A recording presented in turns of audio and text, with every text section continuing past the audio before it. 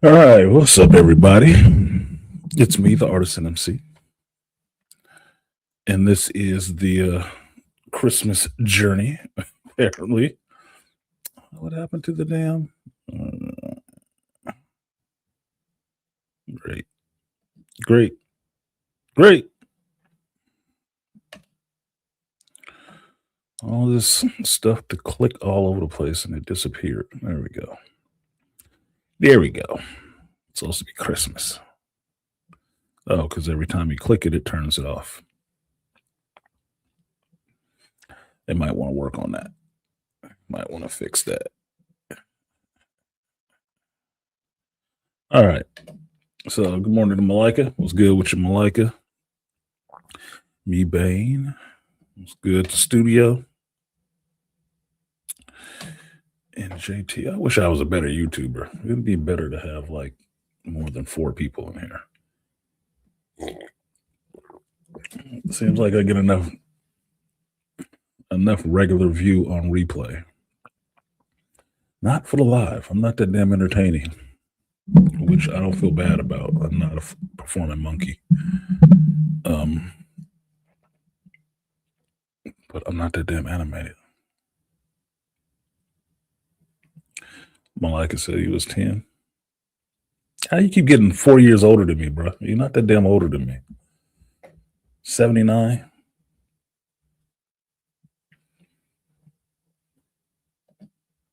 You're not 4 years older than me. My son had to correct me that I'm not 53 this year. I'm 52. I'm pretty sure he knows how old he is. We're exactly 20 years apart. So I'm 52 this year. I don't think you are 56.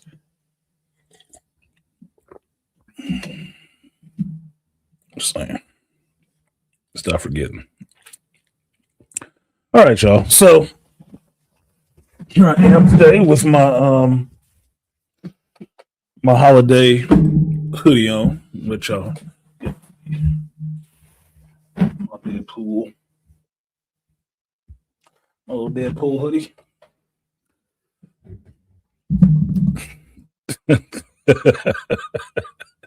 Studio said he was -9. Yeah. -9 in county. That's pretty funny, Studio. Yeah, you're -9 in county. You blame it on your dad. He's having more fun. Until they say, yeah, maybe I'll get you pregnant one day. I feel up to it. That's funny. I was -9. There we go. Let's turn down the green on that a little bit. Not that one. Something happening to reset all my little values. There we go. Do that one. There we go. So I had to check all this stuff again. Excuse me. And it is still giving me this error message for Facebook. All right. So anyway, thank you guys for coming through today.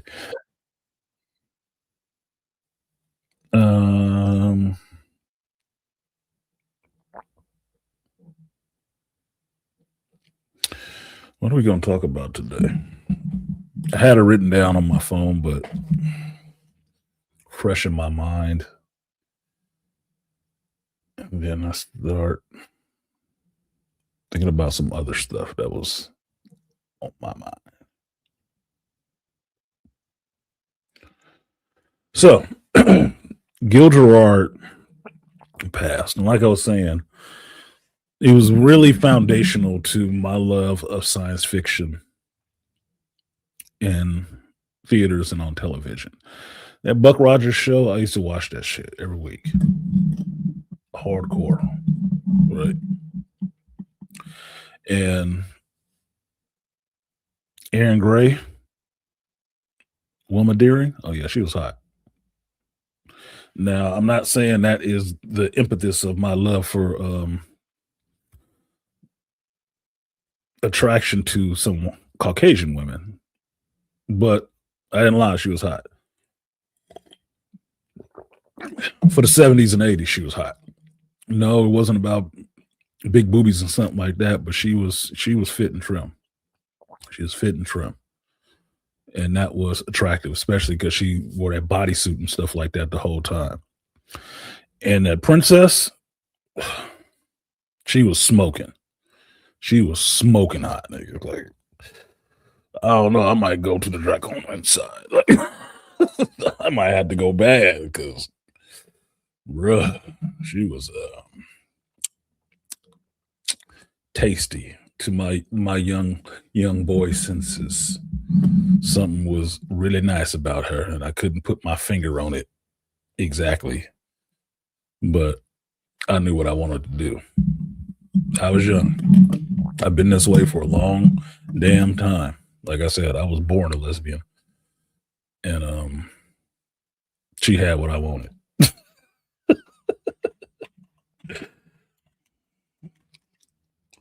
Let's see who that actress was. I'm forgetting her name. See if I can find me a picture of her. Oh yeah. Oh yeah.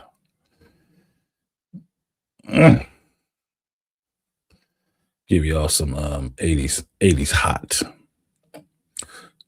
Let's give you some 80s hot. All right.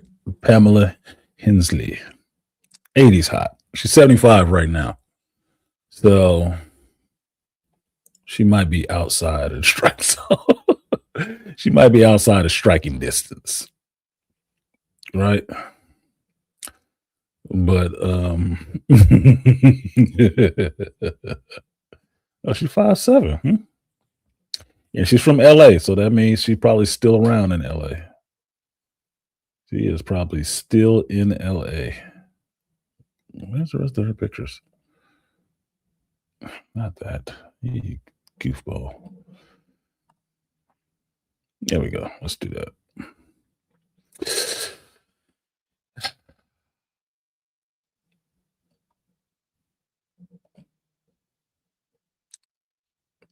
That better not be AI. But that's some cheesecake for the 80s. That's 80s cheesecake right there. See, she got some little B cups. Told y'all, it's not always about the boobs that make a woman attractive. It's everything together. Everything working together is what makes them hot as shit. You got them eyes, a little feminine frame. Look, you could say this was 79. This was after Princess Leia. Before she ever jumped into Jabba's palace, but same kind of design language. Like she a hottie with a swimsuit on. Look at that face. Them smoky eyes, them some alluring eyeballs, bro. Them some alluring eyeballs. Nice lips, little cheekbones and shit. Stop. That shit looked like it should have been on an old 80s porn cover or something like that. That was a nice looking woman. Ooh. Yowza. Now, I don't know what she looks like right now. I don't think I want to ruin the fantasy either.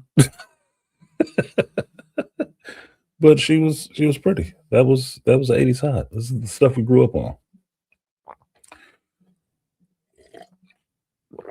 And when you look at that, when you hear people talk about how these women used to look back in the day, understand none of them was overweight. Even when you still had Nell Carter and some of these other chicks that was out there, none of them was overweight.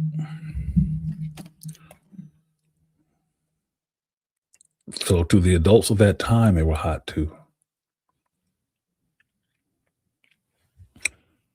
So, moving on.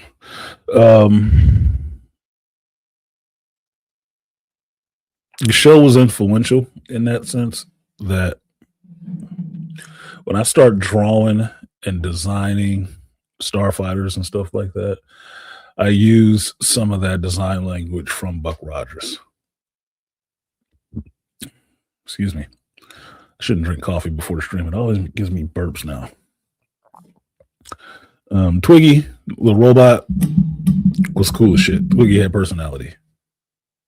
Dr. Hewer, the other little round robot, kind of looked like the precursor to the Flavor Flav clock, which I actually noticed when I was watching The Wizard of Oz.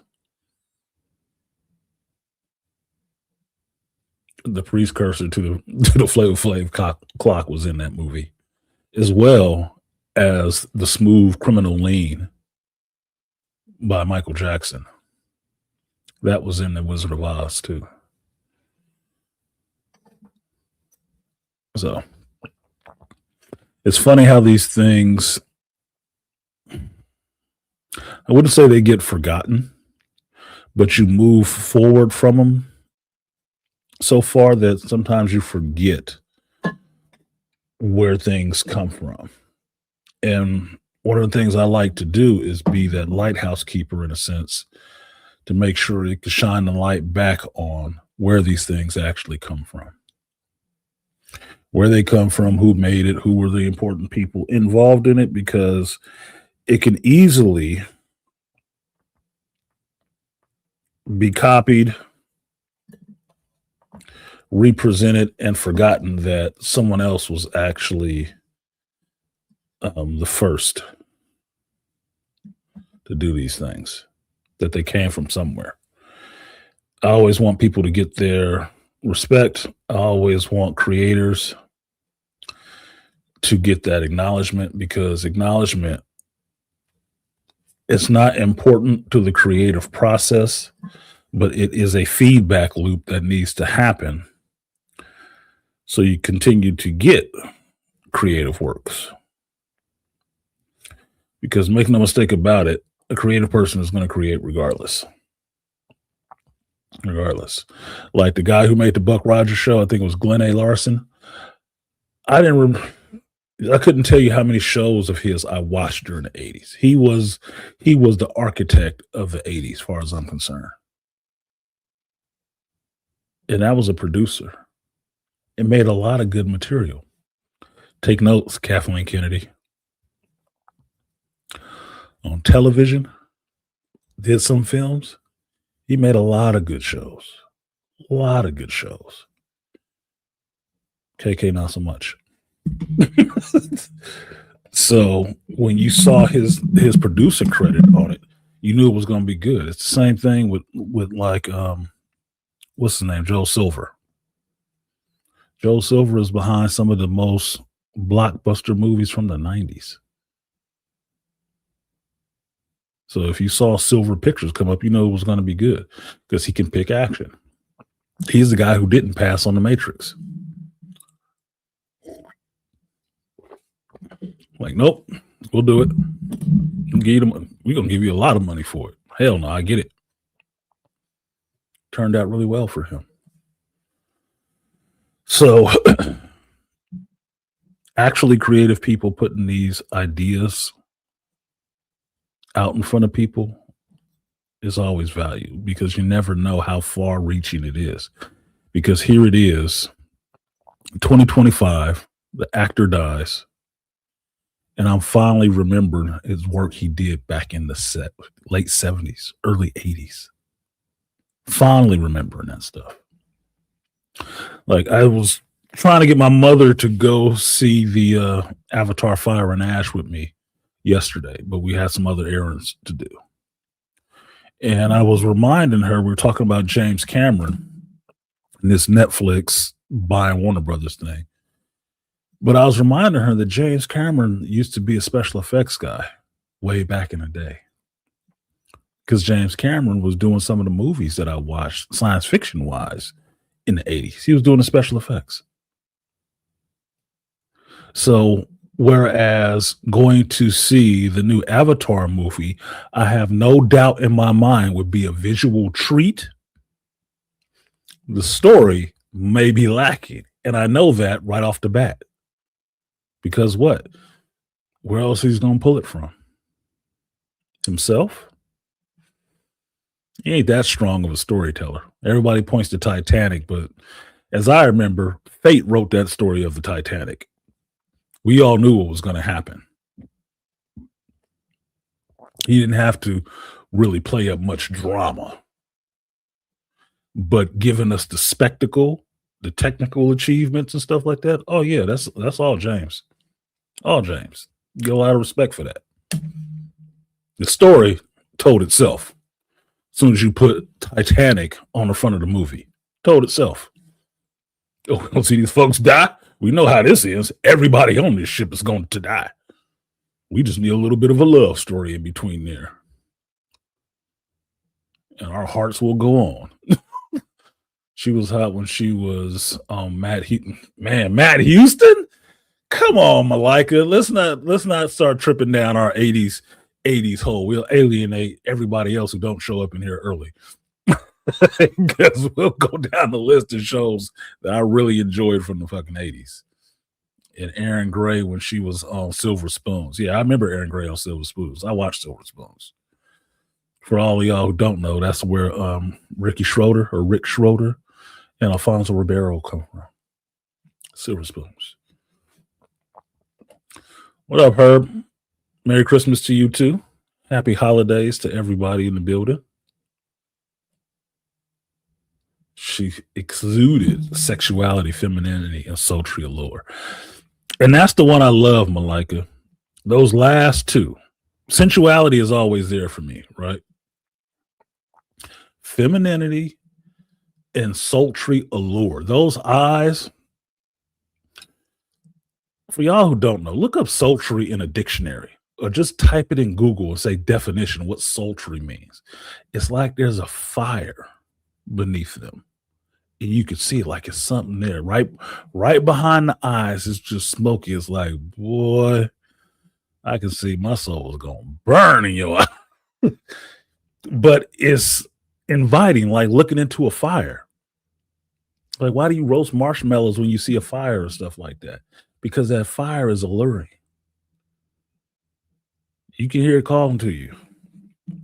And I'm not talking about in the Game of Thrones way, like, the Lord of the Light shit. No, I'm just saying it's alluring. You look at it long enough, you start getting drawn to it. Some women have that, bro. Have that. And they don't have to be the hottest chick in the room. They just have it. And that shit is like, damn, I don't know what the fuck she talking about, but I want to go sit close to hear it. What's good, blood boiling? And what's good, Beasley?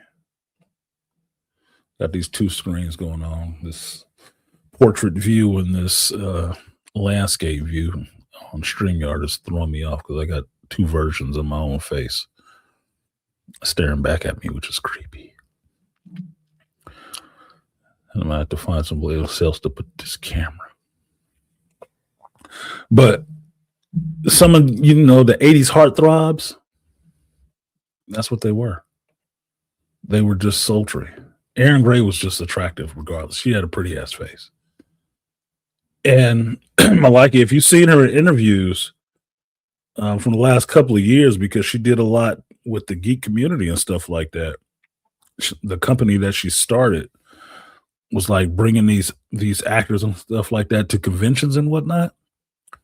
Even an old gray haired lady, you can still see it on her. Like, we still got that poise, bro. That femininity. Like, I'd bang the shit out that little silver fox, bro. And understand, I'm not. When I say that stuff, I don't mean it in a gross sense. It's just like, oh, I just have to have my Johnson all up in something. It's not that. For me, it's an expression of, dare say, love and admiration. Put it that way. I'd like to share something with you, myself. That's what it is.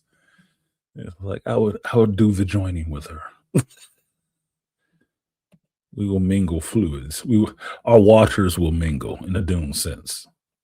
How about that? Our waters will mingle. All right. Ouch, I don't even have this picture. I don't even have this picture. Ew, goodness. Okay, so Aaron 75 too. And I think this is the recent picture. I think that's the recent picture. This is definitely recent. Okay, let's do that. Oof, good Lord. Come on, man. I just want the fucking picture.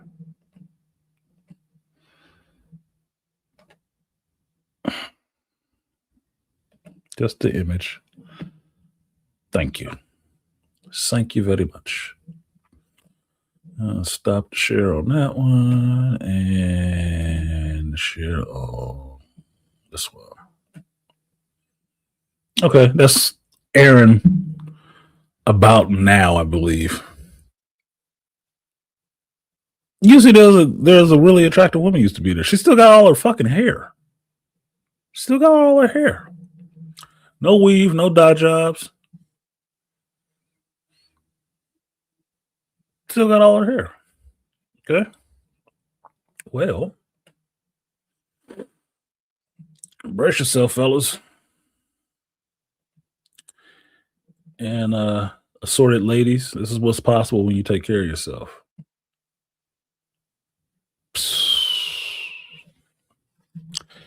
This is her back in the Dizzy. See them eyes? That hint around the eyes? That's like staring into your soul. Those are soul stealers. Those are soul stealers. Damn. Now imagine this, fellas, if you never watched this Buck Rogers show. She had that in a bodysuit. And everybody on the show wore these little silver bodysuits.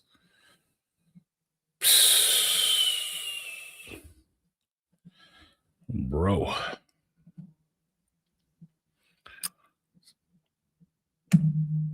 Making a young man crazy. Making a young man find out early in life what he really liked. Do. Cutie patootie. There you go. Cutie patootie.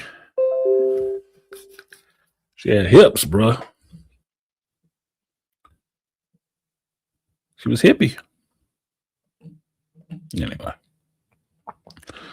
Enough of the male gaze.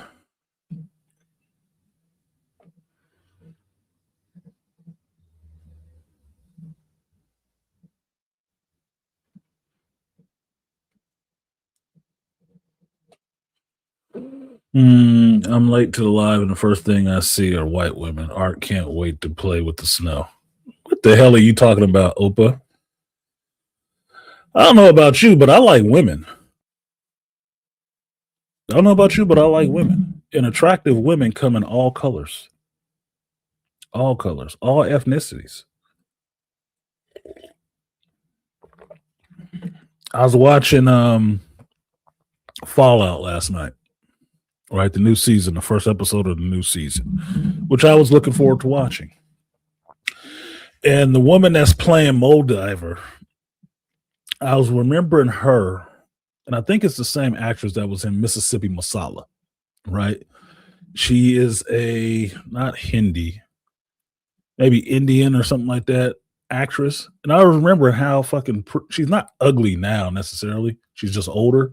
How pretty her ass was when she was younger. She was so goddamn pretty. So pretty.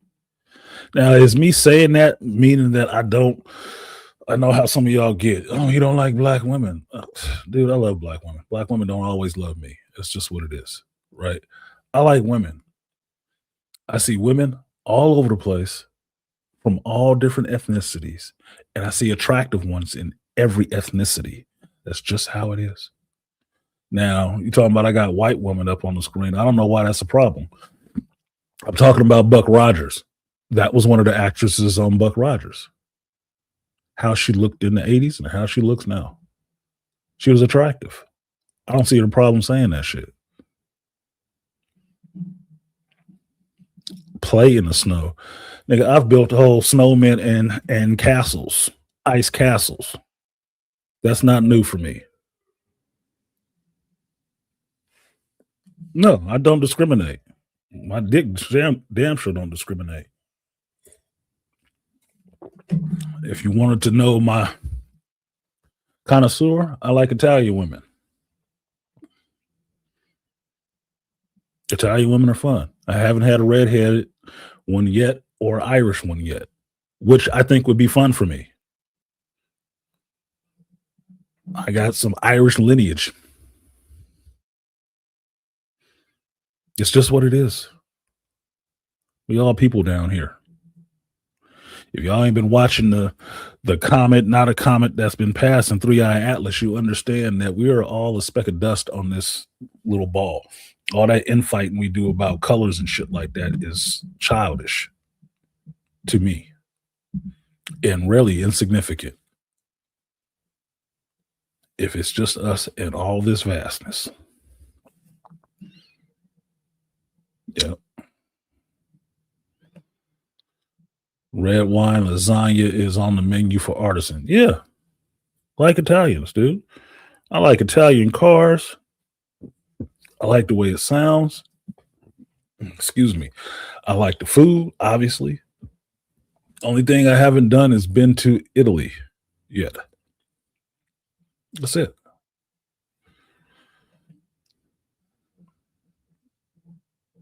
So I'm a connoisseur of the finer things in life.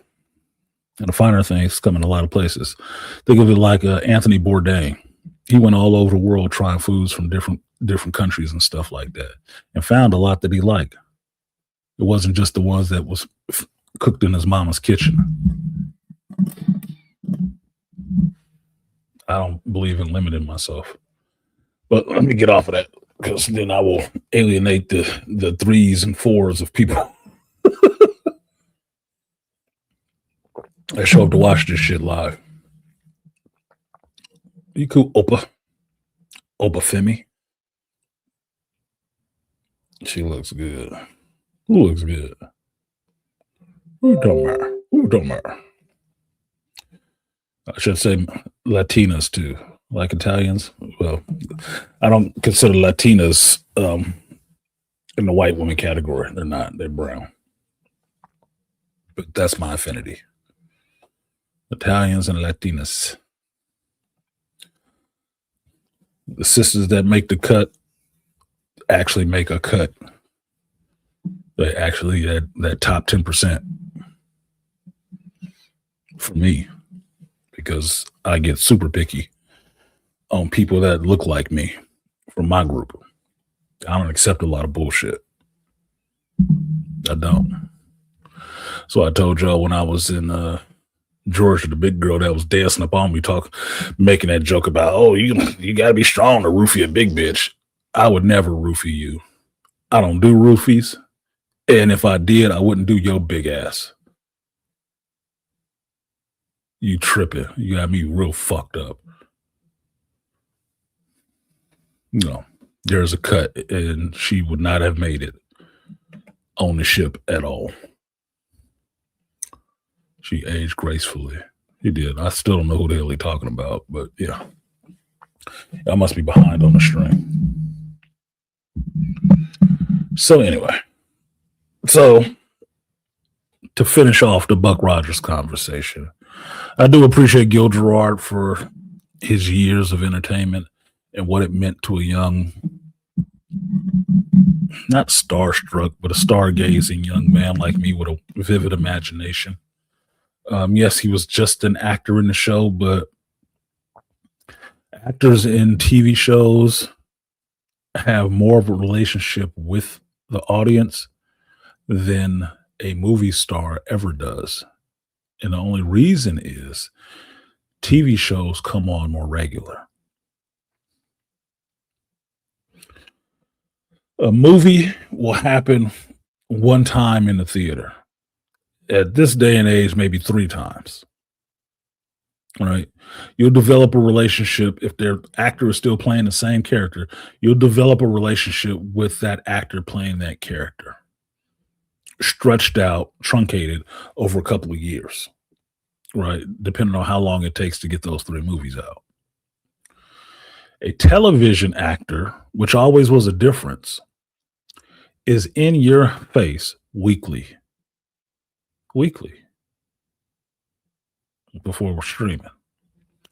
So you would have more of a relationship with them over the same amount of time than you would a movie actor. So seeing this guy act, pour himself into his performances, and do this on a weekly basis is more of a relationship with the audience. That's why a lot of these television actors that die, you see how big their fan base is.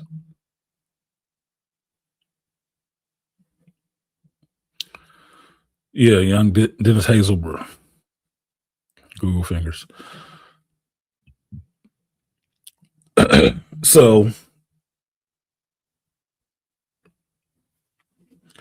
it's usually more influential or more of a reaction when you see one of them pass.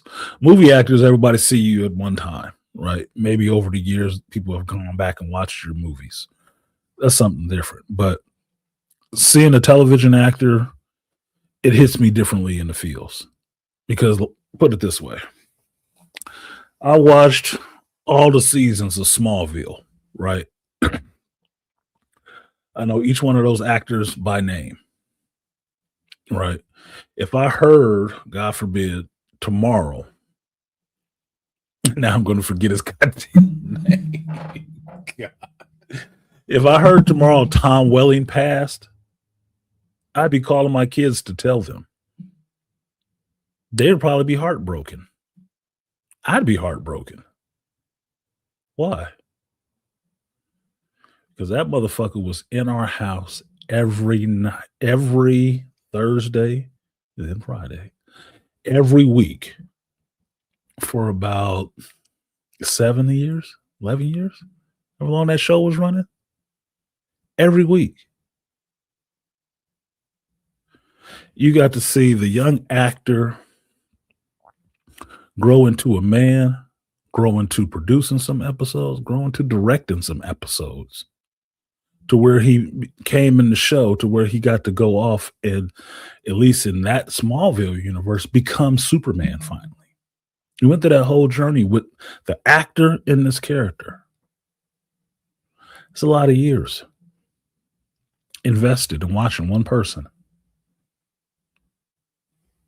That's why they can do something on the CW like I'm forgetting the title. My brain is not working today for this. The Crisis, right? Or they went back to Smallville and Tom Welling was there, and it fills you with such, oh, it's him. I was pissed off when I saw Superman Returns and he wasn't Superman. Because for me, at that time in the 2000s, that was Superman. That should have been Superman. I don't know what the hell y'all was doing. Yeah, he Clark Kent, but you was waiting for him to be Superman. I was waiting for Michael Rosenbaum to take on the role as Lex Luthor in the live action universe on the screen. He didn't get it. Didn't get it. But he's still Lex Luthor. Television actors have more of a rapport, even though they don't speak directly with the audience. They have more of a rapport with the audience. That's why I think they're a little bit more beloved than movie actors.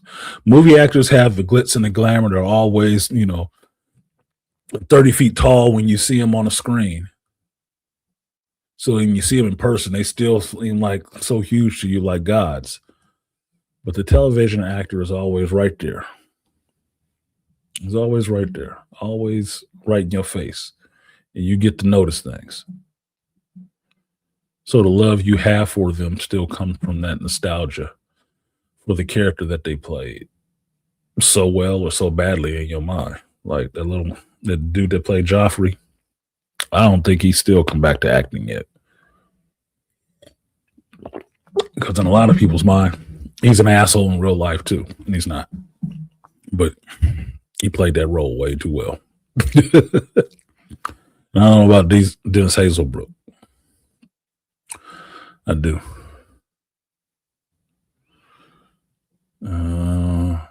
All right. So what else happened in news this week? So as I mentioned, Avatar: Fire and Ash came out. I tried to go see it. I wanted to go see it Friday, but it was raining out here and people were out here driving way too goddamn crazy. And I was tired of shit. I had my errands to run. I didn't get done running my errands until damn near 8 o'clock. So I didn't go to the theaters that night. Yesterday, I was running errands with my mother, taking care of some stuff. Little windfall. So I did not go to the theater yesterday. I will perhaps go to the theater after this stream to go see Fire and Ash, and then I'll throw up my review of it. I do want to go see it in IMAX 3D, which I will go and see. But when I looked at it Friday, it wasn't really sold out. That looked like half a theater.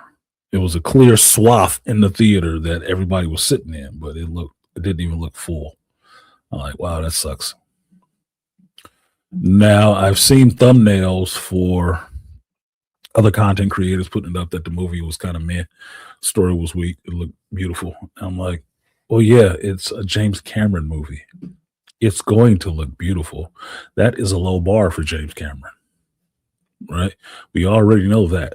That is a known quantity going into the movie. That's what gets us to the theater. It will look awesome. It should look awesome, given the person that's doing it. I would also say when you know that, you should already know the story is going to be a bit lacking. It is. Because I was laughing about it with my mother yesterday. She was talking about seeing The Way of Water. She couldn't even remember how many of them it was. Wasn't it 3 or 4? Like, no, this is just the third one now. Yeah, that last one I fell asleep in. Yeah, I could see why. It was his, Fern Gully 2 mixed with Free Willy movie. Yeah. Looked beautiful, but them fucking kids was annoying. Annoying as shit. They don't believe in corporal punishment on Pandora, apparently, because them Navi kids need their ass whooped. That was the most annoying part of that second movie. Most annoying part. Everything else, though, looked amazing. Even the whales looked amazing. But what was it? What was it? Movies you've already seen, stories you've already seen, kind of rolled up together. Saw yesterday. Good. Should do a review. So I'll go see it, and I'll go see it in 3D because that's how I said I would see it. I want to see it in IMAX and 3D because visually I know it'll be a treat. Story wise, it might be weak, and I'm expecting that as well. But I'm not. I don't have a high bar storytelling wise for James Cameron. I don't. Like I said, Titanic wrote itself. He didn't really have to write that. Just had to give you a little bit of drama in a love story in a class system. Pretty easy work.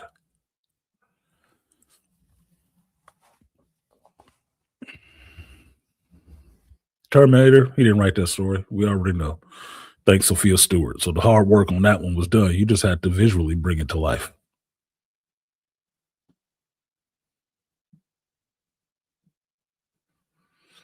The first Avatar, Fern Gully. Fern Gully. Shot for shot. Okay, the work was done for you on that. You just had to make it look interesting. Second one, Fern Gully 2, Free Willy. Or Avatar 1 and Free Willy. He gave you the same movie again. It just looked a lot better. What do you think he's going to do for his third trick? Try to advance the story a little bit. Try to get a little bit closer to Augustine's daughter being the one, the avatar of nature, Awa or some shit, and then give you the Fire Nation.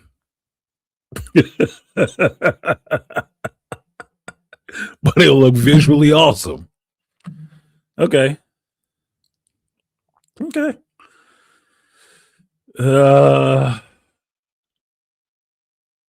Dances with Wolves, yes. Most people go to Dances with Wolves because nobody saw Fern Gully. It is a shot for shot copy of Fern Gully, the old animated cartoon movie. It is shot for shot that. They try to age it up a little bit by saying Dances with Wolves. Whatever. Last Samurai. Maybe a little. You could see it in there. But I wouldn't put it on that movie. It is Fern Gully, because that's exactly what happened in Fern Gully.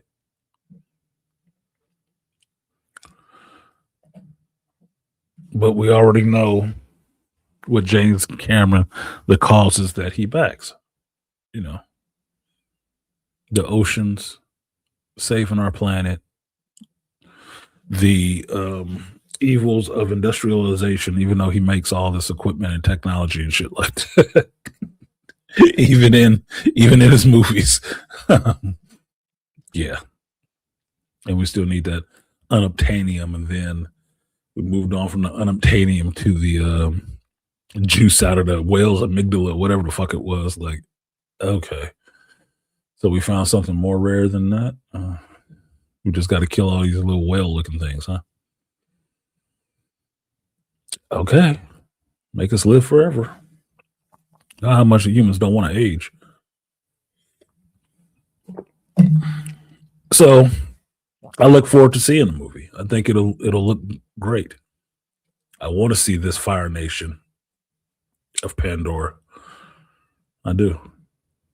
I want to see how they get down. I want to see some of my ideas about Quaritch and how he got down with the Fire Nation actually plays out. I want to find out why Spider is walking around without a mask on Pandora. They finally decided to get rid of that shit because it was only good for the first movie to create some drama.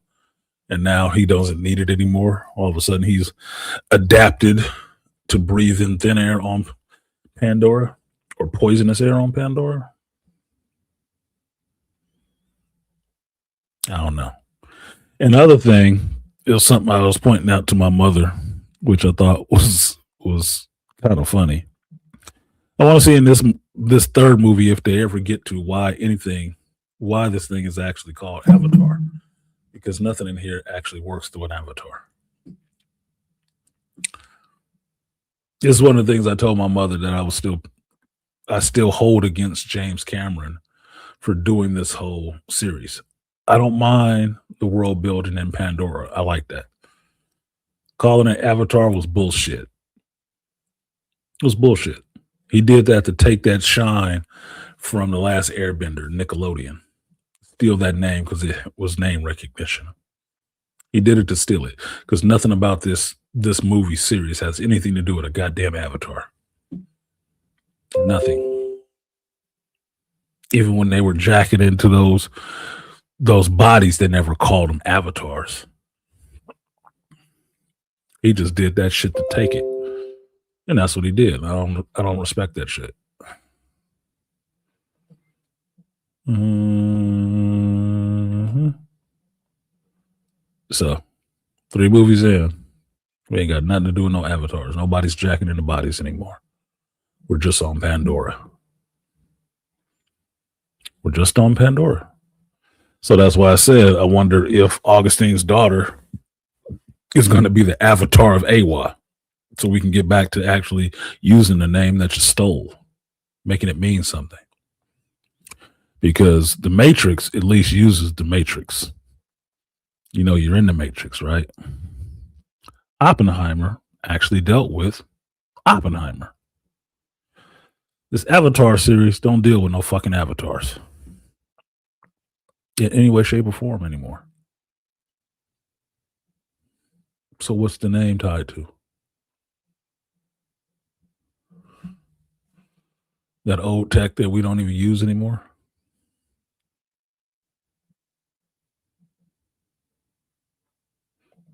No, they didn't. Because they were grown.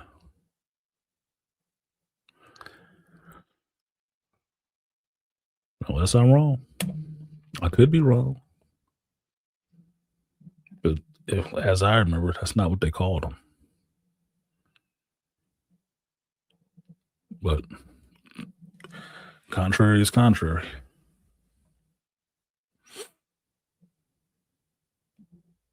Regardless, I don't like him stealing the name from the last eight. Jake, that's your avatar? Let me make you pull up this fucking movie. I forgot what they called them. It wasn't avatars.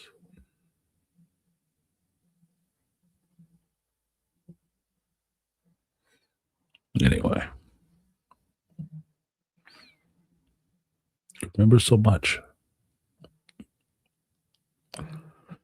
Still ain't got shit to do with avatars. Anyway, like, share, subscribe, support the stream if you feel so inclined. Beastly says I still have to go back and rewatch it because I watched the version with Spanish subtitles. Oh, you pulling that shit we used to do in the shop. Turn on the language and the subtitles in a different language. Turn on the movie. Play the movie in a different language with subtitles in another language just to fuck with people. Like, is this? Yeah, it is. Why do you got the language on this? So you pay attention. Just fucking with people. Just having fun fucking with people. It's always what it's about. So I do plan on going to see Avatar. I will see it in 3D. I will see it in IMAX. And I will happily hand over my, $25 or something like that for a movie ticket. And another $25 on concessions to support theaters. Isn't that lovely? Because I like theaters being open. You know, all that bullshit everybody was talking in the last couple of weeks about Netflix killing theaters. And the point I was making, that theaters are dying because you don't go to the movie theaters. I will go to a movie theater again, pay for a premium ticket and premium amount of concessions in a theater to watch this fucking movie. I will not sit by and wait a couple months until it comes on the streaming service to watch it then. Because I know out of all that money that I will spend, probably about $50 to go to the theater to watch Avatar, a good chunk of that money for the movie ticket goes to Disney. The rest of the money that I spend on the concessions and shit like that goes to the theater and keeping them open. And everybody standing in there, you know, getting paid off of it. And the theater I'm going to, there's some regulars that work in there. I know that little pretty Latina girl with the fat ass in there that's probably going to be taking my ticket. Yeah, that's paying her salary too. I like seeing her.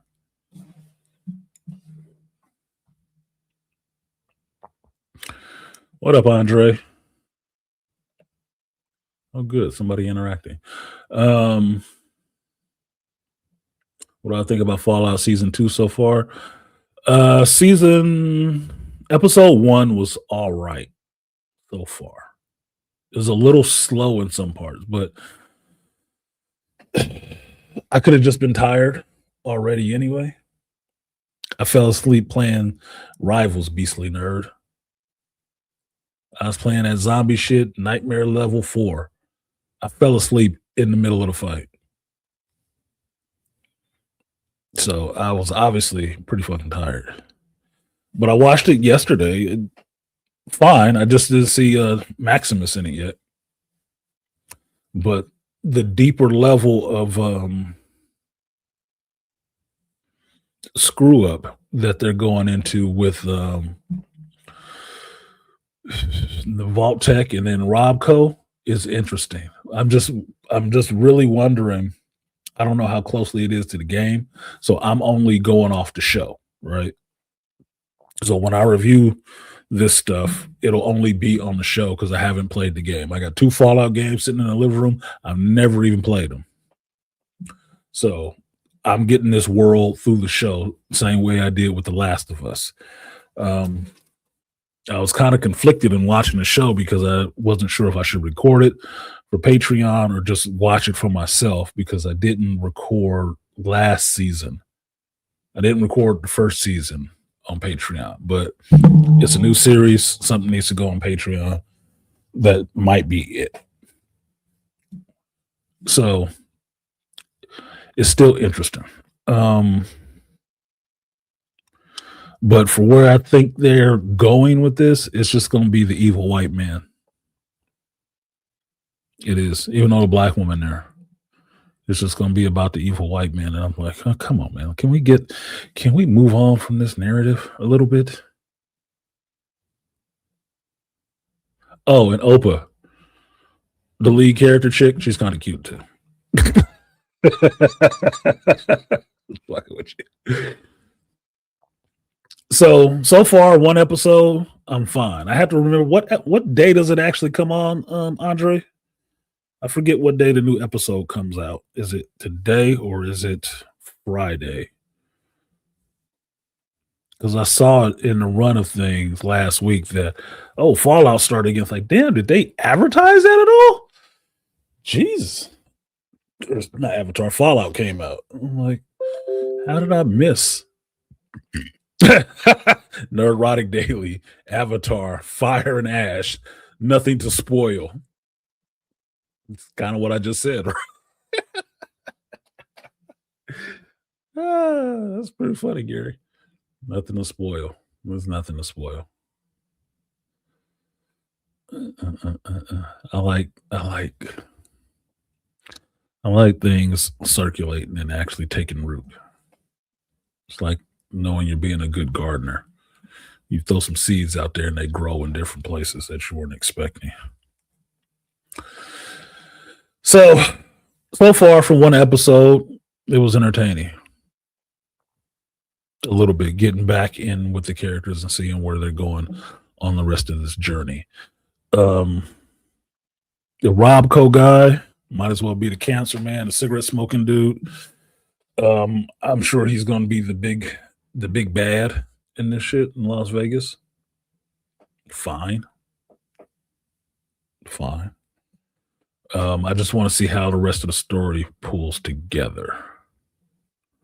Her brother waking up all of those people that were frozen, all those executives and shit. That was a part of the story that had me falling asleep because we were wasting time sitting there with him and that little robot. And I'm not sure that's even part of the game. That was what I'm feeling like. This shit is too wordy, so it may not be part of the game. Not sure. But I still want to see Maximus in front of the preview of what's going to happen in this season.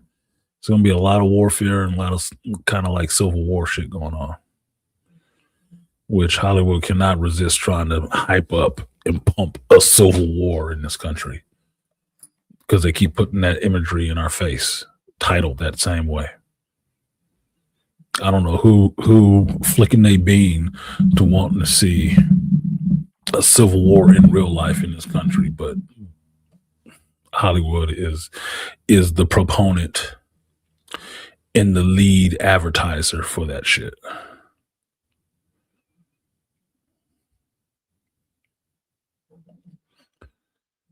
Laughing out loud. I just want to see an angry fire chick.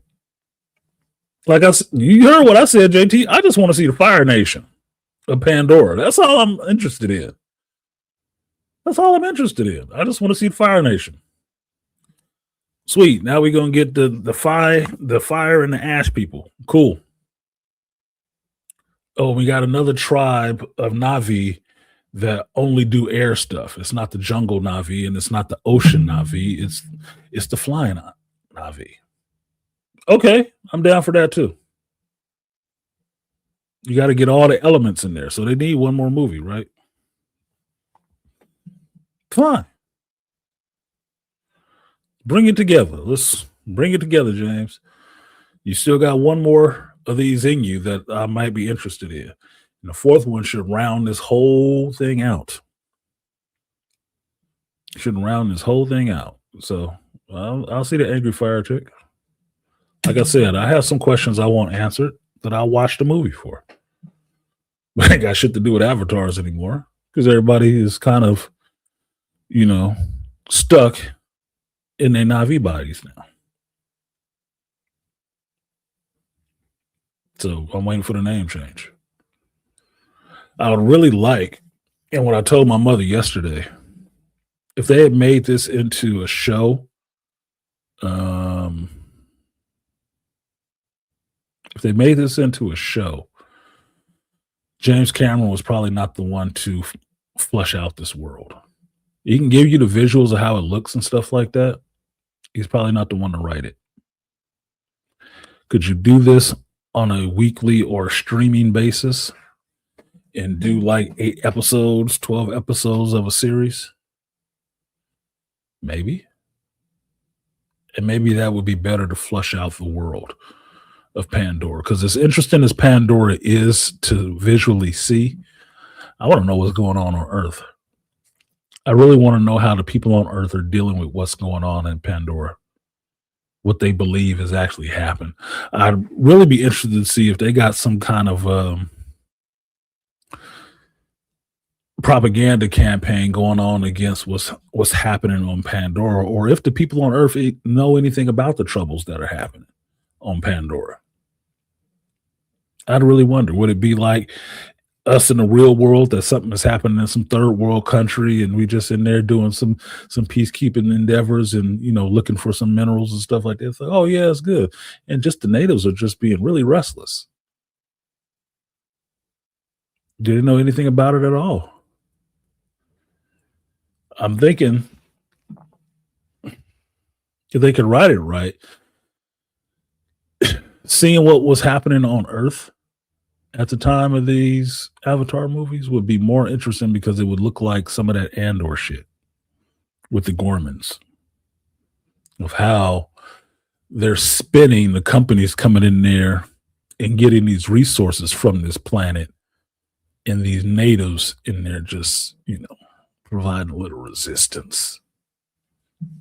We trained them, we gave them schools and books and clothing and taught them English and all this, and they just decided to rise up and fight against us. So we had to, gentrify the place. Some imminent universal eminent domain shit. Like, it has to be something, dude. I don't know how the planet Earth would be sending all these resources to another planet, and a company would be losing resources and not have any impact on Earth, that the regular walking people on Earth don't know anything about this conflict. I'd want to see that more. That would be something worth seeing to me. Because then you also there have to be some people on Earth that's not for it. We're just ruining their natural environment. I'd want to see some of that chaos. Yeah, losing resources and people. It got to be an impact. Even if it's small, the company would have to tell its stockholders why it's sending more resources to this goddamn planet and why it keeps losing so many. Or are we supposed to believe that everybody on Earth in the Pandora world is just like, fuck them people, fuck them Navi, I want to live forever, I want that good skincare, fuck them? Is that what it is? No, I want to see that more. I want to see more of that. That's where the story would actually, get rolling a little bit more. You get both sides of it. You get what's happening on Pandora, you get what's happening on Earth. It may be at some point the two resistance sides actually end up coming together to meet up to actually take on, like Andre is saying, the man, the corporation. Wednesday. I don't know what you're talking about. Oh, it comes out on Wednesdays. Okay, thank you. You a little late. You are behind. Okay, so it comes out. Fallout comes out every Wednesday. Cool. Thank you. It's in my head now. Yeah, same. I've also owned Fallout games and never played it. Everything looks like a first person shooter. I'm not that interested in third person shooters. I'm not.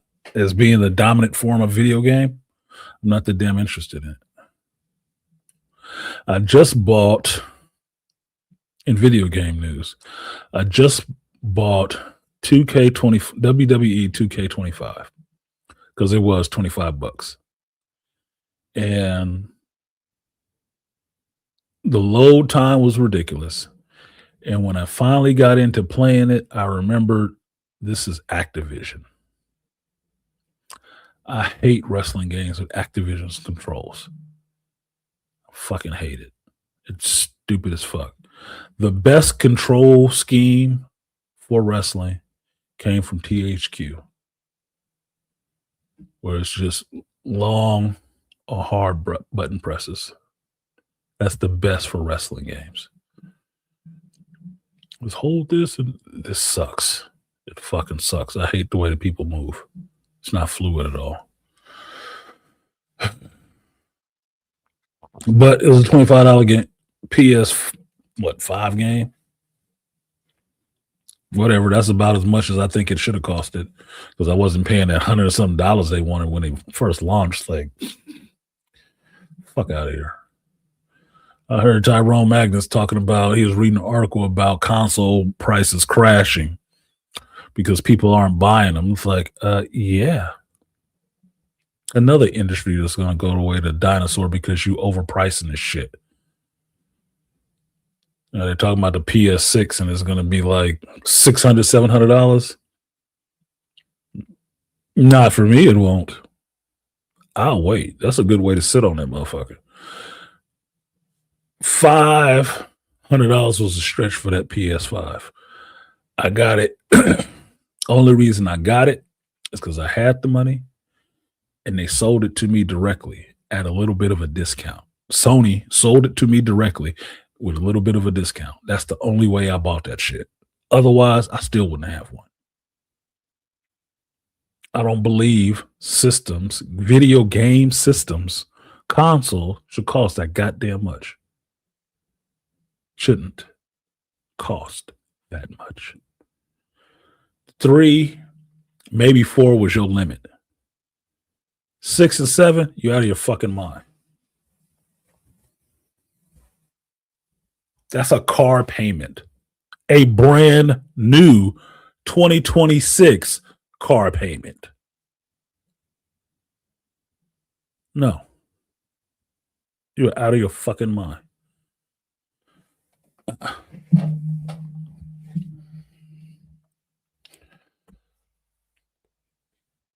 It ain't about to be that much innovation in Grand Theft Auto 6.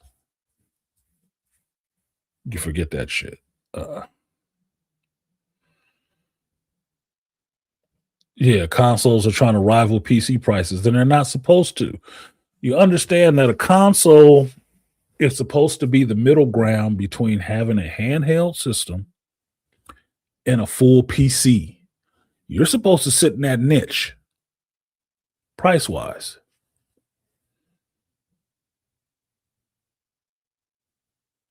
You should not be approaching the prices for a whole entertainment system in your house for just the console to play a video game, which is doing nothing at this point other than being an external drive for games that you don't even fucking buy physically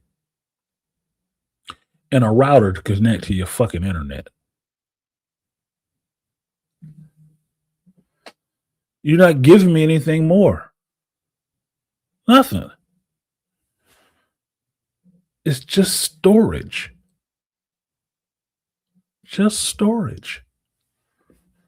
With a fucking controller hanging off of it.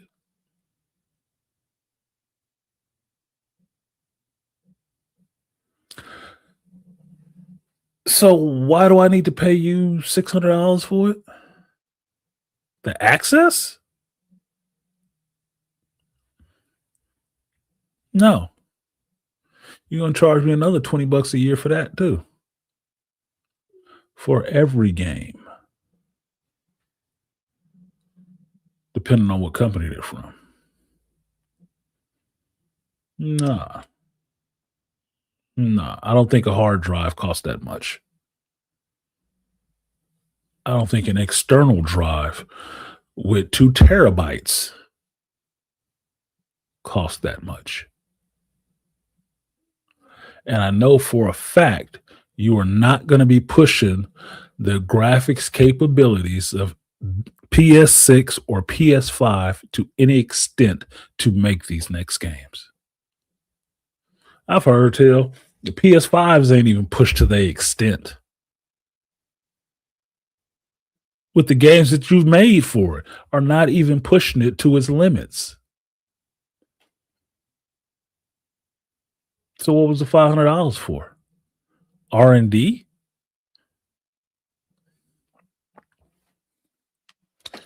Come on, man. You're not making your own fucking chips. You're just buying them. Yeah, PS5 and PS5 Pro graphics are the same. Yeah, you don't know. You know the only thing that's the difference between the Pro and the original? The price. Price. For an average, slightly above average PC in Canada, it's about $1,000, and the PS5 is about $600. I would buy a Switch 2 through me and my daughter to play it. Play it a lot, but it's like 5 or 6. At least with the Switch, I can see paying that much for a Switch because it doubles as a portable handheld gaming device and your system console at your house. I saw 2 dudes playing a Switch on the fucking airplane in first class. They had their screen sitting up between them. They both had their little joysticks, and they was playing the Switch in first class on an airplane. That might be worth $500 or $600 because your games are going with you. This fucking brick sitting in my living room ain't going nowhere. I'm not traveling with it anywhere. As much as I'd like to play my games when I go away for 2 to 3 weeks for work, and after work, I'd like to play my games. I'm not taking that bitch anywhere. It's too expensive. Too much of a risk. It's not even shipping friendly. No, that means it's going to sit and be unused for 3 fucking weeks. And when I come back, I'm going to have to spend an hour updating all this bullshit, which I fucking hate. Yeah, I play a PlayStation. I'm not for a bunch of updates and downloads it take. I was trying to play a game the other day, and it took about an hour to get this shit done. And I switched through different games because I couldn't play the one I wanted to because it was updating for so fucking long. Could you just give me the whole game? That's partially why I just went ahead and bought the disc for 2K25, for WWE 2K25. Why? Because the disc was right there. I shouldn't have to have a long update, should I? No. I put that bitch in. I still waited 30 minutes for it to update and do all this other stuff and more logins and more sign-ins and shit. I'm like,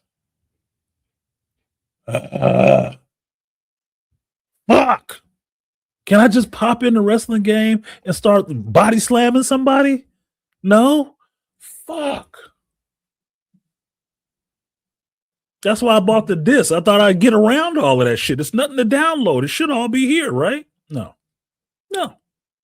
Absolutely not.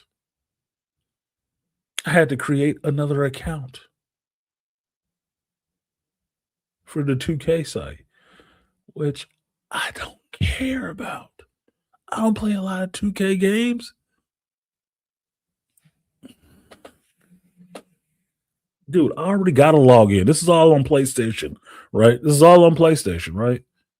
So I already got to log in a screen name and friends who are connected to that shit who can see me when I'm playing. I don't need a separate one for your ass.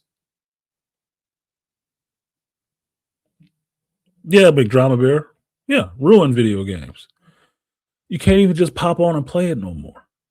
That's why I see the love for old school consoles.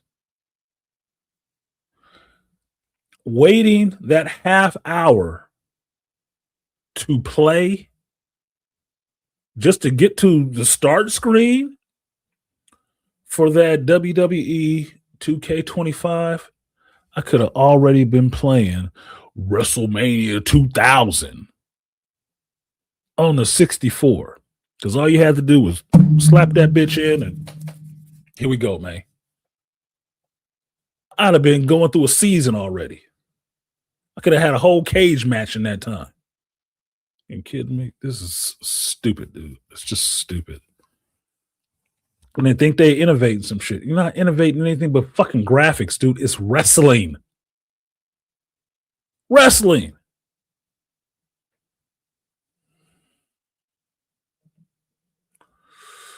People are crazy for buying those PS5s that don't use discs. I think it's a waste when you can't trade in the games. They ruin the market on trading in the games anyway. You know why? Because they were flooding the market with all those goddamn shitty ass sports games. That's what ruined that fucking market because there's too many of them bitches sitting around. Like I told you guys before, the only games that should have been streaming download only was sports games because it doesn't actually change. They sell you a new one every year, and the only thing that changed is the cover art and the roster. That should have been a download only game. They should have never needed to sell you. Once it got to a streaming model, they should have stopped selling you physical copies of those games altogether. It only should have been a download. And the only download you needed is the updated roster. That's it. Baseball, hockey, FIFA, badminton, I don't give a fuck. All of that shit should have been a downloaded roster every year. And charge you your $50 for the new roster. The uniforms don't necessarily change. The game mechanics don't usually change. Madden, they just good for adding something new. Or maybe I can stiff arm with a power move or some shit. That's it. Otherwise, it's the same fucking car every year with a new paint job on it. Make it download only. Make it download only. And save yourself the trouble of having to produce all these goddamn discs. Because when you went to GameStop, what did you see there most of the time? Fucking sports games. And some of these other half-ass shitty games sitting in there that people made.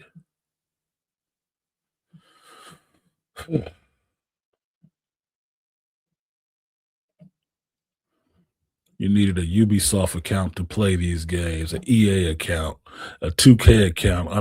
Let me play, damn it. Yeah, Beast. That shit is like having streaming services just to watch some fucking television.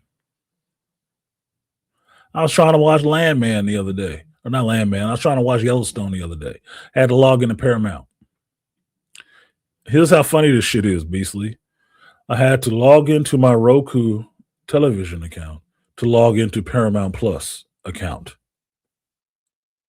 You know how fucking tiring that is? And still couldn't see it. It wouldn't work correctly. Fuck it. I didn't watch Yellowstone. I watched Fallout instead. That happened a lot quicker. I don't have all day to be fucking with this stuff. I want to sit down and do what I need to do in the time that I have, and then get up and go on to the next thing when it's time to do that. Don't forget about the 10 to 20-minute tutorial. Andre, I still haven't actually played the wrestling game yet. After it did all those updates and bullshit, I was in the tutorial. Just how to do a wrestling move, just how to grapple. I'm like, fuck this, dude. I'm done. It's been 45 minutes of this shit. Just now to a tutorial. Look, man, I'm going to get back over on the division, and I'm going to start looking for Krampus.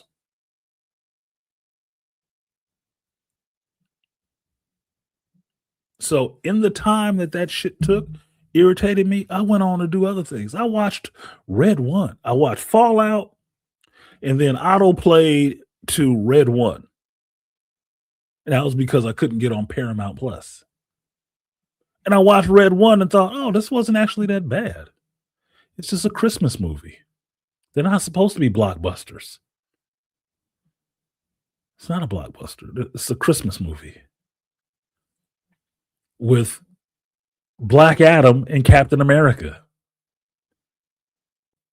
Get the fuck out of here. You even had Lucy Liu ass in there with electric escrima sticks.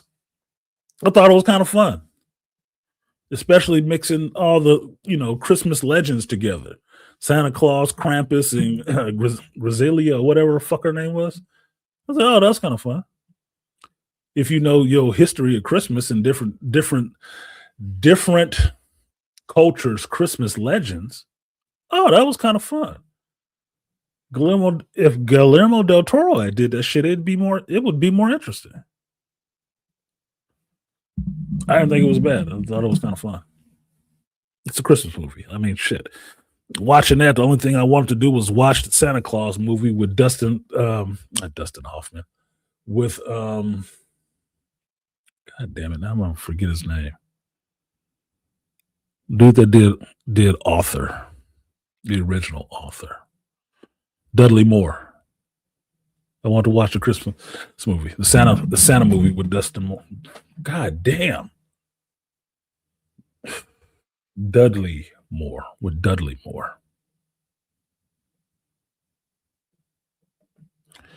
Krampus was not based in that movie, but Krampus was in that movie. Krampus is European. I believe it's Russian.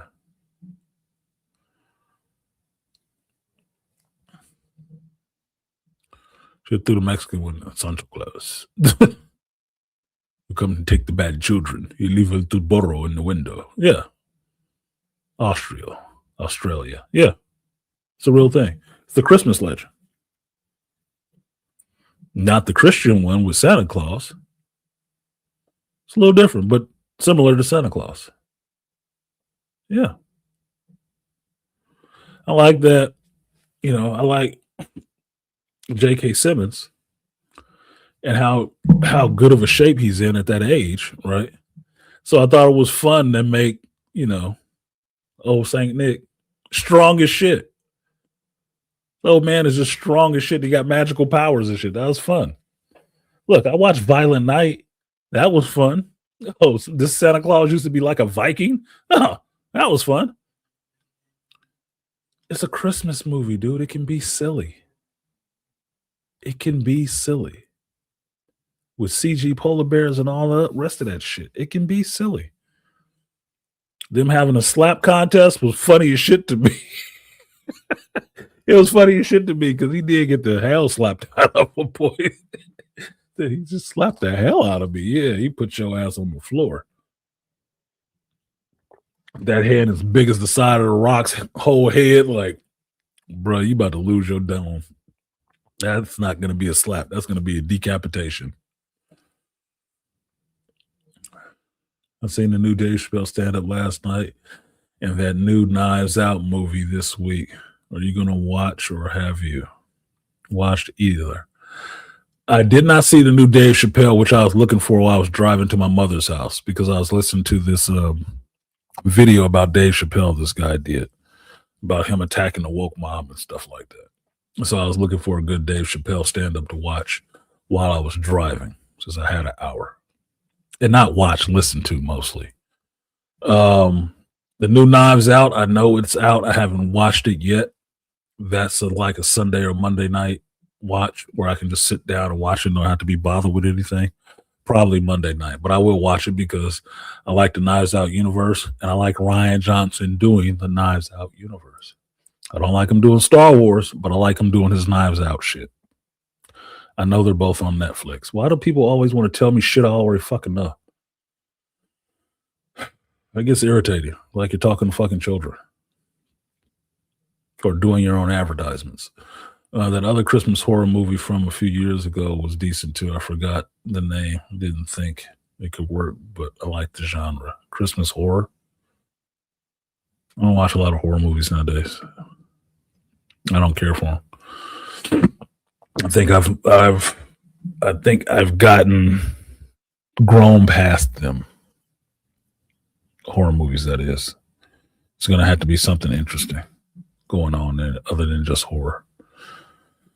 The best two horror movies I've seen this year have been Sinners and Weapons, and neither of them were horror.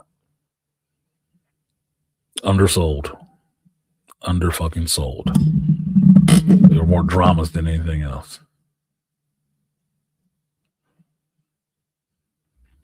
Anyway, we just jumped all over the map because I responded to people who like to jump all over the map.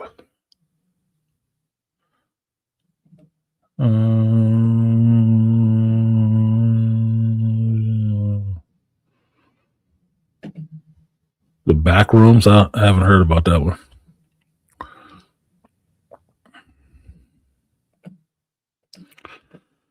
And Violent Night was actually good. David Harbour being David Harbour. That was kind of fun. But in my time, my life of living, I've seen a lot of Christmas movies, a shitload of them. And they can all be fun in some kind of ways. You know the one I haven't seen all the way through? Jingle All the Way. I've never watched Jingle all the way through. I haven't. I'm an Arnold Schwarzenegger fan. I've never watched Jingle all the way. Seen parts of it, never watched it all the way through. Never did. And I can't think of exactly why I didn't. If I thought his career was going downhill at that point or what. Can't remember why I never really watched it. I just never really cared for it. But watching Red One, I was thinking about how people must really hate The Rock for some reason. Because I watched that movie and it wasn't that bad, especially given what we're seeing nowadays. I thought it was kind of interesting. Like, wait, Chris Evans is in this movie. Going back to what Chris Evans was doing before he did the Avengers movie. That's the level of acting he is. Which was kind of fun. Seeing him be a douchebag sometimes, right? It was weird seeing him being a parent in this one, but that's what he was. He was like the older brother parent. But you have both of those actors in this movie. The Rock being the bigger actor and the draw. And people shit on that movie like, oh, it wasn't this, it wasn't that. I'm like, they really hating The Rock because I think this is a lot better than Bad Santa. And I saw Bad Santa. I couldn't believe that they did that goddamn movie. Thought it was better than that. It was at least more heartfelt because it was giving you some history of different versions of Christmas in different countries. Mixed all together into this world. So, oh, you can see a sequel to this. I don't know where the story would go, but you can see a sequel to this. The fact that our government knows about Santa Claus and he's real and he gets a raptor escort to get on his sleigh and get the hell out of here, and his sleigh works like it has wormhole technology to get everywhere he needs to in that time. Like, bro, that's actually kind of a cool idea. That was kind of fun. J.K. Simmons running on rooftops, swinging down vine or not rope lines and stuff like that, shrinking himself, growing himself to get down chimneys and shit. I'm like, okay, that's how that works. That's a cool idea. And skip the macaroons. He ate some macaroon cookies. That was fun. It was fun. Bad Santa. I still wondered how that movie ever got made. It was like, who wanted to watch that shit? Like the deconstruction of a Santa Claus or Christmas. Huh? Huh. Jingle All the Way is all time classic. So they say. My all time classic is still It's a Wonderful Life. And the ref. And the ref. Christmas Vacation. National Lampoon's Christmas Vacation. Scrooged. The ref. It's a Wonderful Life. Die Hard. Lethal Weapon. Die Hard 2.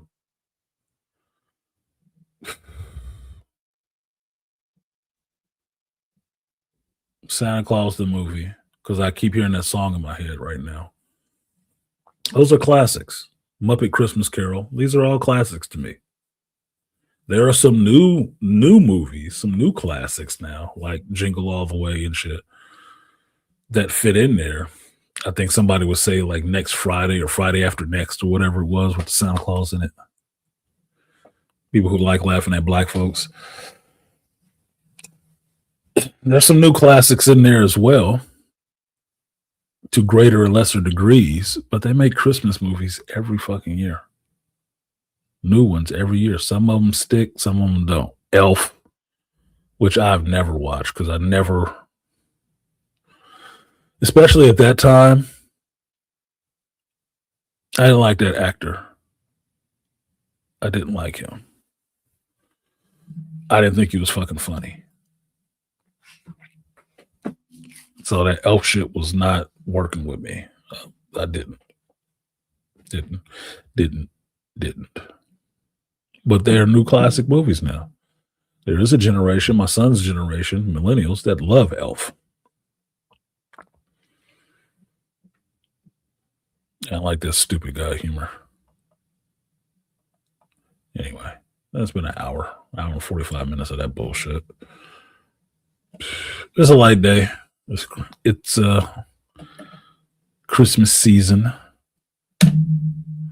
Y'all got something? Throw it in the chat, super chat it or something. Question and answer, or if you want to come up and talk about some shit, the link is in there. Get up and pop up, and like I have to tell Beastly and Charles, I'm only doing the show for an hour. Only doing this for an hour. I'm leaving in 10 minutes. Since you always like coming up when I say I'm about to leave. I got a text.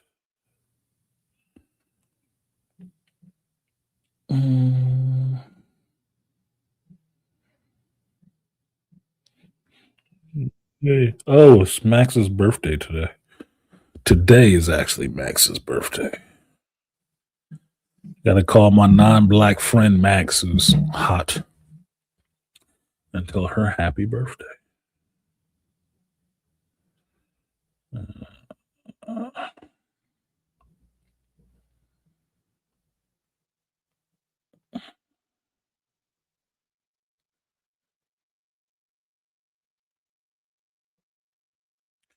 And if you want to know what Max looks like, if you go on to Stand Up Comics page, I think it's on Facebook. If you type in Stand Up Comics on Google, it'll probably find it. Stand Up Comics in El Cerrito. There's a picture of me and a woman standing together. The woman is Max.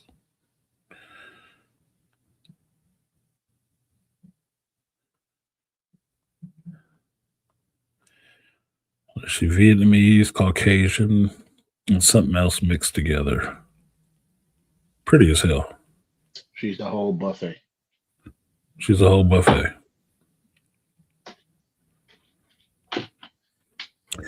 And friend wise, that was the one that got mad at me because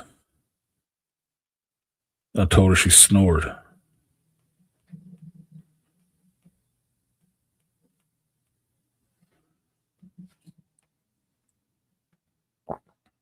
We were in the same bed. We weren't having sex. But she said, you snored. And I said, shit, I don't snore. You snore. She got upset about that shit. So, because somebody corrected you? Get over it. Get all the fuck over it. Get yourself a step ladder. Get yourself a step ladder and get over that shit. Because that is silly. You want to fuck me because I told you you snored? You fucking snore. You may not notice it when you're sleeping, but everybody else awake does.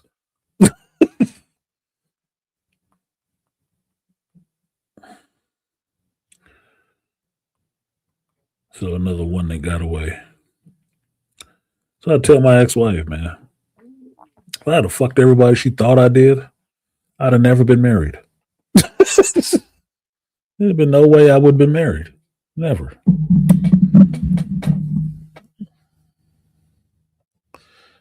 Elf was stupid humor. And yeah, fix that sleep apnea. Yeah, don't be mad at me. Bro, pushback is what I give, especially if I don't agree.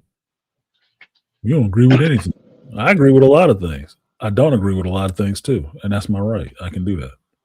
Or you just do a lot of stupid shit that I just yes, yeah.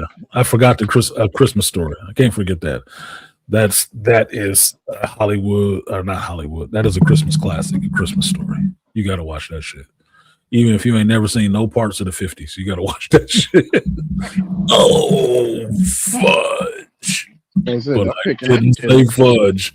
I didn't say fudge. I said the other word. I triple dog dare you. Yeah, exactly. The dreaded triple dog dare. That shit made me scared to put my tongue on fucking phone. I was like, yeah, we gonna pass on that. And somebody tried it because they raised stupid kids like that back in the day. What's tongue is stuck? I said, you didn't watch that movie?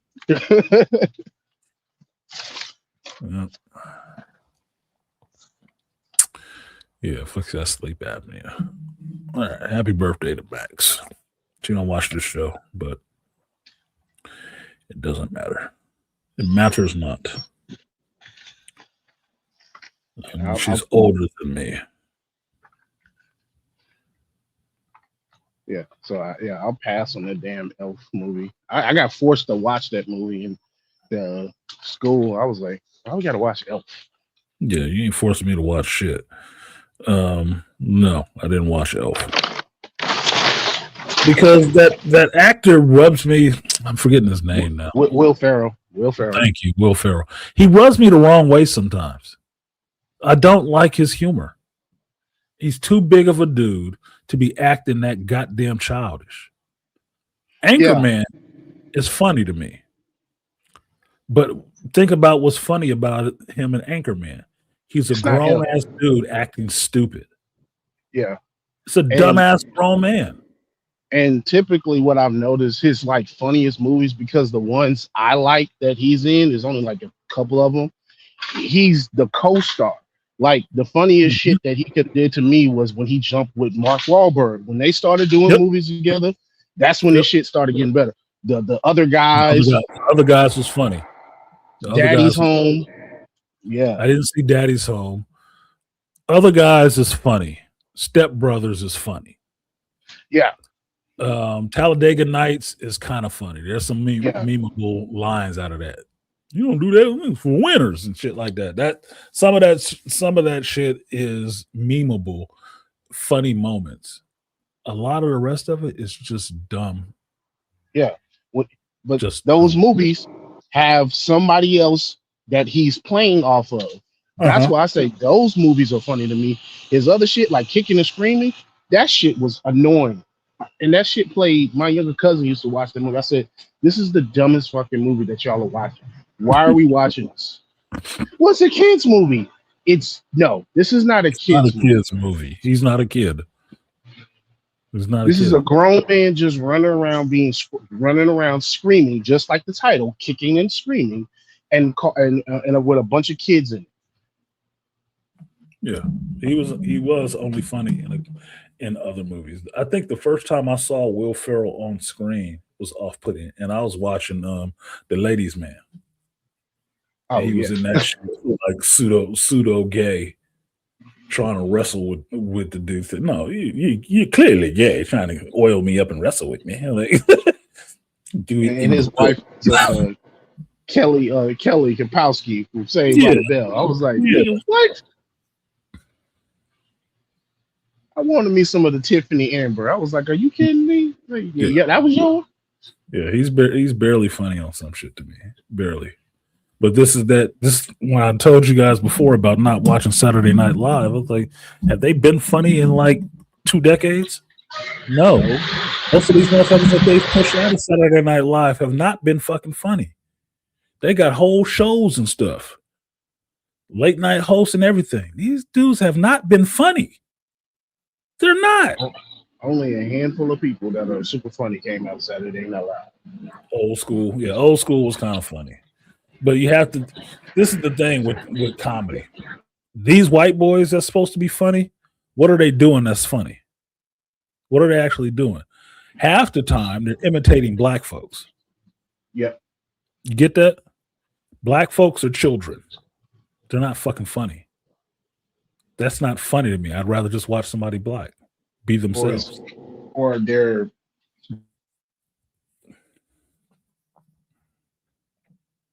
Be like themselves. getting kicked in the nuts like multiple Yeah, times. pratfalls. Pratfalls. Yeah. Yeah. That's what it's Physical called. I was physical comedy. Yeah, pratfalls and physical comedy. I like a good physical comedian, but that's understanding what type of comedy that actually is. It's like rap, understanding what's a gangster rapper and what's a party rapper. It's for different purposes. But if all your humor is just a grown man acting like a child most of the time, that's stupid comedy to me. It can be funny in certain circles, not all the time. Like, say, Dumb and Dumber. Dumb and Dumber is stupid comedy. It's two grown men acting like spectrum kids, basically, just being annoying. It's kind of funny.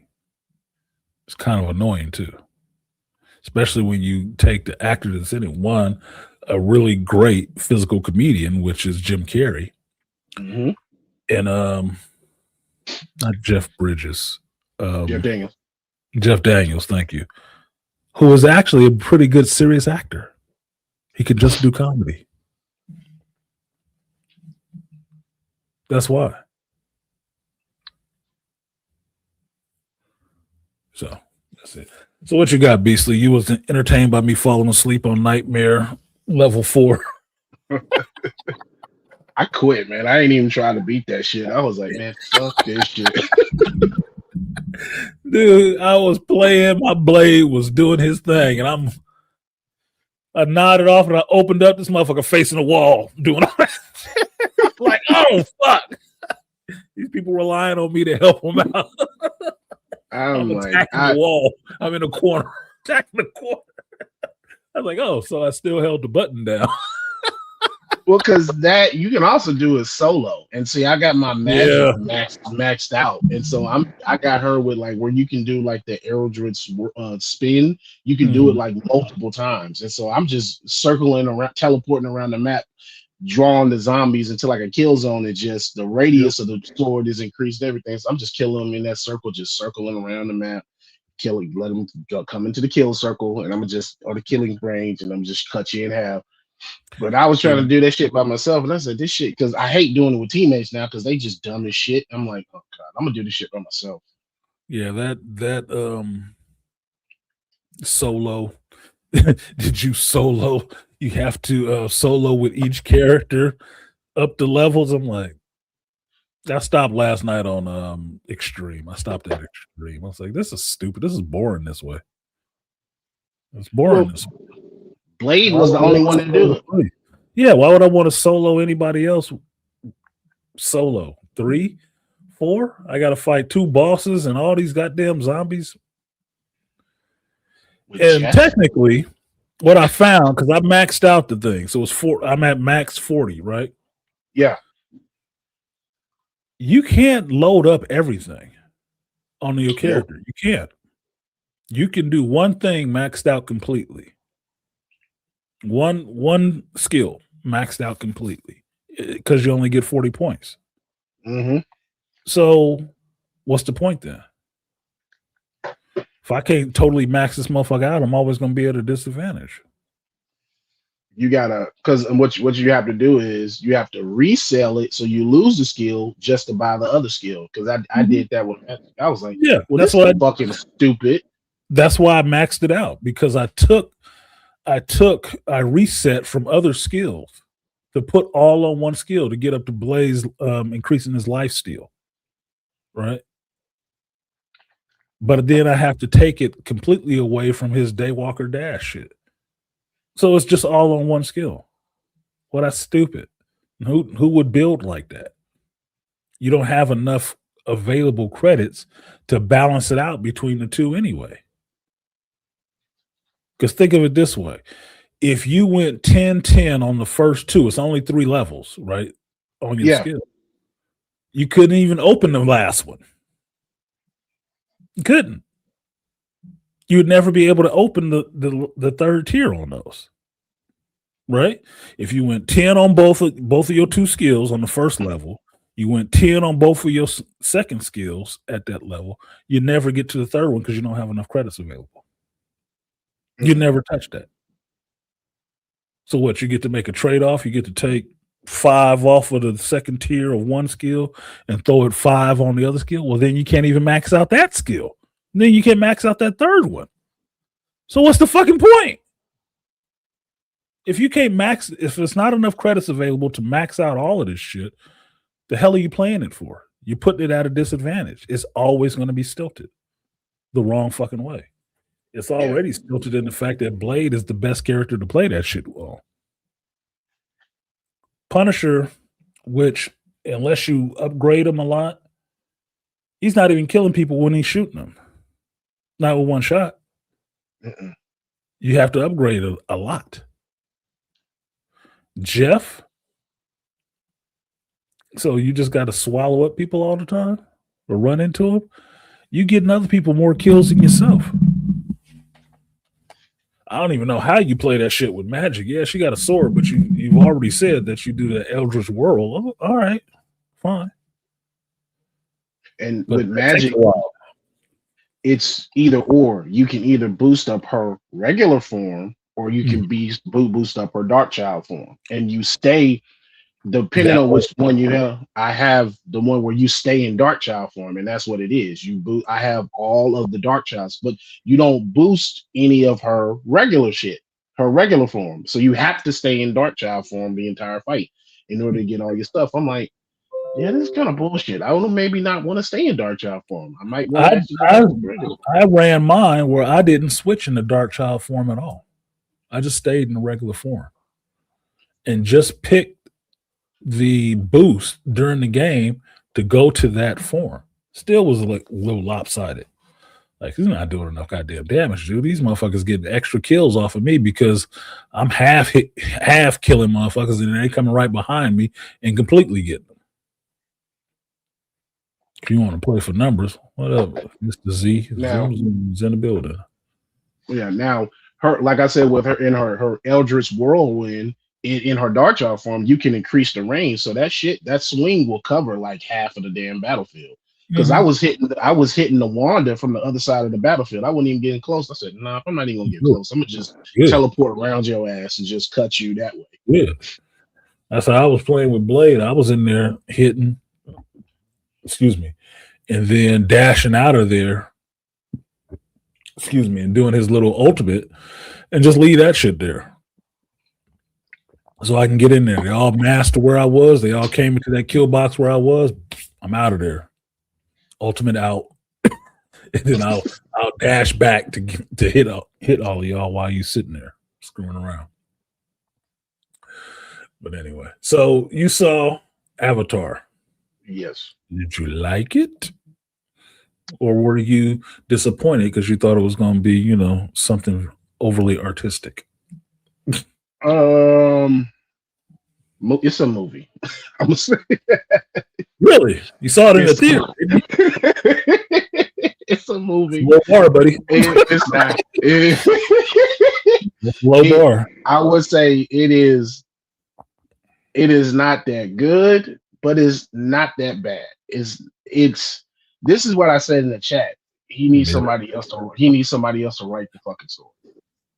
Because there are pieces of a fucking story that he can go with it in the movie, but he does not go with it.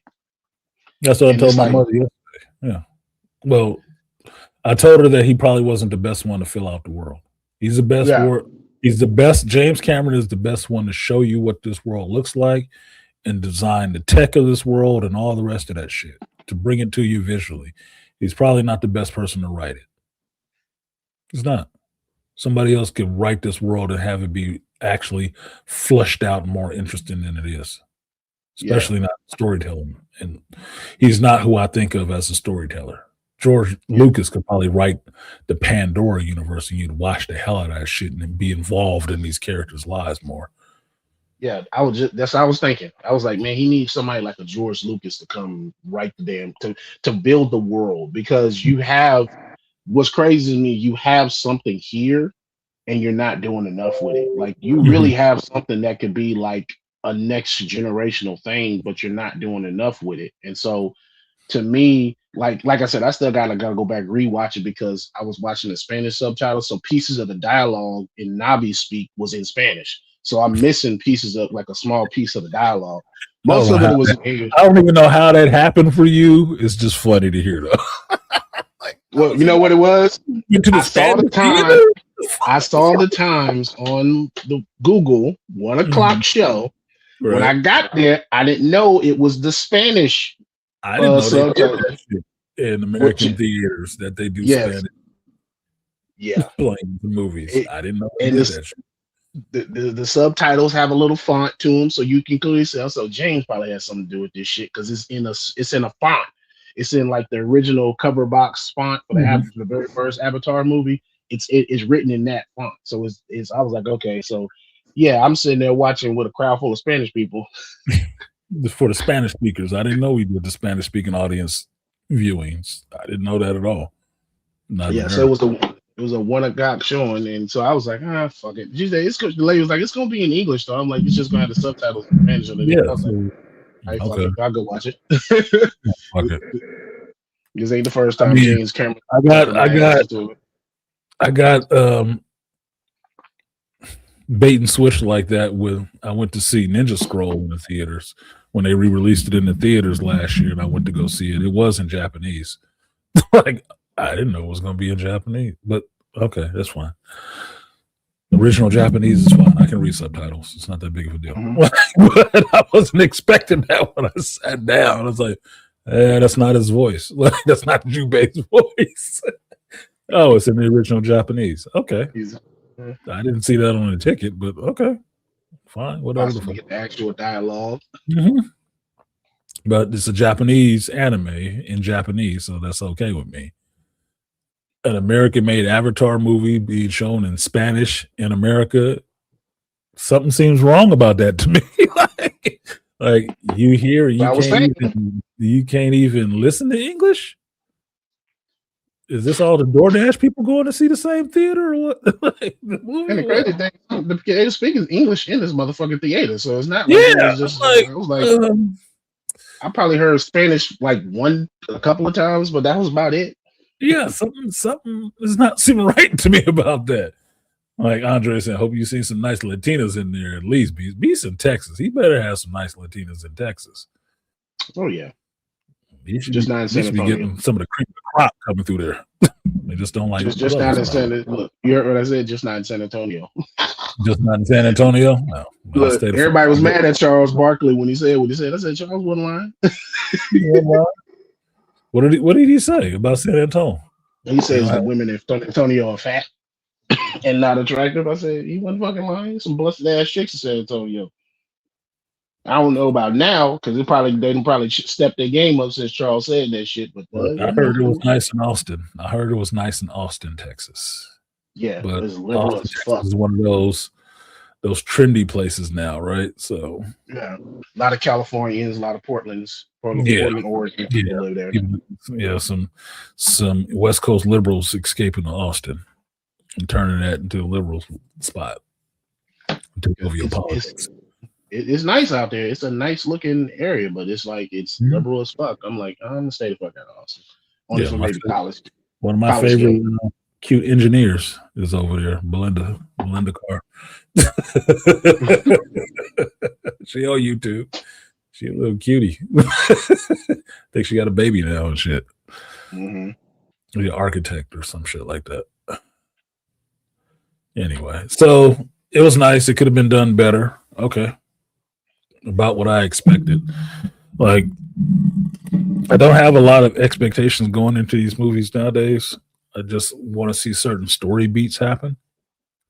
And it's always about who's making a movie. I try to remember who they are and what they actually do, or who the actor is and what they can or cannot actually do. Tron Legacy, I didn't have much expectations except to see a recognizer record shop downtown. I didn't get that. I got one recognizer. Jared Leto being Jared Leto. I wasn't overly upset. I just thought that the movie was misnamed, and there were some good ideas that needed an actual writer to flesh out. Like I said, I would rather have seen more of the real world, in-game world war going on, or war between two companies happening inside of a video game, inside of those grids, as opposed to the shit that we got. Like, look, it's a light cycle in the real world. Like, I've seen Automan, dude. This is not interesting to me. You dropped the ball on this fake fucking fruit everybody's supposed to be eating now. You don't know what it's made of and what type of adverse effects is going on. Silicone, apparently. Like, yeah, we silicone this orange and it's real. You can eat it. I'm not eating that shit. I'm not eating that, bruh. That shit is going to dissolve into me like powder, right? Like, ugh. How's that nutritious? I want to see Silent Night next week with the family, but I'll settle for Avatar if my niece wants to watch it. She's your niece. You got to get into your grown father. Y'all going to this theater. We're going to see Avatar. I don't want to watch this shit. Shut the fuck up and eat your popcorn. Sit your ass in the seat and eat your popcorn. This is where we going. You got some money for a ticket? No? Okay, then. Shut the fuck up and get in the car. Blue 3D animated people. Yeah. Blue people. Their attention.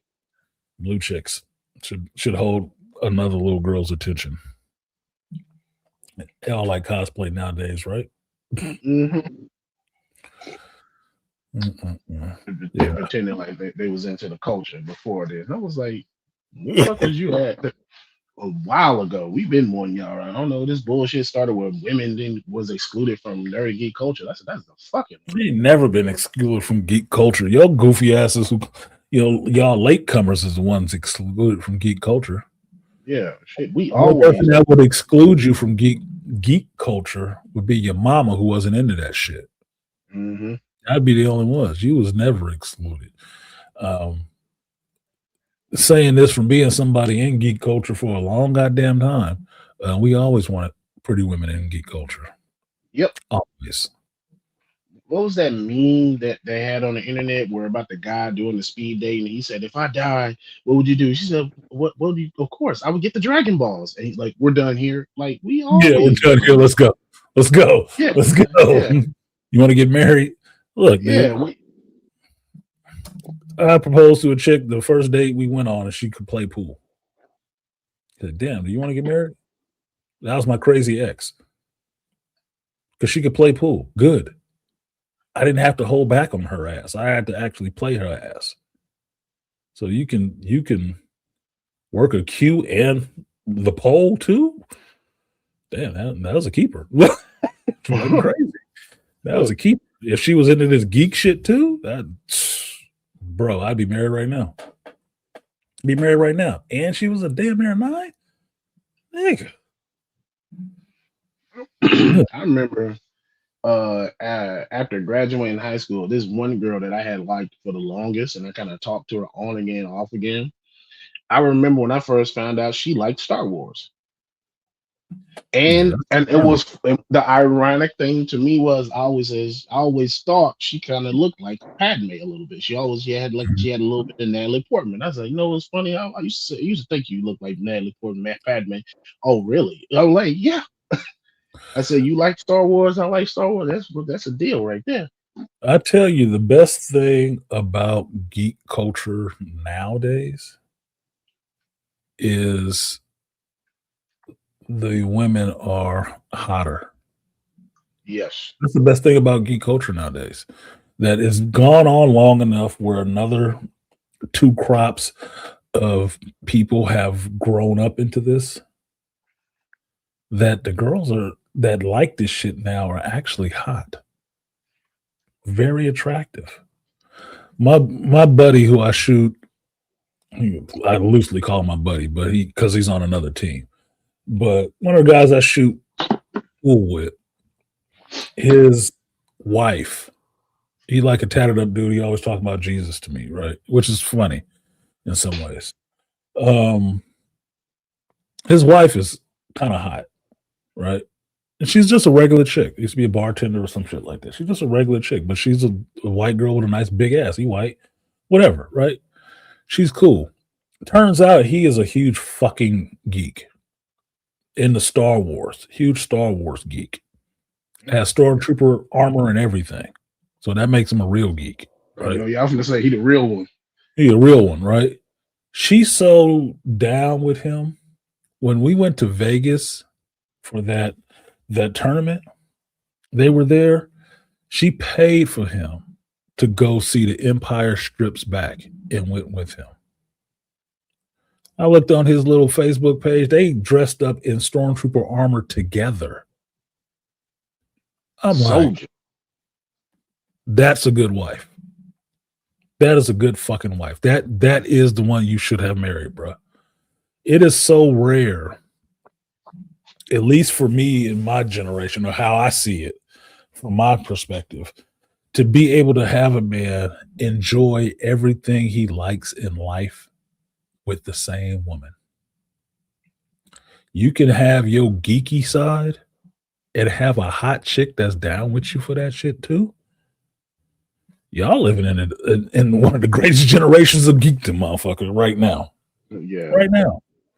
You can find chicks that are actually attractive, not just, she kind of frumpy or she attractive in the right light or in a tomboy kind of way. No. Feminine, fit. Ass golf chicks. Hot. Now you can find some attractive golf looking chicks that are into this shit. That's into this shit. Probably as much as you. It might actually know it, not just into it for the dress up aspect that all little expositionists, pseudo slutty chicks like to do. Mm-hmm. No, they actually into it because they actually like it, not just the culture of showing off your body, but the culture of actually reading comics and playing video games. Yeah, she can break down Lord of the Rings to your ass in a great detail. I'm like, damn, you actually read this shit. Yeah, I read all of them. Yeah, this is the stuff that I like seeing. That's why I say I like geek couples. I love seeing geek couples. I like seeing geek families. When I had to shop, I enjoyed fostering that and helping try to perpetuate that shit, because that's what I enjoy seeing. Because geeks is good people. Not all of them are, sit in the basement up type on a computer assholes who hate everything. That's not it. That's the popular, vision of it. Dude from the somebody sitting on a goddamn camera, talking shit about movies and stuff. No, the ones out there in the world living their life, working real jobs and shit like that, and doing their geek stuff, going to their conventions and stuff like that, not just with themselves, with their girlfriends, they later their wives and their families and kids and shit like that. I love seeing that shit. Because people enjoying life. Only difference now between my younger years and now, it's a lot more hotter chicks, which makes me feel like the old lech, looking like back in the day. I would have knocked that down, buddy. Because they all younger than me. I was like, fuck, my goddamn daughter's age. Still look nice though, but I couldn't do that. All the ones up here don't like this shit. They think I'm childish. Oh, you're gonna sit back and read comic books today? Yeah. Oh, okay. You're gonna watch another episode of Dragon Ball Z? You're gonna watch this again? I don't want to. You watch that show? Yeah, I watched the show. You want to talk about Fallout? I didn't watch that. Yeah, it came from a video game. I didn't play the video game. Yeah, neither did I. But it's a show, so this is what I do. You lucky motherfuckers.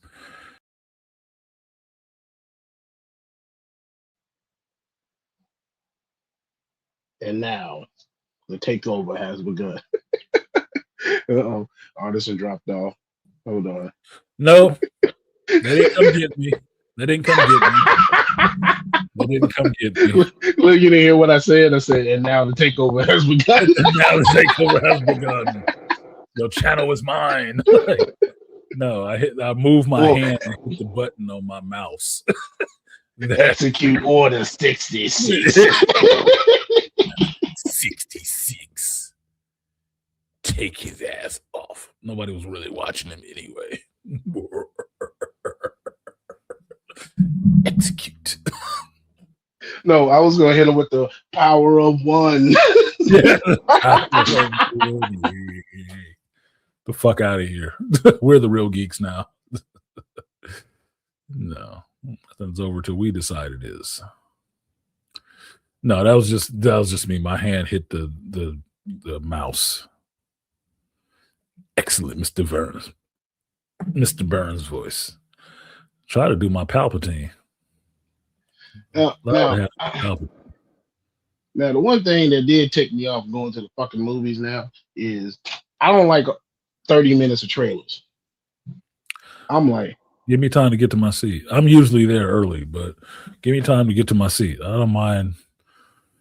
Usually, you can tell how long the movie is by how long the trailers are. 30 minutes of trailer means it's probably about an hour and a half worth of movie.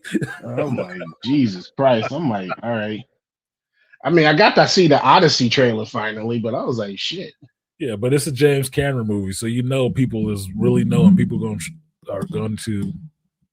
Companies understand that people will show up to watch a James Cameron movie. It's an Avatar movie.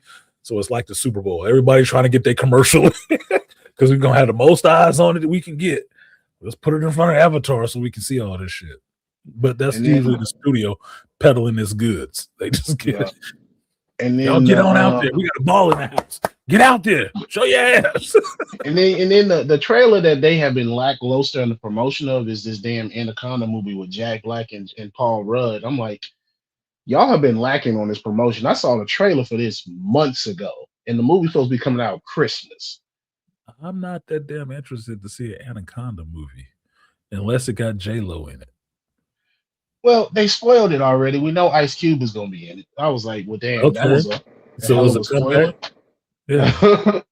Well, if he wasn't in it, you'd be looking at it strange, right? Mm-hmm. My only thing is, what is this? Is this a sequel or is this a reimagining or what the fuck is happening? It's another movie with the same name as another one, Anaconda. Okay. And we go from having a hot chick to these two goofy motherfuckers? Do I want to watch this? Is it gonna go? Is the Anaconda gonna be wrapping around their ass or something? I don't know. Jack Black is another dude that's not that damn funny to me anymore. Anaconda. Yeah, I haven't even seen it. Just the idea of it is like, oh, Anaconda. I said the old movie. Yeah, No, it's a new one. basically. Yeah, it's a new one. Who's in it? Paul Rudd and Jack Black. I was like, for what? So it's gonna be goofy? Mm-hmm.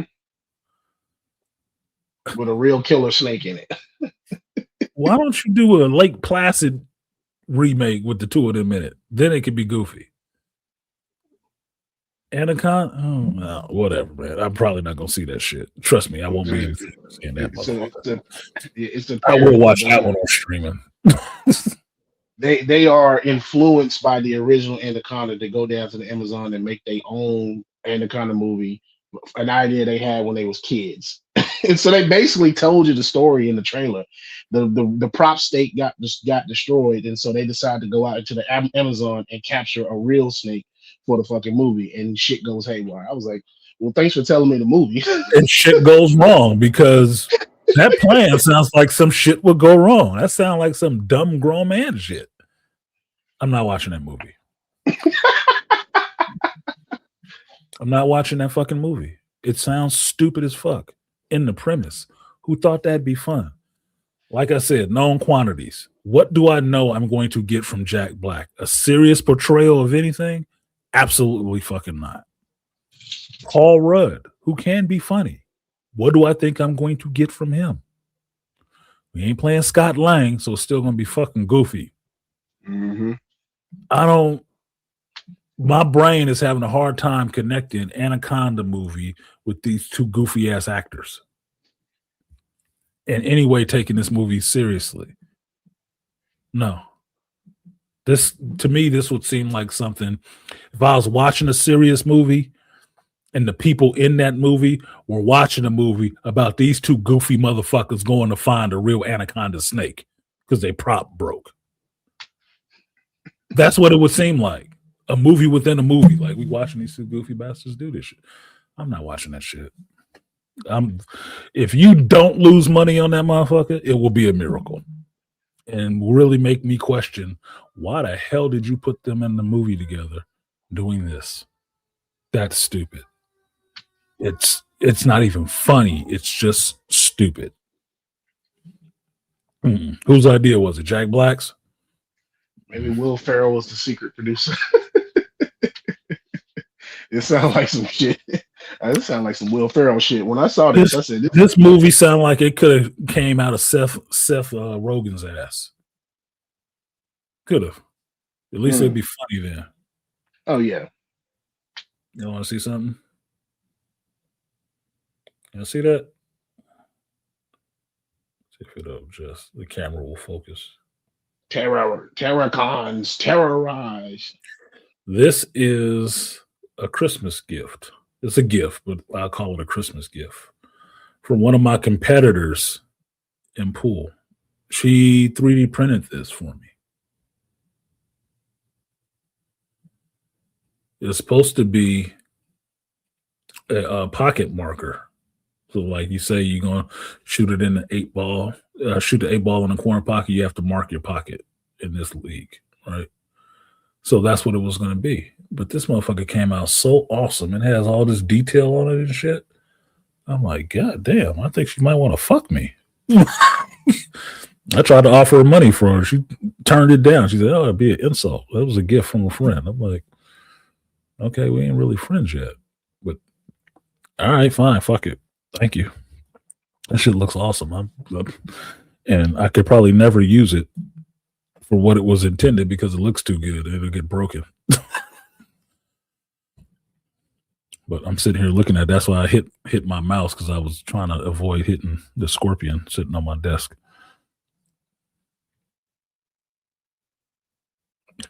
Will Ferrell about to sue Artisan for what? For him not being funny? Nigga, that's your fault. Better get your ass to a comedy club or something. That is not my fault that you're not funny. You got a whole career. There's a lot of people think you funny. I'm not one of them. Same thing with Jack Black. Bro, you ain't been funny to me since Nacho Libre. And I was honestly, I didn't think that was that funny either. It wasn't that funny, but he ain't been funny since then for me. Only Kung Fu Panda. That's really his funniest shit. I When he never does watched his Kung best. Fu Panda either. I never cared for any of them. My kids didn't watch it. I wasn't watching that shit.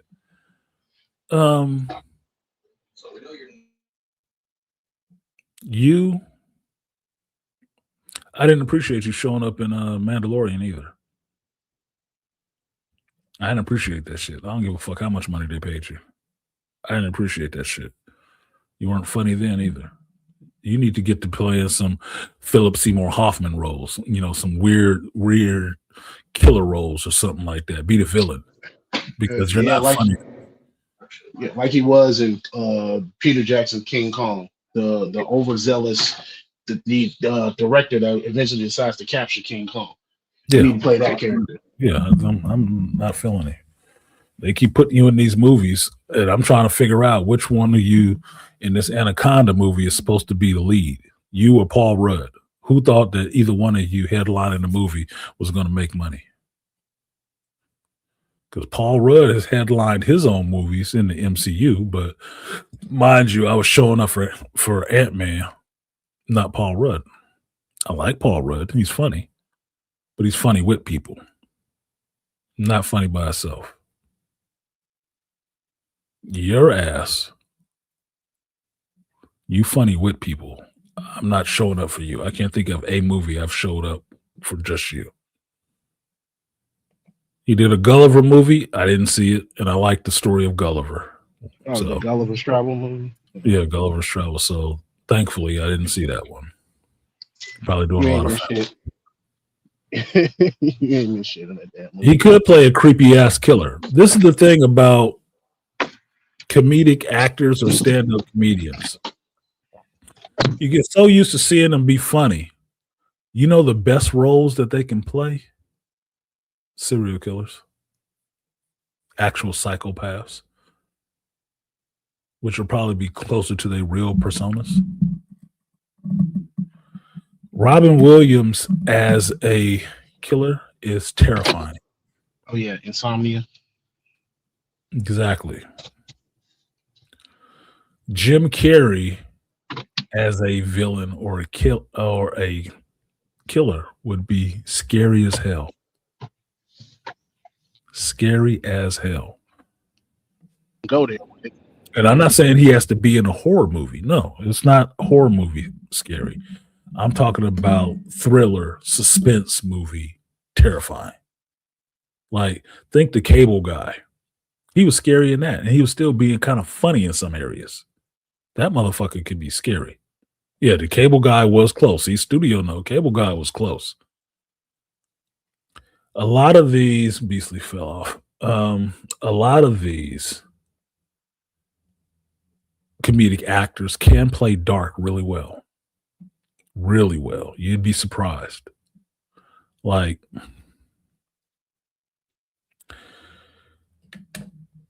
as serious as I've seen, the most serious role I've seen Dave Chappelle play was in A Star Is Born. And he's just being a regular dude. You take that and put him in a movie where he actually has to be serious the whole fucking time. You'd probably kill it. Probably wouldn't even recognize it as being Dave Chappelle. Let him be the gangster and not the comical gangster. I bet he'd scare the shit out of you smoking a cigarette. Bet he would. Will Ferrell playing serious and crazy. You'd believe it. Why? Because he's fucking goofy all the time. Yeah, which is what you want from him. His ass standing in the shadows, his face half in light. He's like, you didn't push the doorbell when you came to my house. You'd be like, oh shit, it's that guy.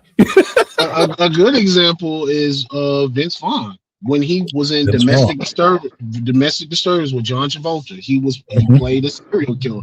You used to Vince Vaughn playing funny ass roles and stuff, but when you saw him play a convincing ass serial killer that was scaring the shit out of that kid, and you had John Travolta on, was like, nah, my son don't lie to me. You saw that, and I was like, oh yeah, he's very capable of doing some serious shit. Yeah, they are comedic actors. You have to remember, comedy comes from the real true comedians some of that comes from a very dark place, right? From the shit that they've gone through.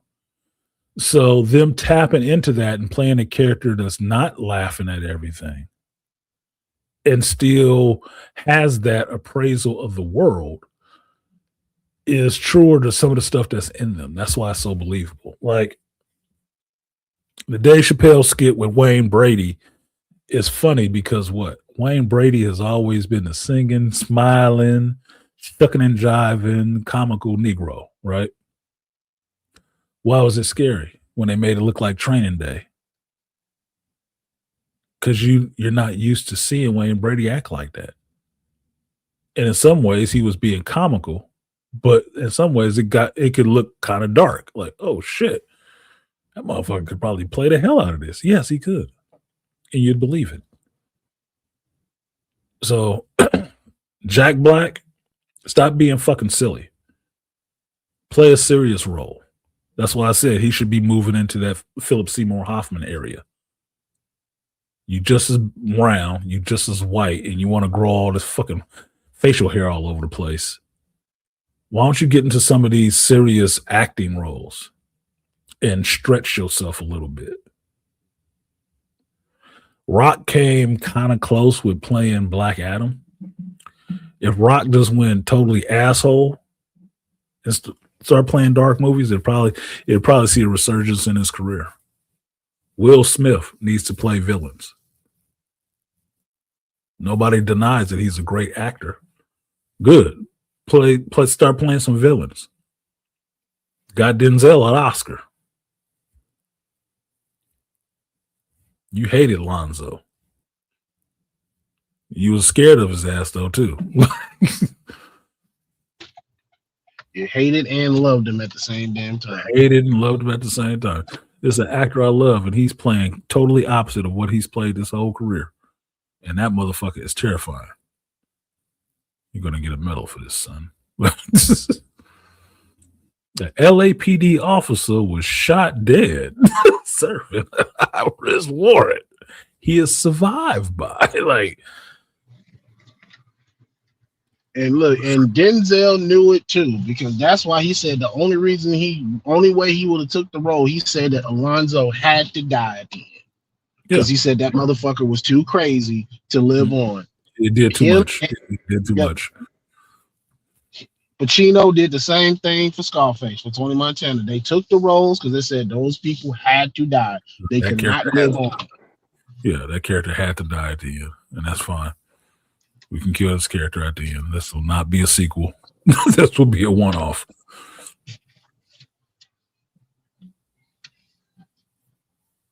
Speaking of Will Smith got a new series coming to Disney Plus and Hulu where he's traveling the fucking world doing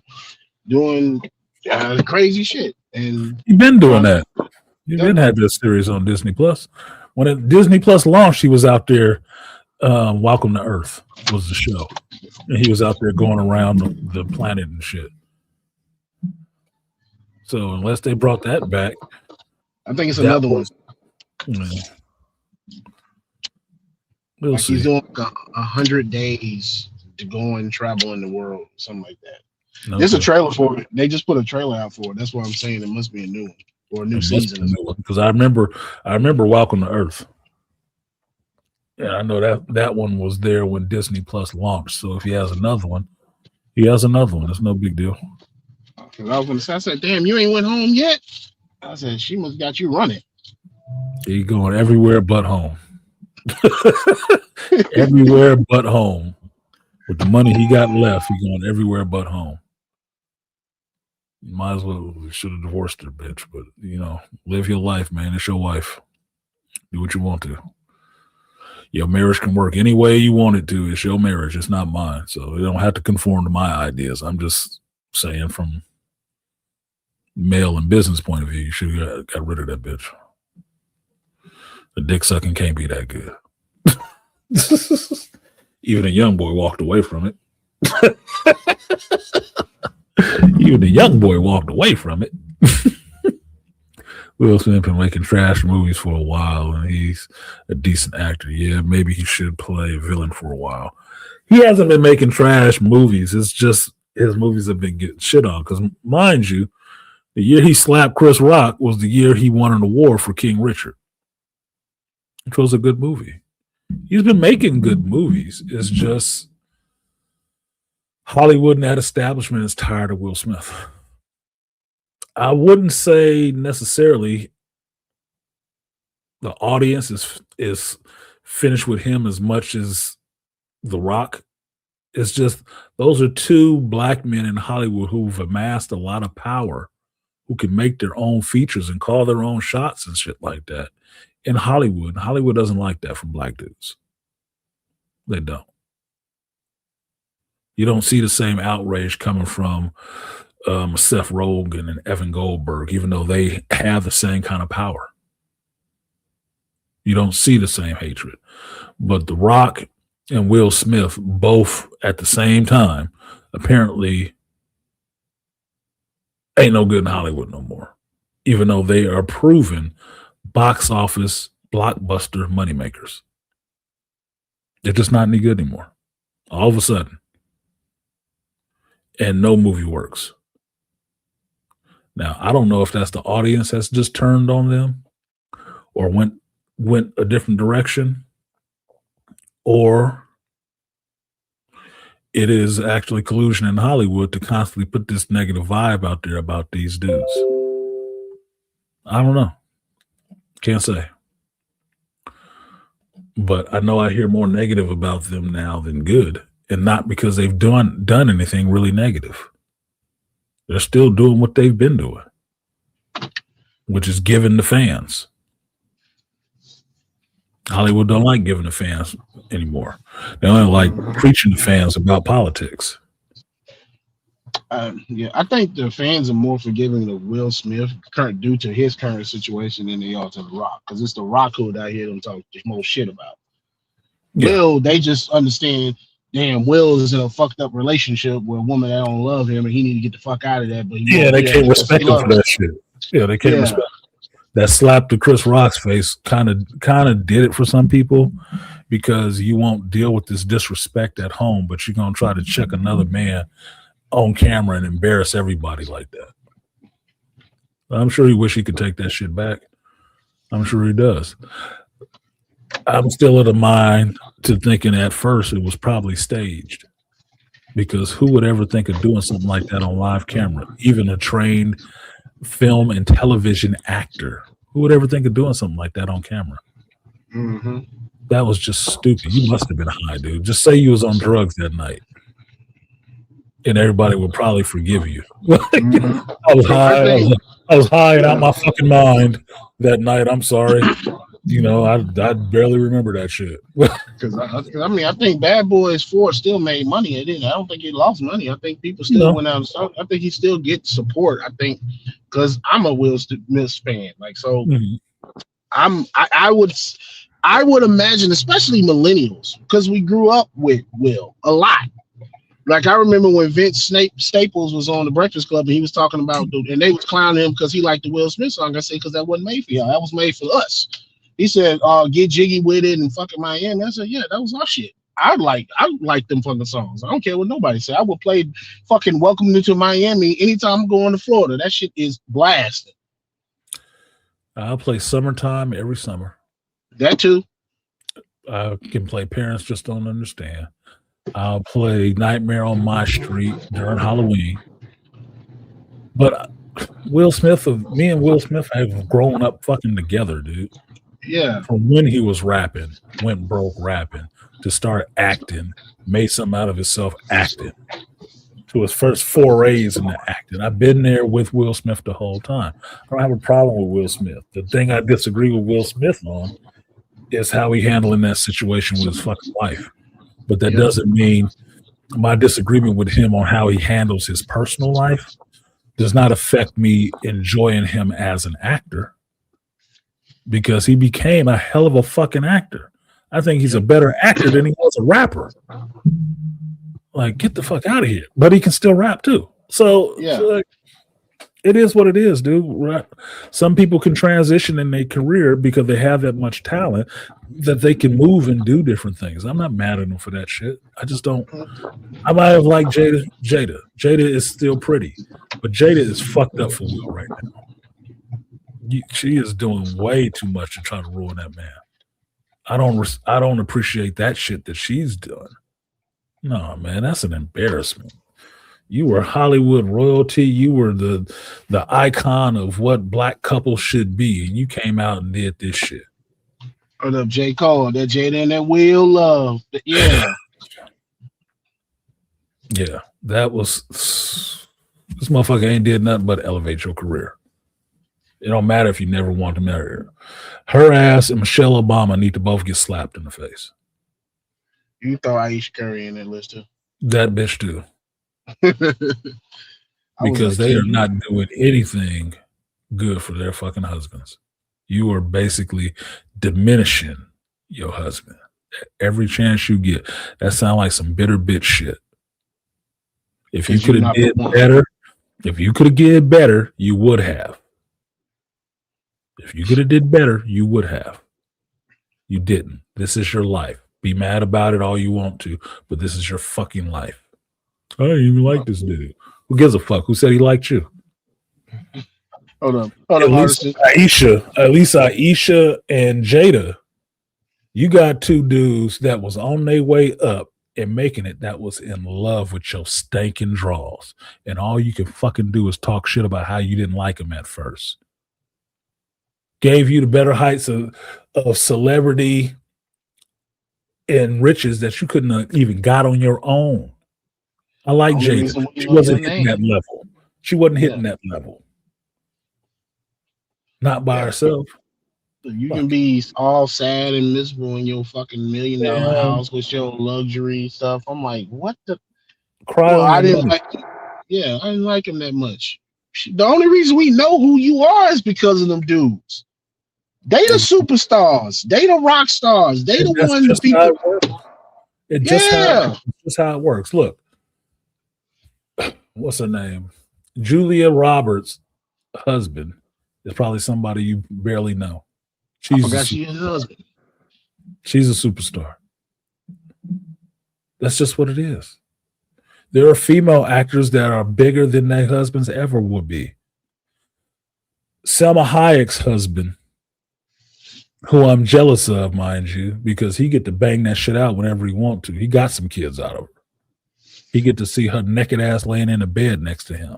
With that accent and everything. With that accent, talking shit like, can you give me some coffee? Oh, I want to have another dog. I don't want you to have another fucking dog. No, why, honey? He get to see all this shit. He get to smell her stinking shit while she's sitting on the toilet. And come in the bathroom at her like, God damn, what the fuck did you eat? Yeah, he rich. But she's the star. She ain't leaving his little ass. And he a regular looking ass dude. She's rich. He's a billionaire. There's a lot of actors that's just how it works with that acting shit, dude. Some people are stars and some people are not. And some people that are actors, yeah, you can both be actors, but one of you is bigger than the other one. That's just how the fucking shit works. You don't need to be mad about that shit. Yeah, even Mendez and Ryan Gosling. Even Mendez and Ryan Gosling. Who's the bigger star? Ryan Gosling. You think Eva upset? Nope. She retired. Right. Ryan Reynolds and Blake Lively. Who's the bigger star? Oh, Ryan? man. But Blake is still cute. But Ryan's the bigger star. Got her to billionaire status. You think she upset about that shit? Who appeared in whose movie? Play your fucking role. Yeah, exactly. Play your fucking role, dude. It's your career is your career. Their career is their career. If their career end up being bigger than yours, you can be competitive all you fucking want to. But that's just the way it worked out. Because best believe, if Will's career suffers like it is and drops below Jada, she's not going to elevate him. She ain't going to be praising him on no red carpets. She ain't doing that shit now. Fuck you. No, you got the level that you should have been at. Same thing with Aisha Curry. If your ass could dribble balls, Steph wouldn't fuck around on you. Shit, I'm just saying. You would have been out there on the court in the WNBA, and you still wouldn't have been as big as him. So shut up. I don't care about what you have to say. You're not a celebrity. You're somebody's wife. Be that. You're Steph's wife. I don't need to hear about how you didn't love him. Tell that shit in your memoirs. I don't give a fuck. And if you don't love him, leave. Let some other bitch love him. And don't take none of that shit with you. This is why these motherfuckers don't like signing prenuptial agreements, because this kind of motherfucker right here would leave with nothing. And you should leave with nothing because you didn't make that shit. You ain't went to near practice. You ain't shot near shot. You ain't made near game winning thing. You don't deserve shit for that. Your award for being married is having a good marriage, not what your husband accumulates from doing his fucking job. That's not how it's supposed to work. Get the shit you build together. Get half of that. If you ain't out there taking none of these goddamn shots, then you need to shut the fuck up.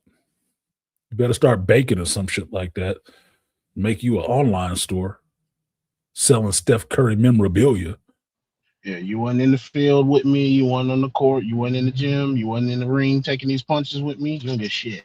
No, I don't necessarily believe in that shit, because even at that level, men share a lot. A successful man is sharing his whole life with you. You have a nice house and money and celebrity and all the rest of this shit that comes with it. And you could have been a regular bitch working at Burger King. But a woman in that same position is not looking to marry some dude from fucking Burger King and thinking he entitled to shit, but service her. She would literally ignore you. She would literally, if she wanted your ass, you would literally have to, with no qualms about it, sign a prenuptial agreement, because she ain't sharing shit with you. Selfish asses. I don't want to hear that shit. That's why, for me, I'm all for couples being together, marriages, working out, or working the way they're going to work. I am. But shit like that automatically needs to be a divorce. Automatically. If you're going to come out in public and talk shit about me as my wife, you need to not be my fucking wife. And sit your ass over there on the bench and take this little pittance and fuck off. Because I got paparazzi to talk shit about me. I don't need you in the house talking shit about me. I never really loved him. Then get the fuck on then. Why are you here? Yeah, I got to deal with enough critics in the world. Like I said, you can't unsuck this dick. Beat it. Beat it. The fuck on. Don't need that shit in your home. Don't need that shit in your home. You don't need that shit in your career. You don't need that shit tarnishing just your image. No, fuck you. Yeah, a pittance, Andre. Look it up. Because in the grand scheme of things, it's little shit.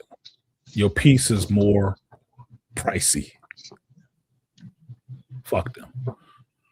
Yeah, he got to deal with enough shit. He got to deal with the criticisms and the critiques of his gameplay. He got to deal with opposing teams on and off the court. He got to deal with coaches.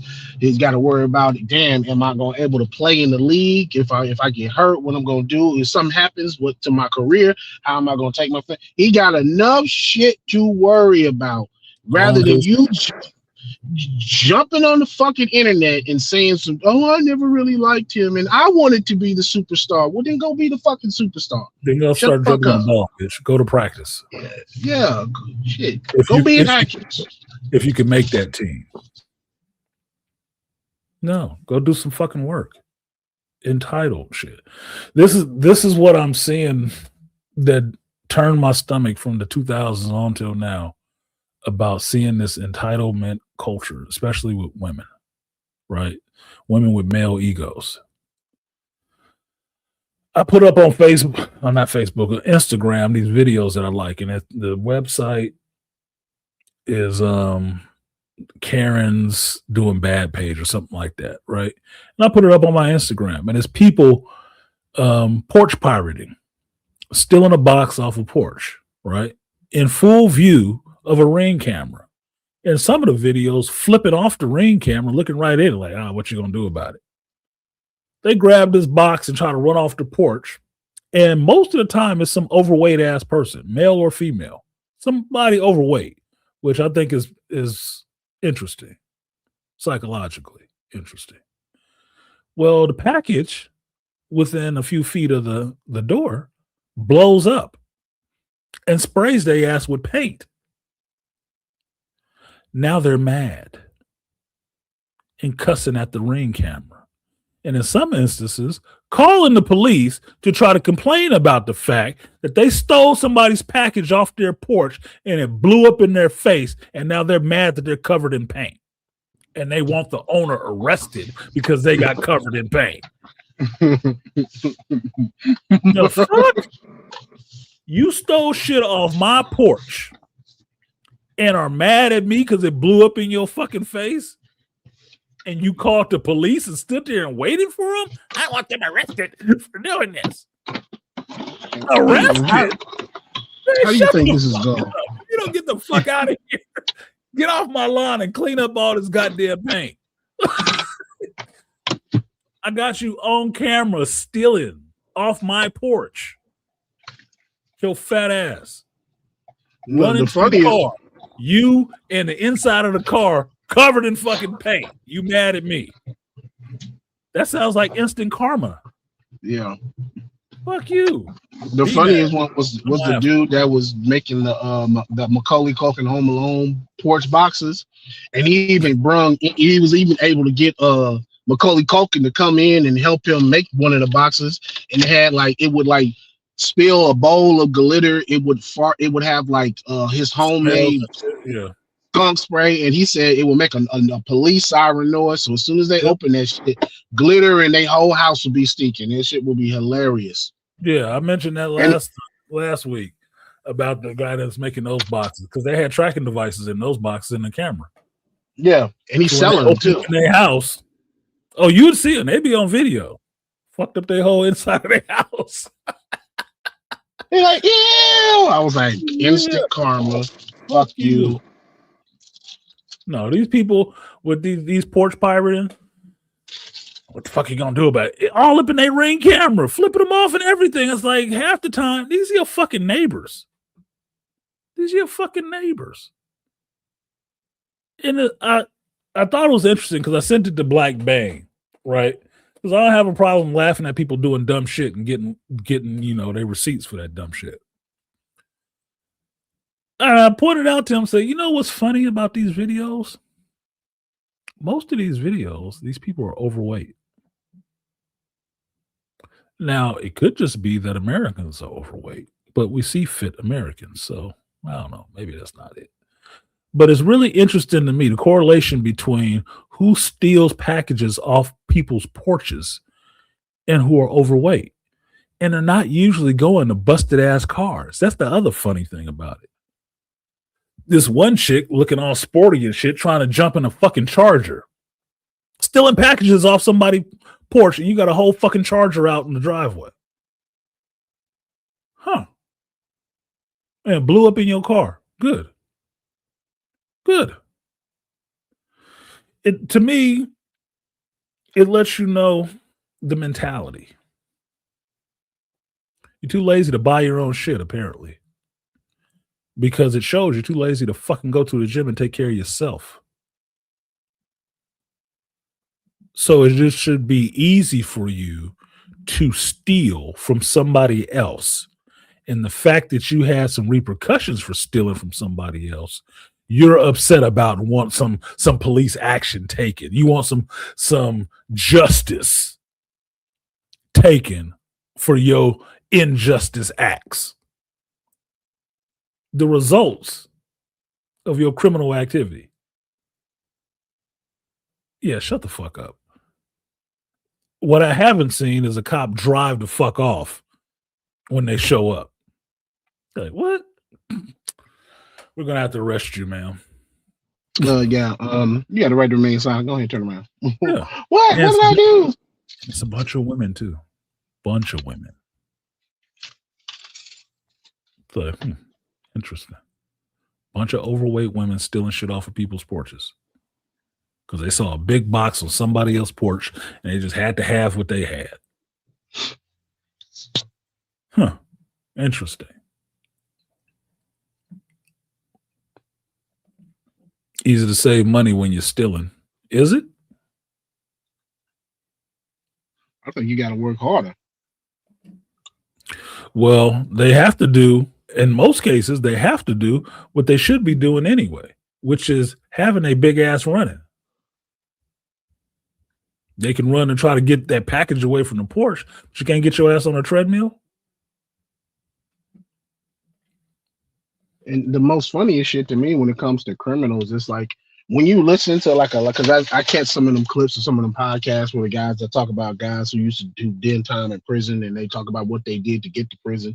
And I be listening to this shit. I be like, okay, now the amount of work you put in just to steal these couple items, you could have actually went to an actual job and would have been able to get that same shit. Or you could have came up with something, sold it to the company, made yourself a millionaire by helping them be like an anti-theft thing or a product that keep them people from stealing. But instead, you chose to use all that knowledge and hard work to steal. You chose to use that hard knowledge to steal some shit when you could have made money off of it by helping them prevent other people from stealing it. And you wouldn't have had to work that damn hard. There are people who use more effort to try to get out of doing things than doing them. And you'd be amazed, like you're saying. You'd be amazed. The amount of effort you're putting in, you could have started your own business with that same effort. Doing the same thing you're doing right now and profited off of it. But you're too lazy to do that. But you're not lazy to spend all of that time and effort and ability and brain power into finding out how to do less. Do it to yourselves. What is it?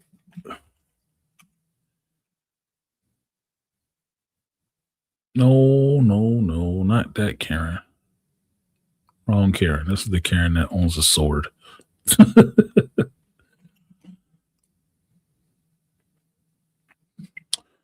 I can't remember the name of the goddamn page. Wait a minute. Send my messages. I'll show you some of this shit so you can see what I'm seeing. So you don't think I just have something against overweight people, which I don't need to. They have something against themselves. What the hell is this page called?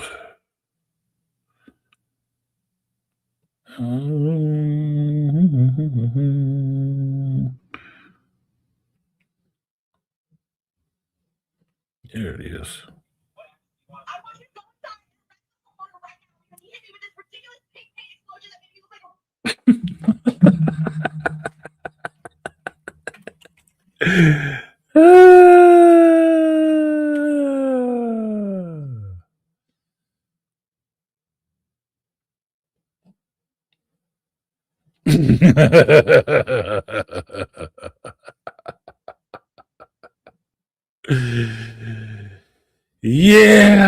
Yeah, bro.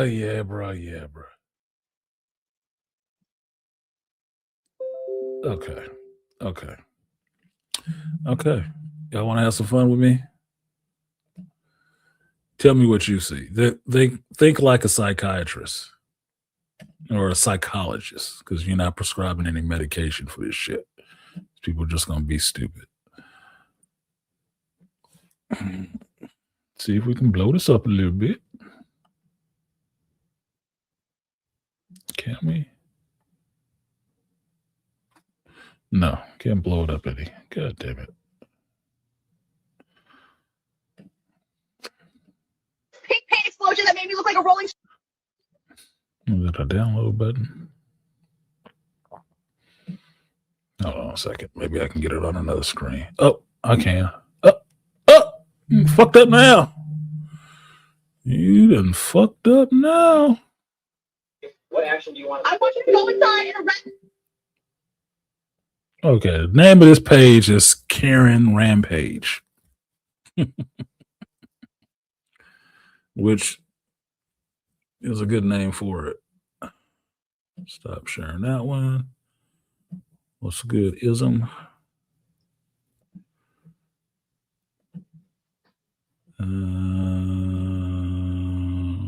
This one? There we go. All right. I think Beastly's still here. Yeah, I'm here. All right. This is the one I was looking at that I was talking about with Black Bang. What action do you want? I want you to go inside and arrest the homeowner right now because he hit me with this ridiculous pink paint explosion that made me look like a rolling strawberry festival map. Now, you see how big this bitch is?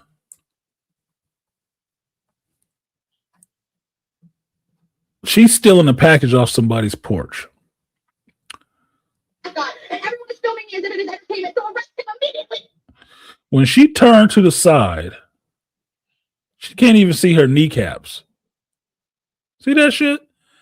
She looked like that thing out of Explorers. You know, the alien, when the father alien showed up and found out that the kids had stole the dad's car to go meet these little earthlings. That's what she looks like. She looks like the dad when he showed up. You can't even see your fucking pussy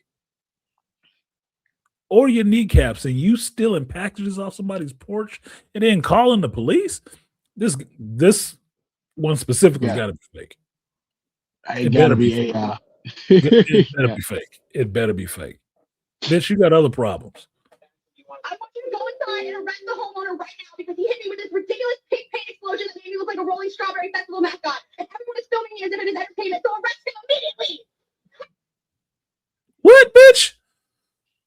Fuck off my lawn.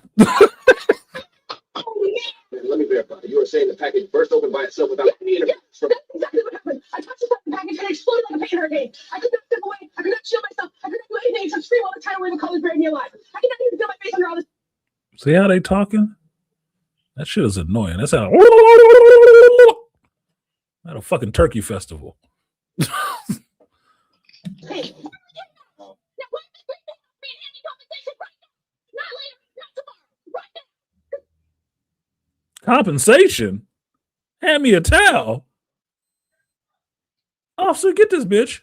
I can drag you to court so fast. You I don't even know who you are. I didn't put paint on anything.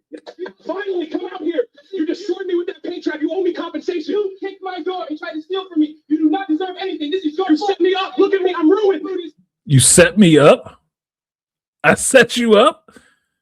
Because I had a package on my porch? Look at the neighborhood. It's a nice neighborhood. But I set you up. If you don't get your big ass off my porch. So every time you show up here, I'm not leaving until you pay for what you did. You need to do something right now. This is a respect. I will not stand for it. Man, does this package belong to you? This shit gotta be AI. You provoked me. You set me up. You did that to yourself. You need to get off my porch and charge them all to this whole department. Man, why were you opening the package addressed to someone else? You slid it open yourself, ma'am. Yeah. The label says Han Park, 4 doors down. Is that your name? No, do I go? Stupid shit. I couldn't believe that shit. Couldn't believe it. This is what I watch.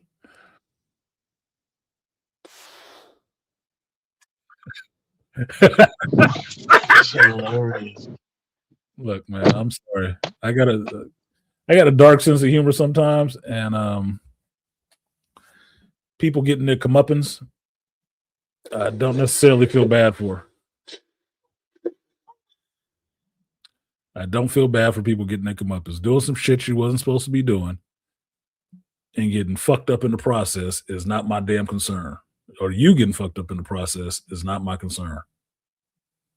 I'm not liable for shit but having a good laugh on your ass. because you shouldn't have been doing it anyway. Yeah, swiper, no swiping. Yeah, I'm gonna get my 7 laughs in. Get my seven fucking chuckles out of you. I'm gonna get my chuckles. And depending on how funny the shit is, I might be on the floor dying laughing. So I'm really gonna probably need about 12 for the motherfuckers. If I had a house and a ring cam recording that shit, you'd hear me laughing on the ring cam. You'd fucking hear me laughing on the ring cam.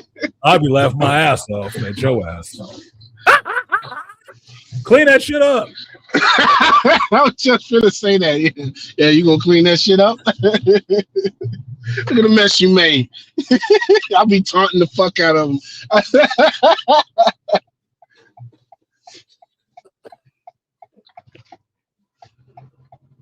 Now, I don't got no paint thinner, but Home Depot for sure got some. So won't you?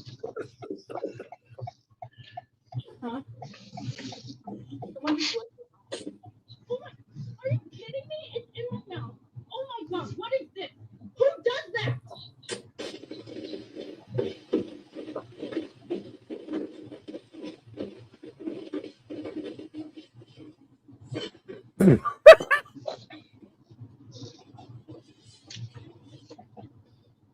This package is mine for the taking.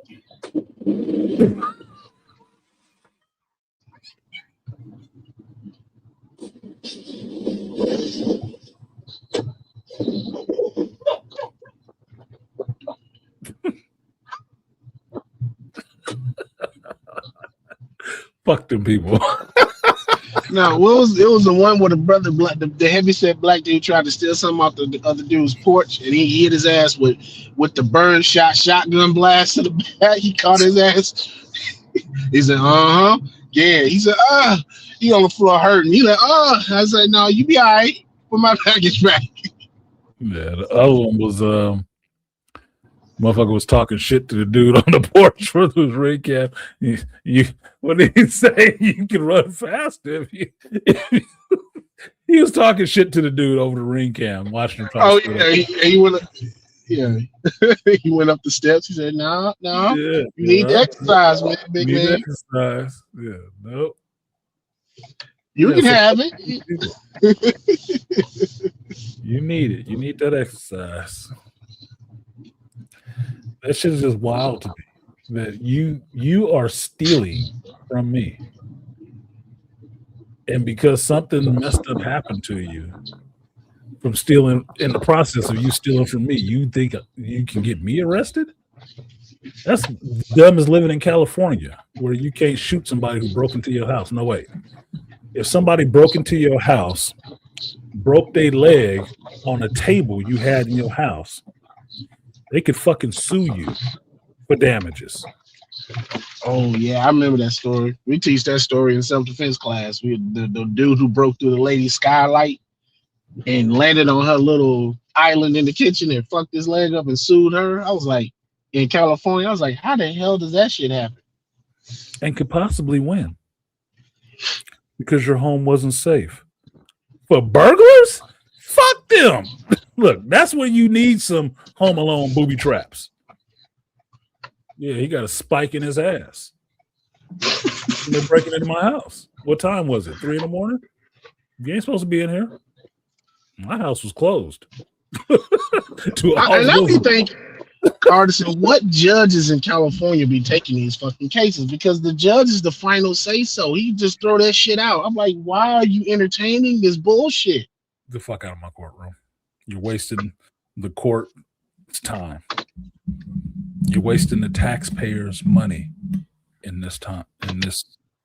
We might charge you for showing up here in court with this frivolous fucking bullshit. Frivolous ass lawsuit. Frivolous ass case. Get the hell out of here before I put you in contempt. I'd be a terrible judge because they'd never want to come in my courtroom. Courtroom 12? Yeah, you don't want to go in there. Yeah, Judge Artisan. Yeah, Judge MC ain't. Nah, bro. He will fry your ass, man. He ain't playing. You won't judge Maccabee. At least Maccabee is liberal. Yeah. I'm not recording the show or none of that shit. I just do not have time for BS. Like, absolutely not. I didn't spend my whole career as a lawyer and becoming a judge in the law to sit here and listen to you waste the course time at this kind of shit. 30 days. Get the fuck out of here. 30 days. Bye. You're going to make me a criminal. You're already a criminal, sir. Bye. Ma'am, maybe you can lose some weight in that time. I can't believe you said that. Believe it. Roll her out of here. Roll her out of here. Yeah, it'd be funny because people that know me and the way I talk, they'd be like, dude, you should get into politics. I said, you wouldn't want me as a politician. I'm going to burn this motherfucker down with all the rules I will pass. I could never be a politician. I already know that. I got too many ideas that go way against the grain. I'm not form-fitting. I'm polarizing just in my personal life. There is no fucking way I can be a politician. Yeah. Look, and I'm polarizing being nice. I'm just being nice, and I can get 5 to 10 haters already. No, bro, it would not work in politics for me. Political career is not there because accountability would be the main running platform. You heard I was just talking about big people. They wouldn't like that shit either. Oh, he's fat shaming. I'm not shaming you. You shaming yourself. I didn't make you that way. I didn't put the cheeseburgers in front of you. But what is the word of the day, courtroom? Accountability. Accountability. This is accountability court. And you were found guilty. Guilty and lacking. They wouldn't even know my name. They would call me Judge Accountability. Right. That's Judge Accountability's courtroom. Yeah, you can't go in there. Beast of accountability. Nope. Shit, look, and I will purposely put that bitch at the end of the fucking hall. I want the last courtroom because I want that last walk. I want them to know the psychological torture walking down that fucking hallway to my courtroom. I want it. Every piece of it. They know your name on the streets. Like, who you got? Oh, I got Judge Beast. Oh, goddamn.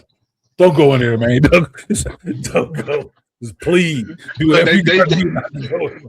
They go in the courtroom. It's so hard to say goodbye to yesterday. Go in there, man. Because they know what's about to happen. Yeah, don't go in there. That motherfucker, it's not okay. That motherfucker be on one. They be talking about me like they talk about in the Marvel comics about criminals doing crimes where in Hell's Kitchen with the Punisher around. Don't do that shit. Oh no, don't do that. That motherfucker will kill you. You better stay in town with Spider-Man. Yeah, you better stay in Queens, motherfucker.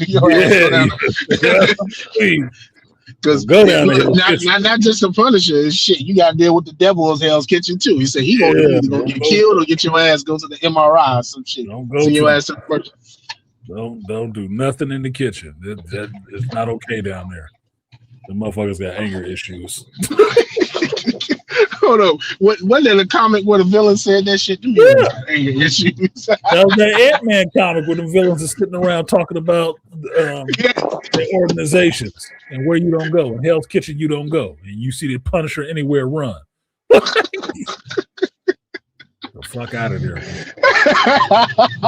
Fuck with Spider-Man. Fuck with Spider-Man. Get the little webs and the stupid jokes. But you cool. That devil in Hell's Kitchen, yeah, fuck him. Because he got anger issues. He's going to beat the shit out. You never know what you did. Punisher, run. Just run. Like an agent, man. Just run. You kill everybody. These guys don't come back. The motto is shoot first, ask questions later. Yeah, shoot first and get the fuck on. Yeah, no, you don't even ask questions. You just leave. But yeah, that's that courtroom. Oh yeah, it'd be like that. Yeah, don't get his courtroom. You don't want to be in there. Fucking the fucking court stenographer will be telling you don't go in there. You don't want that shit in there. It's nothing good coming out of there. Yeah. Look at that corner, like the Hell House. Because I was working they let me go at that job. I was working my way up to fucking be a caseworker. And I said, oh shit, Mr. Beasley gonna be a caseworker. He said, you gonna fry people. I said, fuck yeah, I'm gonna fry your ass. As soon as your ass ain't doing what you're supposed to do on this paperwork, I'm telling the judge, oh, he ain't doing X, Y, Z. His ass needs to stay a couple more months. Look, your ass will be hung out to dry. I said, you do what the fuck. Look, go to bat for you on some bullshit. I'll never go to bat for you on some bullshit. I don't co-sign people bullshit. I just don't. My rules are simple. I said, look, being in this unit with me, and I'm pretty much the more simpler staff deal with. Like, yeah, my rules are simple. Just do X, Y, and Z. We won't have no problems. But the minute you fuck up, I'm on your ass. I don't give a damn about your feelings. I don't care about what the fucking therapist say or the supervisor say, because they not in this fucking unit. You in here with me, goddammit. And I got to deal with your bullshit. They don't. They deal with your shit for like 15 minutes out of the day, at the most 30.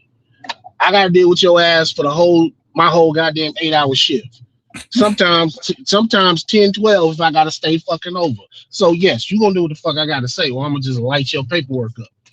Now, see, Beast, I'll share this with you. I don't think you mind me telling you, but Black Bane is getting a job in some juvenile corrections.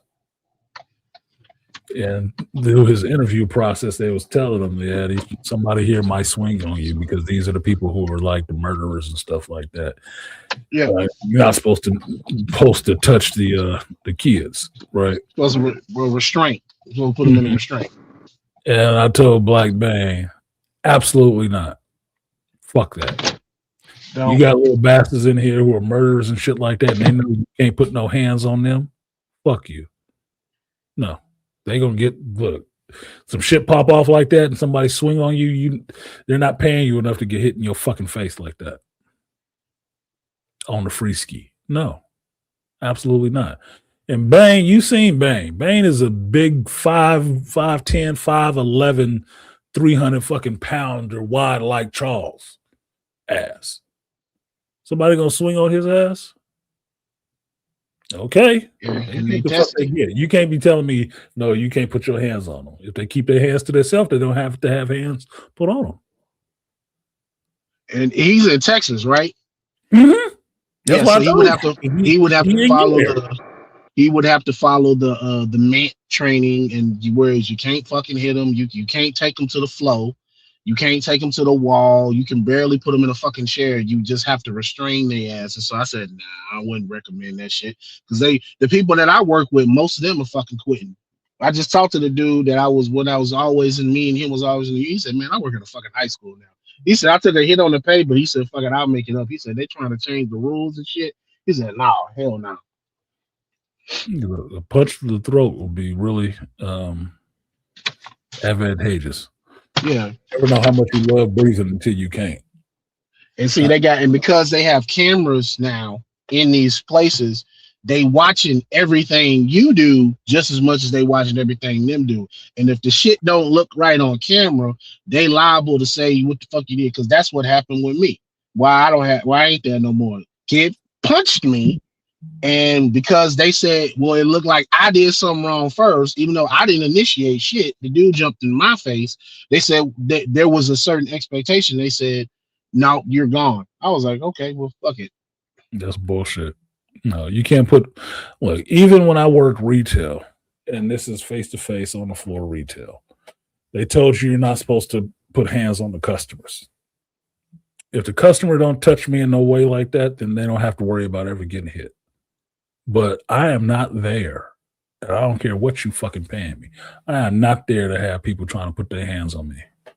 That's not what I'm there for. If you act like you got some goddamn sense, then we can all get along fine. If you don't, that's going to be a problem.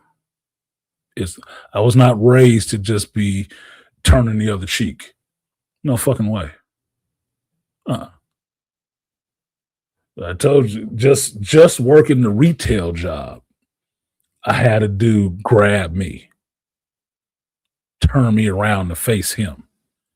And I looked him in his eyes and told him to keep his goddamn hands off me, and he was terrified. No, I told him, don't fucking touch me. He was terrified and wanted to call a manager or some shit. Oh, God, he threatened me like he was going to hurt me. Goddamn right. The fuck you grabbing another grown man for? I can't grab one of these women in here without a cop showing up. Fuck is wrong with you? Who did you think I was? Mm-mm. Don't do nothing to get your ass fucked up. You know better, even on the streets. You know better. There's certain people you don't be fucking touching on. I play pool in many a bar. And I had to tell one of the dudes that plays against me on the team because he was getting too friendly. I'm like, don't touch me. Stop touching me. Nigga, I act like I'm a porcupine. No, I don't like that shit. Not okay. Not okay. I give you no permission. Anyway. Yeah, so I'll tell black man, I would highly recommend against it.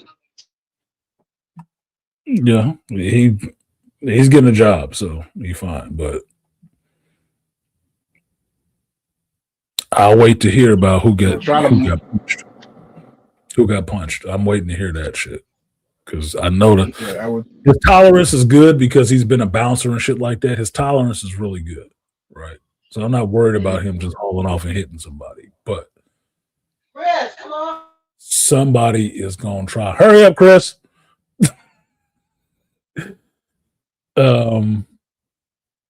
Somebody gonna get snuck. Somebody trying to sneak one on him is gonna be an issue. He's going to the corrections or the probation? I think it's corrections. Oh yeah, he really gonna be in there. Oh yeah, he gonna catch a test. I mean, when they said he was in there with juveniles who've committed murder and shit like that, I'm like, and he can't hit back. Yeah, the ones that have been certified basically by state. Yeah, that sounds like a recipe for getting their ass kicked, or you having to fight them off of your ass. Because no, there's not too many free steals you take off of that shit. I mean, who was it?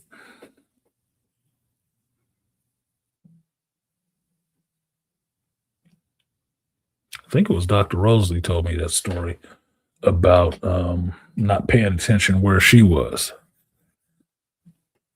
And one of the inmates rushed her or some shit like that. Hit her in the head and some shit. I'm like, see, I don't agree with that.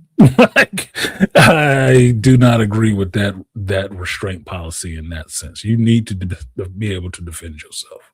I don't believe in people taking the ability for you to defend yourself away from you. That never leaves you. That's always on you. If you was naked in the woods, you would be able to figure out you need to defend yourself. That is not something you can give to me or take away. No, that's always going to be on me because that is my person. You don't own that. Because they're worried about getting sued and public perception. I don't give a fuck what you're worried about. That would never be. Look, public perception is to be a weak ass man. Fuck you. I'm not worried about public perception. I need to go home and I need to live with myself. And I will not be able to live with myself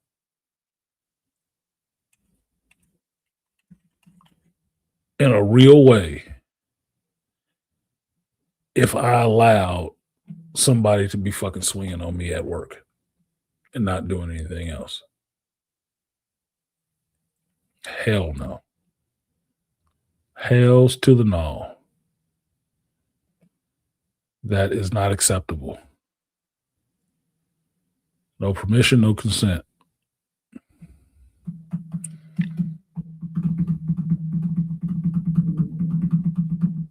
No, fuck that.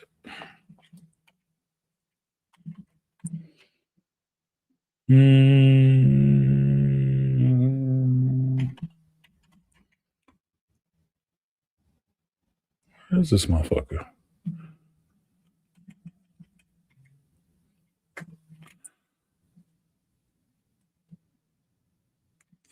It's so weird that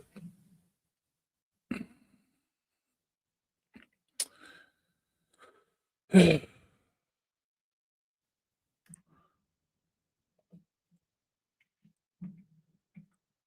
he is. When I pull up Instagram on my computer, it goes to the stand-up comics page. I don't remember the password for that one, so I don't log it out. But it doesn't have the same friends list as my personal page does. So I'm trying to find Black Bane, and I'm like, couldn't find it really. Okay, that's a good highlight. Yeah, this is a good highlight. Yeah, it's just to get the feel of some shit. All right, Andre, I'll share this with you. Not this. So that's Black Bang doing one of his elephant lifting techniques. 445 pounds.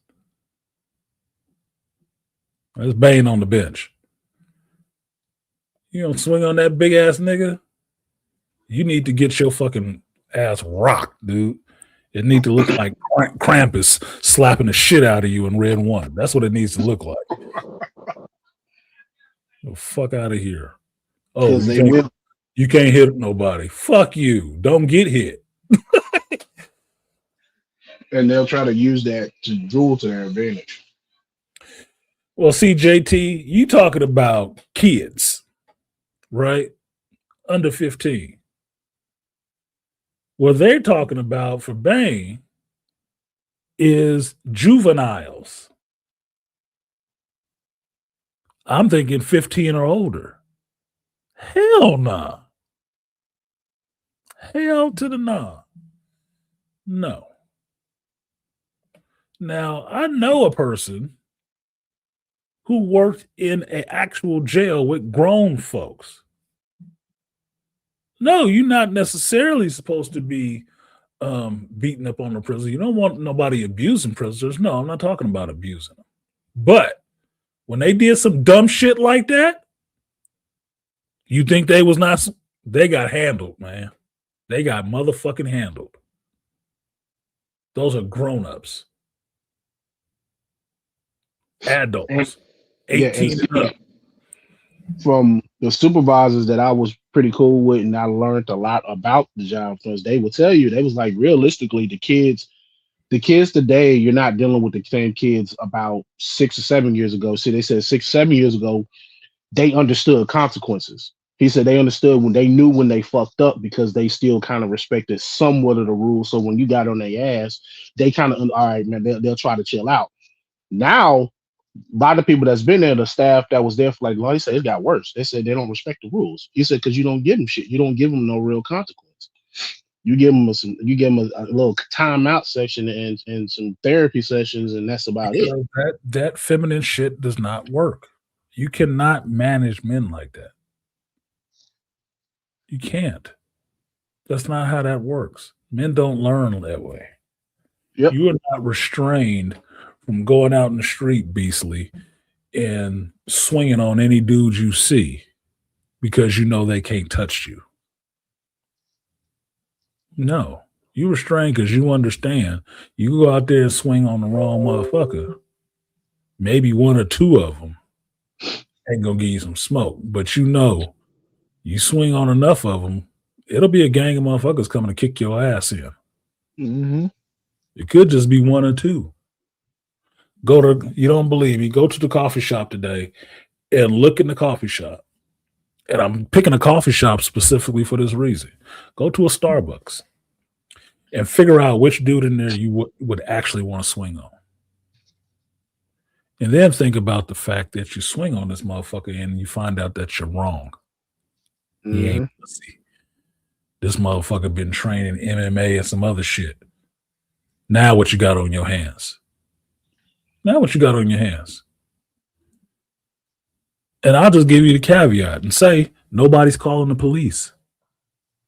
It's just you and this dude in this restaurant with all the rest of these people. What do you think is going to happen?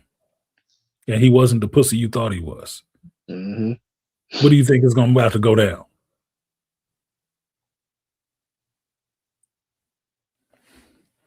It's going to be a problem. But you understand that about people and men in society. You don't be fucking with everybody. Even badasses don't fuck with everybody. Because they ain't trying to get fucked up. So you gonna put some of these people in one place and then have people there to supervise them in this place and tell them not to defend themselves. And you're already understaffed too, because that's a big problem. You're fucking retarded. That's not going to work. No. The only check against dumb shit happening is the understanding that something worse could happen to you. That's the only check against that shit. SFUSD. Well, JT, where were you? You in fucking Frisco. And these are younger children. They can't even maintain their own fucking children. Damn sure don't want you doing it. And you a black man? Come on, bro. You the poster boy for everything abuse nowadays. And ain't even the ones doing it. Not even the ones doing it. And the crazy thing is, the only time that they respect you is when you go off script, because a lot of my restraints kind of have to go off script. When one kid, I went straight jiu-jitsu on the motherfucker, and they was like, oh shit. I was like, because the message, the supervisor, like, you transitioned to like a side mount on the floor. I said I had to, because this motherfucker was trying to throw a punch. And had he threw a punch, and while I was on top of him, we was going straight into an arm bar after that, and I was going to snap that bitch. I said, so I was trying not to do all that, because there was a whole lot of stuff that I could have did when we hit the floor, grappling on the floor. I said, nope, let me not do that, because I don't want to fucking hurt this fucking kid. Even though I say kid because he was fucking 17. Yeah, fuck that. He gonna have to feel some pain for him to dial that shit back a little bit. And that's the problem. Even with animals, pain maintains them. If you cannot inflict some kind of pain on anything in this world, you will be a victim of anything in this world. Now, maybe that's just a male philosophy. Maybe that's toxic. I don't give a shit. I don't use all those stupid ass words. It's common sense. It's common sense. But okay, whatever. Yeah, Jamaicans have a saying, who don't learn must feel. Who don't learn must feel. Yeah, in your ass. That's where you're going to feel it. Spare the rod, spoil the child. Exactly. Meaning you're going to have to catch an ass whooping for some of the shit you're doing. So you learn either not to do it or set yourself on a path that I'm like taking these ass whoopings, doing this. What I know about people who like to shoot folks, they don't like taking ass whoopings. They're really afraid of that. That's why they shoot. Yeah, because you'll see a lot of that. They'll like to try to team up on one motherfucker. I said, most of you, I called them out. I said, most of you motherfuckers is coward shit. What you talking about? I'm talking to you. I said, because you need 5 people to jump on one person. I said, I said, you do that because you niggas is used to, because you got Glocks with switches on them. And so when somebody take that away from them and you realize you can't fight. Now, Now I would tell Bane is the most surprisingly the most cooperative kids are your most thugged out kids because they chill because they really about that shit. But so they just trying to do their stuff and go home. So they'll the ones surprisingly use the manners and hey, yes sir, how you doing, sir? Yes, man. For shit, sure, I will give them credit. If you disrespect the female staff, you might have to stop a fight because they don't disrespect the female because they always will try to put a female in there because they associate female with mama. So if somebody did just disrespect a female staff, you might have a fucking fight that you had to break up because they be like, hey man, don't call out her name, don't do X, Y, and Z. That's a female. So they will try to do that still. But for the most part, the programming still works in jail, huh? The censorship is active. That's a female. That's a mama. That ain't your mama, nigga. That ain't your mama. But that's because so many of us wasn't raised with your fathers. That's why you don't have that respect for another man like that. To say calm down. That's a daddy. That's a father. And that's the other side of that. I say, yeah, they have mamas, but see, they don't have a man. They never had a man. I tell them straight up, I said, because you never had a man punch you in your chest. That's why you think you can go toe to toe with a grown ass man. Your mama set you up for that shit.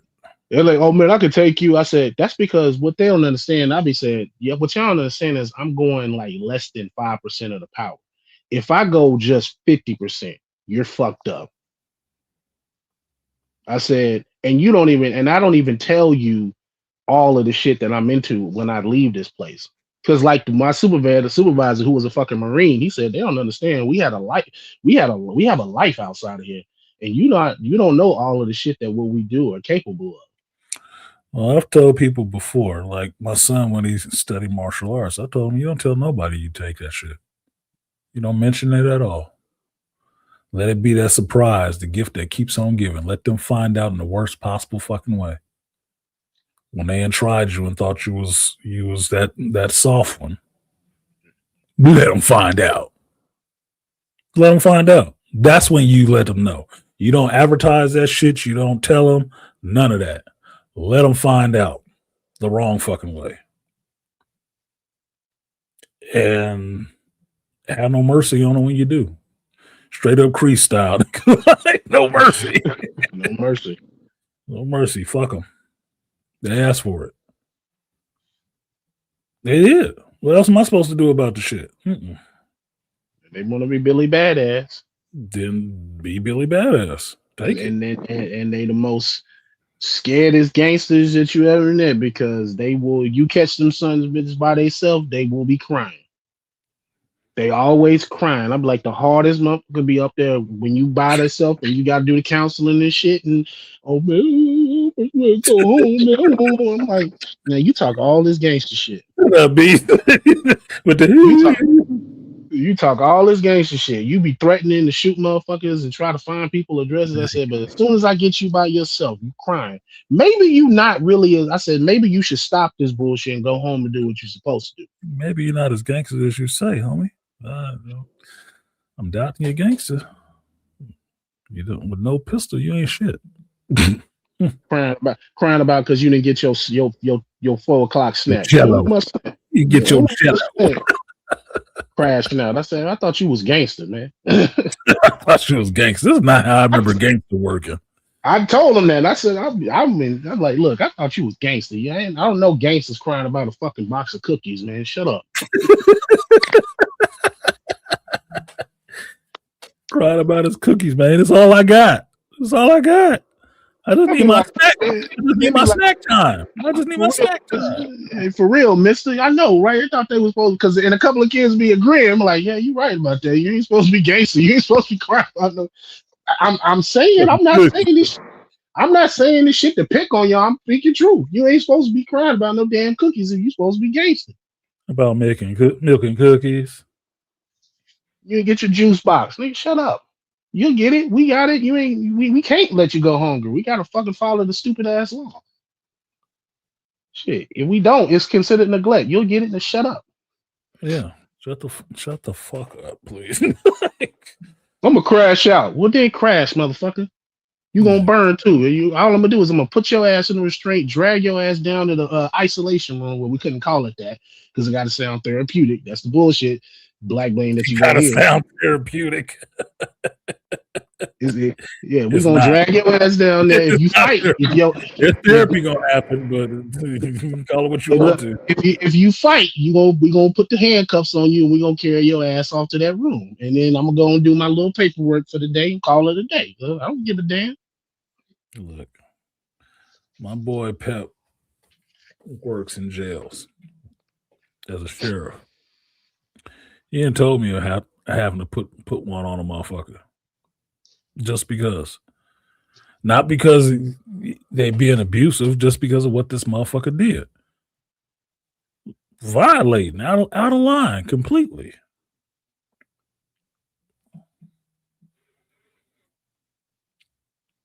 Look, everybody want to be a rebel, but there's some rules that you follow and some rules that you kind of don't. Okay. Some of this simple shit, you might want to follow these. It makes things go a lot smoother. Just saying. So you don't have to be a complete asshole about certain things. But the reason you ended up there because there was some simple shit that you couldn't follow. Well, here are the other simple ones, the little more strict ones to get you through this and out of it. Back out to where you want to be. Hopefully. Free. Let's keep it simple. Mm-hmm. You don't want to be here, and I don't want your ass here. I want you back outside too. So help me help you, nigga. Yeah, I tell them. I said, or dude, you can have a terrible time of this whole fucking ordeal. It could be worse. Tell them, young one. I said, dude, I don't want to see you fucked up, and I don't want to see you bad. I want to see you the future. No. You're supposed to be the future. You the kid. I said, I want you to do good. I want you to live your life. I want you to get the fuck away from the bullshit. Unlike the ones that I've had to read about in the news or hear about, see their obituaries online that I've met. I was there that have been killed in the street from doing some dumb shit. Asses sitting in the county now. I don't want that. I told him, I said, I don't want that from you. Why the fuck would I be? If I was a hater, I told him, I said, you sound like you. I said, no, if I was a hater would just let you continue to fuck up and would never say shit to you. I give you shit to help you fuck yourself up. If I was a hater, I don't want you fucked up. It does nothing for me watching you get fucked up. It doesn't. It does nothing for me to see you do something stupid and end up with a broke arm. Mm-hmm. You could have not did that and saved yourself a lot of pain. You don't have to be afraid of pain, but you understand it's coming when you do certain things. I'm just saying. So anyway, final thoughts. I got my ticket for Avatar tonight at 6 p.m. because apparently the theater was packed at 2 p.m. So I got a couple hours to do my research because I'm still trying to buy a new car. So I need to find it and try to get that before this year is over. So I got to get on this other website for work and see about the deals they're offering and go look at a couple cars real quick before I go to the movie theater. And hopefully I can start the new year in something brand new. Christmas present for yourself. Yep. Because that's how it rolls now. When you're single, you got to buy your own Christmas presents. Got to buy your own shit. They need to start making those commercials for guys. You just buying shit for yourself for Christmas. Just treat yourself. Holiday season. Yeah. I told my mother yesterday, I finally admitted to her that I don't really like doing Christmas anymore. I don't. Between working retail and the stress of Christmas with family and the times of being unemployed during Christmas time and not being able to get my kids the stuff that they wanted, Christmas is stressful for me. It's really complicated and stressful, and I don't like it. I don't like commercial Christmas at all. You will not hear me running out on Black Friday to buy shit. I don't like that shit at all. It's irritating. And then I don't like the disingenuousness of people in the holiday spirit. with family in a sense, being that no matter what you got them, it took your money, whatever money you had, to buy them gifts, and motherfuckers are always unappreciative and critiquing what you got. That what I told my mother, I don't like the idea of your value as a person being reduced to a gift that you got somebody. If it was good or if it was bad, if you're about shit and you're not about shit because of this. I am sick of that shit, and I don't feel like I need to play. My kids are grown. I don't need to play. I don't. I can sit the fuck back and watch y'all do that shit. My granddaughter was taken care of. These are kiddie holidays anyway. Still in November, my granddaughter's Christmas present and her brother's Christmas present was taken care of. I'm good. I'm straight. I'm not buying presents. I give people presents all year round. All year round because I appreciate the people. I don't need the fake holiday cheer like I had at work the other day, which just had me mad at my fucking operations director with her bullshit she was doing, trying to hold everybody hostage on a Friday after a staff lunch because she wants us to make gingerbread houses and her son to come back and judge. I'm like, the fuck? Thank you, Beast. Same shit I said. I'm like, I'm not even participating in this white elephant bullshit. What if I'm Muslim and don't celebrate Christmas? Y'all ever thought of that shit? But now I can't leave early because you got to go. We got to sit here and wait 45 minutes so you can go pick up your fucking child from school and come back and judge gingerbread houses. Fuck these houses. Dude, I was so through. I was so through. I was pissing in. Like, you're not gonna talk to me like I'm sitting in the elementary room classroom. Hey, be quiet or nobody leaves early. I ain't Will Ferrell. This ain't Elf. Go clock out right now, bitch. The fuck are you talking about? I will go to that time clock and clock the fuck out right now for that shit. And then call HR and tell you how you trying to hold me hostage. The fuck out of here. Your kid don't work for us. Man. Yeah, JT, fuck that. Yeah, I was pissed Friday. I was pissed Friday. Pissed. Capital P and is.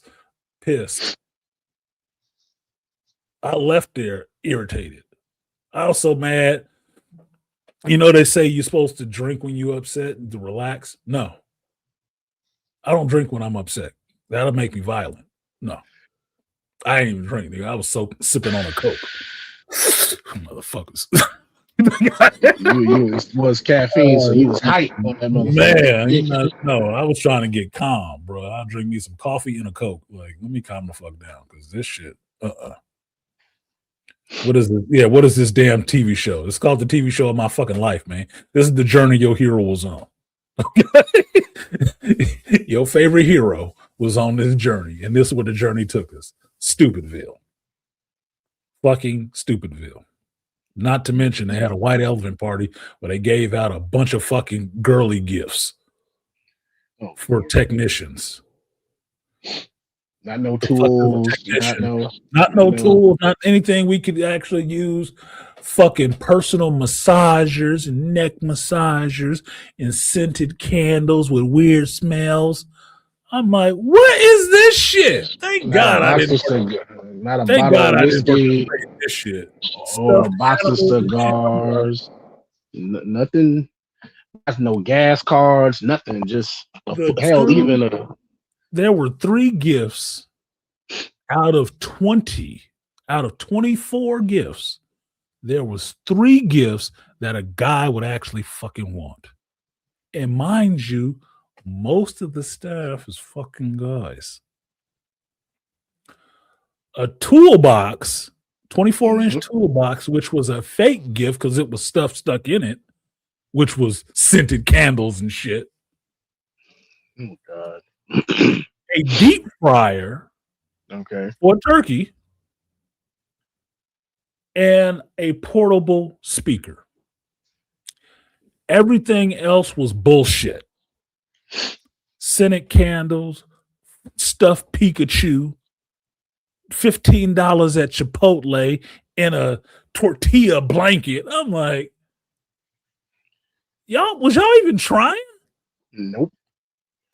Nigga, thank God I wasn't a part of this shit. This would have pissed me off. Oh, but you want to do the white elephant, so if somebody gets something good, you can steal it. Who wants this shit? I'm mad. I would be mad I got it. Fucking hell, I couldn't believe that shit. And then to cap it off, you couldn't leave early. You had to stay to make these goddamn gingerbread houses. Forced? On top of bullshit. Yeah, on top of the bullshit. Now I got to make a gingerbread house. So if you'd have gave me a box of some cigars, I might have considered it or some shit. Some Jack Daniels. I would have took a box of candy canes. I would have took a box of fucking candy canes. Not even peppermint ones. I like peppermint, but it could have been multiple flavors. I didn't give a shit. It could have been grape candy canes. I would have rather had a box of candy canes than the shit we was doing forced to do. I was so goddamn finished and irritated. I'm like, man, can I just fucking leave? Can I go home? Because we went to lunch and then we had to come back for this bullshit. For what? Oh, you can wear whatever you want. Wear whatever I want. Bitch, I'm wearing work clothes. I don't live close to here. Yeah, I'm going to go home and change clothes. I'll be back in an hour. Because it takes 30 minutes to get home. Oh, what do you know? My car broke down on the way home. I'm not coming back. So that benefit of being able to change clothes was only for the bitches that work in the office who can't wear normal clothes anyway because they always want to be fake goth.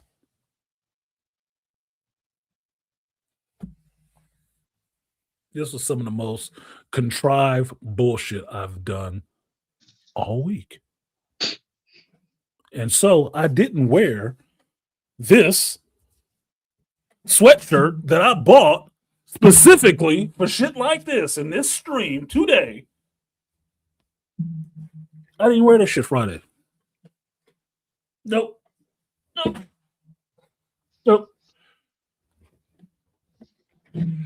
Not a performing monkey. I'm not doing this shit. I can't fake it. I can't. I don't have a good poker face. Can't fake it. When I drove a truck for an Asian company for Christmas, they did an 18-course meal and raffles for new iPhones and shit. They ain't raffling shit. They had a $30 limit on what they were doing for this month. And one of the bags was a candle that smelled like chips and salsa and a bag full of Halloween Reese Cups chocolate. For $30. And mind you, there were 4 bags like that. Exactly the same. I'm like, what 4 bitches went shopping at the same time to get this shit? Are you fucking kidding me? Y'all couldn't buy a cheap Leatherman or nothing? A fucking some screwdriver, something we could fucking use? Scented candles that smell like some shit you wouldn't even want to smell? Burning or otherwise? Chips and salsa? Pizza and ranch? Who's finding this? This shit was just boggling my mind, man. Boggling my motherfucking mind. See, that's why I don't like the limit on how much you can spend sometimes, because if I want to get some nice shit for somebody, let me do that. If I want to spend like $50 or $60 to get a nice ass gift for somebody, let me fucking do that. Don't put it out, because when you make it $30, you got somebody that's gonna shop within that $30 limit, and they're gonna buy some dumb shit. They're not gonna take the time to research and say, let me go get something nice for $30. No, I'm gonna go get some bullshit that's for $30. Well, they're not gonna be creative, is what it is. They're gonna wait till the last minute and just get anything, right? Yeah, $30. If you did a traditional gift exchange, you drew somebody's name out of a hat, somebody drew your name. They had $30 to spend. You had $30 to spend. You went and bought some shit for $30 that might work for them. If you know them or don't know them, you would get some shit that would, well, they work, they do the tech thing, so maybe some tools or something. What can I buy $30 for some tools? Well, if you take your monkey ass to Home Depot, you can find a lot of stuff for $30 Oh yeah, that they Lowe's, could Home possibly Depot. use or whatever, right? You could do that. $30 on a white elephant means you can put some bullshit up there. Yeah, You don't have to be accountable for what it is that you brought because nobody knows. And it doesn't have to be to the limit of $30.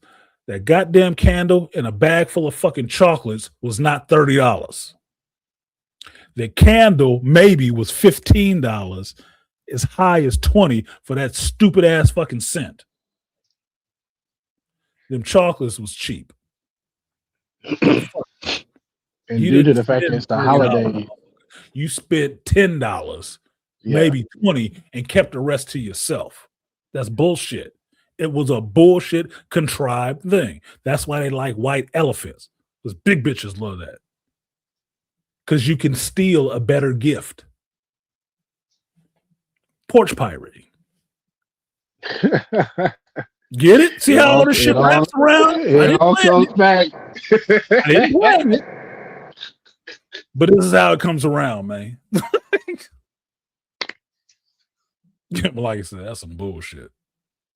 Yeah. And see, whole room smelling like nachos at work. Yeah. I smelled that fucking candle like I just want some chips for some reason. And see, for $30, if I knew it was some nerd geek type motherfuckers in there, I'd have probably bought one of like a Marvel Legend, one of the Hasbro Marvel Legends, or like a fucking Star Wars Black. I would have bought that shit just because I knew I had a $30 limit, and I knew, man, well, I know probably some similar geeks up in here. Let me buy something they probably wanted, and I wouldn't get no bullshit character. I would get like a decent character.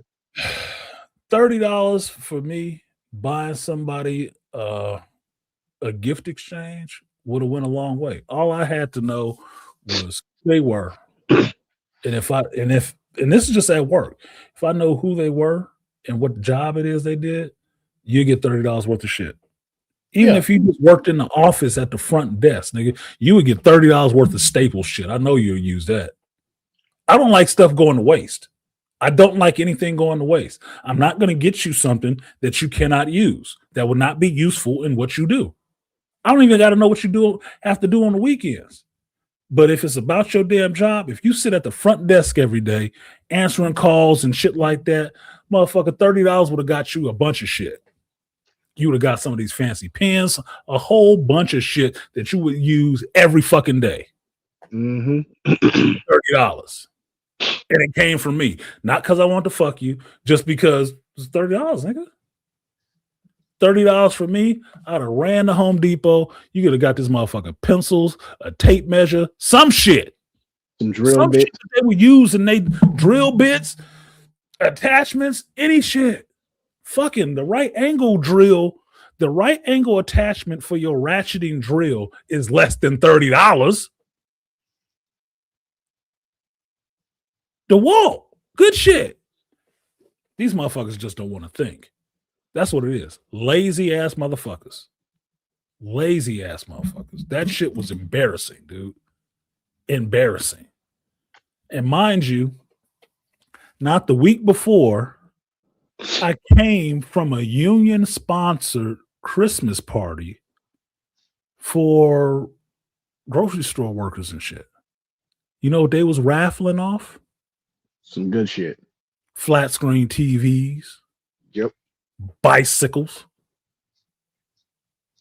Bunch of good shit that you only had to spend $5 for. A raffle ticket. You mean to tell me I could have bought this one $5 raffle ticket and had a chance of walking out there with a 72-inch TV? Shit. You would have saw a couple of PlayStation, some Xboxes on the raffle table, some good shit. Yeah. It was bullshit. It was absolute bullshit. Embarrassing. They only took y'all to lunch as well, not dinner. Well, here's the thing. They only took us to lunch because the motherfuckers don't want to cook. And mind you, most of these motherfuckers is all wives. They don't want to have to cook for us. That's why when we have our staff appreciation days, where they're supposed to be appreciating us as techs and staff, they always try to cater out because they don't want to have to cook for us. You know, the ones they're supposed to be appreciating. So they'll cater some shit. I've never seen so many big bitches that don't cook. Didn't that used to be a thing? But like, if you a big chick was the one that used to can cook, had a fire pot. Boy, you would have had that kitchen heated. Like, damn, this motherfucker can cook up all kind of shit. I see why you big. Karen manager or the HR? Karen manager. I would say Karen manager. We went to Chili's. Why? Because we went to Chili's the last time we had a staff event. And everybody loved it. All the people who don't go out to eat regularly. You know, the housewives who go to work. If they don't take y'all to a fucking steakhouse where y'all actually can enjoy some shit. No, because they still got a budget that they never got. Like, get the fuck out of here. I just came from a base watching this motherfucker spend like $30,000 on shit in a day. Y'all got money, you just fucking it off on all this other little shit.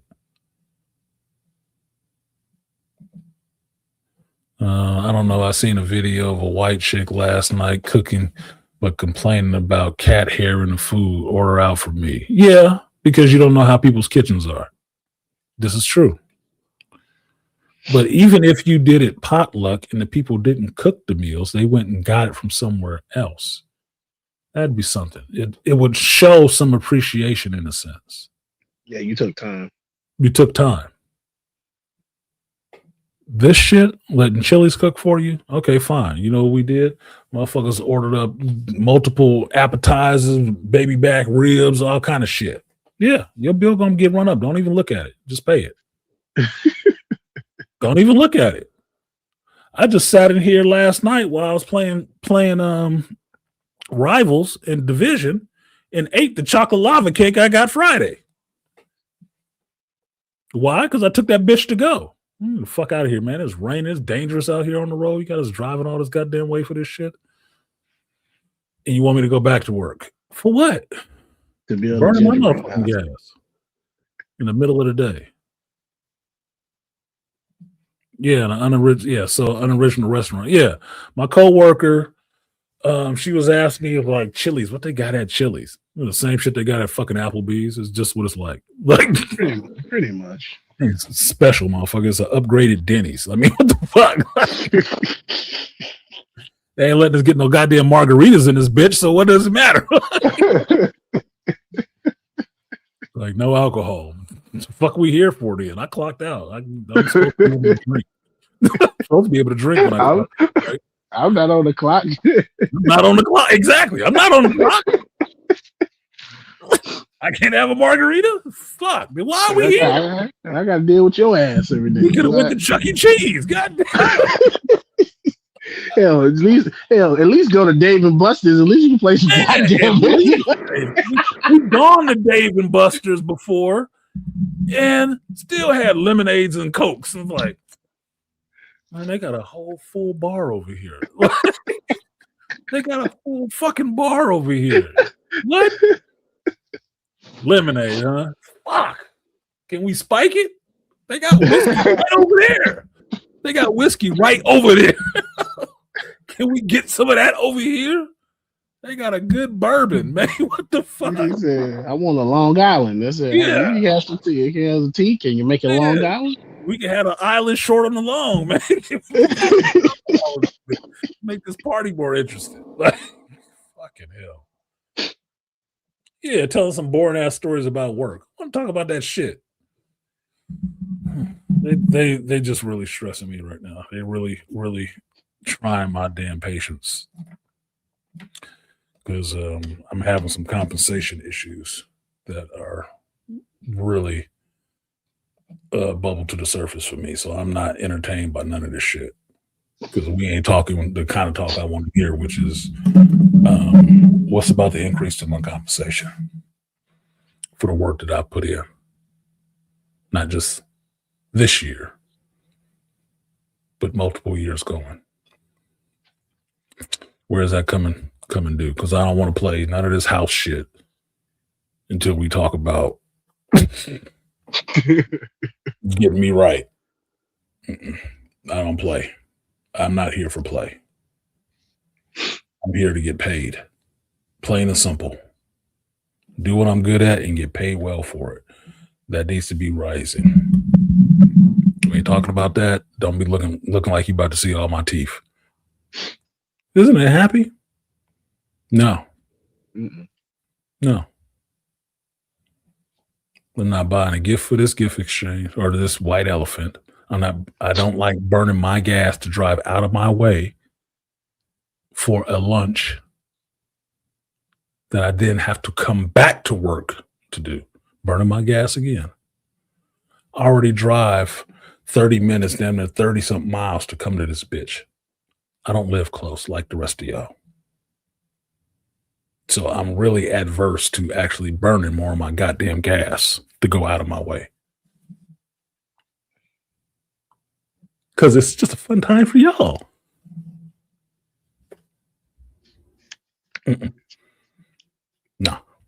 No, bro. Nope. What's up with the money? Let's talk the real talk and then we can have the fun. How about that? Because obviously y'all don't know nothing about no damn having a good time because of the shit you No, maybe they do. But maybe their good time is not my good time. Mm-hmm. I might have enjoyed that shit a lot better with my compensation being right. But I can't get past that part to be enjoying myself. I'll smile a lot better with my compensation is right. I'm just saying. I might be in a festive fucking mood. I'm not right now. I'm irritated. One company I worked at, the owner was an old white woman and she gave out food, weed, and alcohol. Damn, she had some loyal employees. One company I wish I worked for, but it was not in my trade. And this dude, Jesse Escavilla, Quality Erectors. It's the ironworkers company.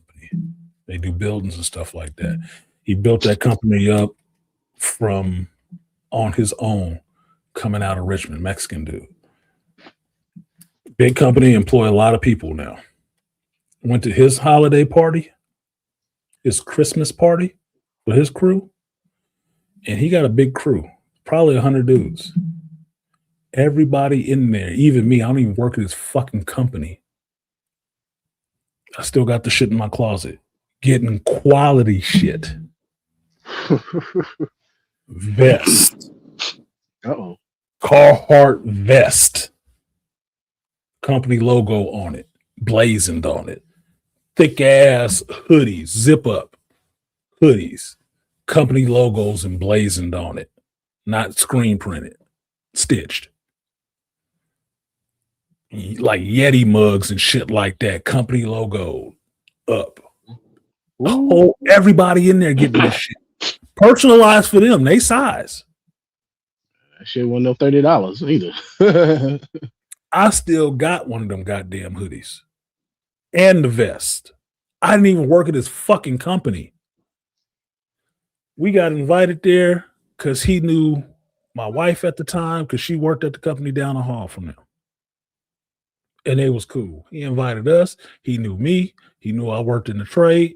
We getting there getting some of the same shit the people at his company getting. I'm like, this man, I don't even work in this trade, but I would join up to work for Jesse. Jesse take care of his crew. He take care of his goddamn crew. No ifs, ands, or buts about it. Big ass banquet style meal, motherfucking carved meat and all kind of shit all over the place. It's like this motherfucker went out. He went out. He wasn't pinching pennies on showing some appreciation for his fucking staff. That wasn't what it was. You didn't have to give each other gifts. He got gifts for everybody. Bring your family. You show up, bring your family, bring your wives, the kids. It don't matter. Everybody show up. He took care of everybody. That was a boss I'd work for. Never worked for him. Just knew him personally. I'd work for that motherfucker.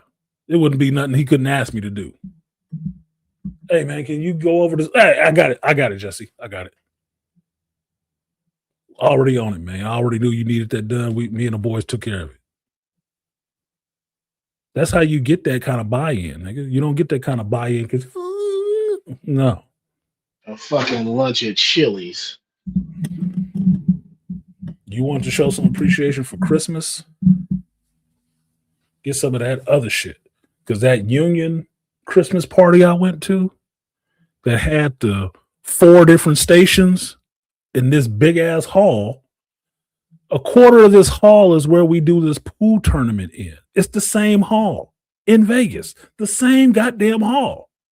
They just section it off, and a quarter of it is just for this Christmas party.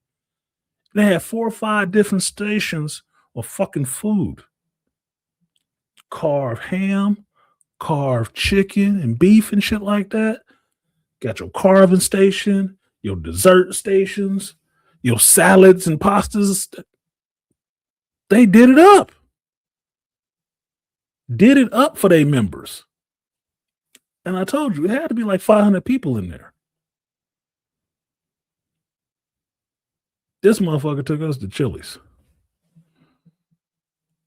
for 20 goddamn people and bitching about the money then. I'm like, y'all don't actually fucking care, dude. Get the fuck out of here. I know how much money y'all sitting on. Bullshit. Bullshit.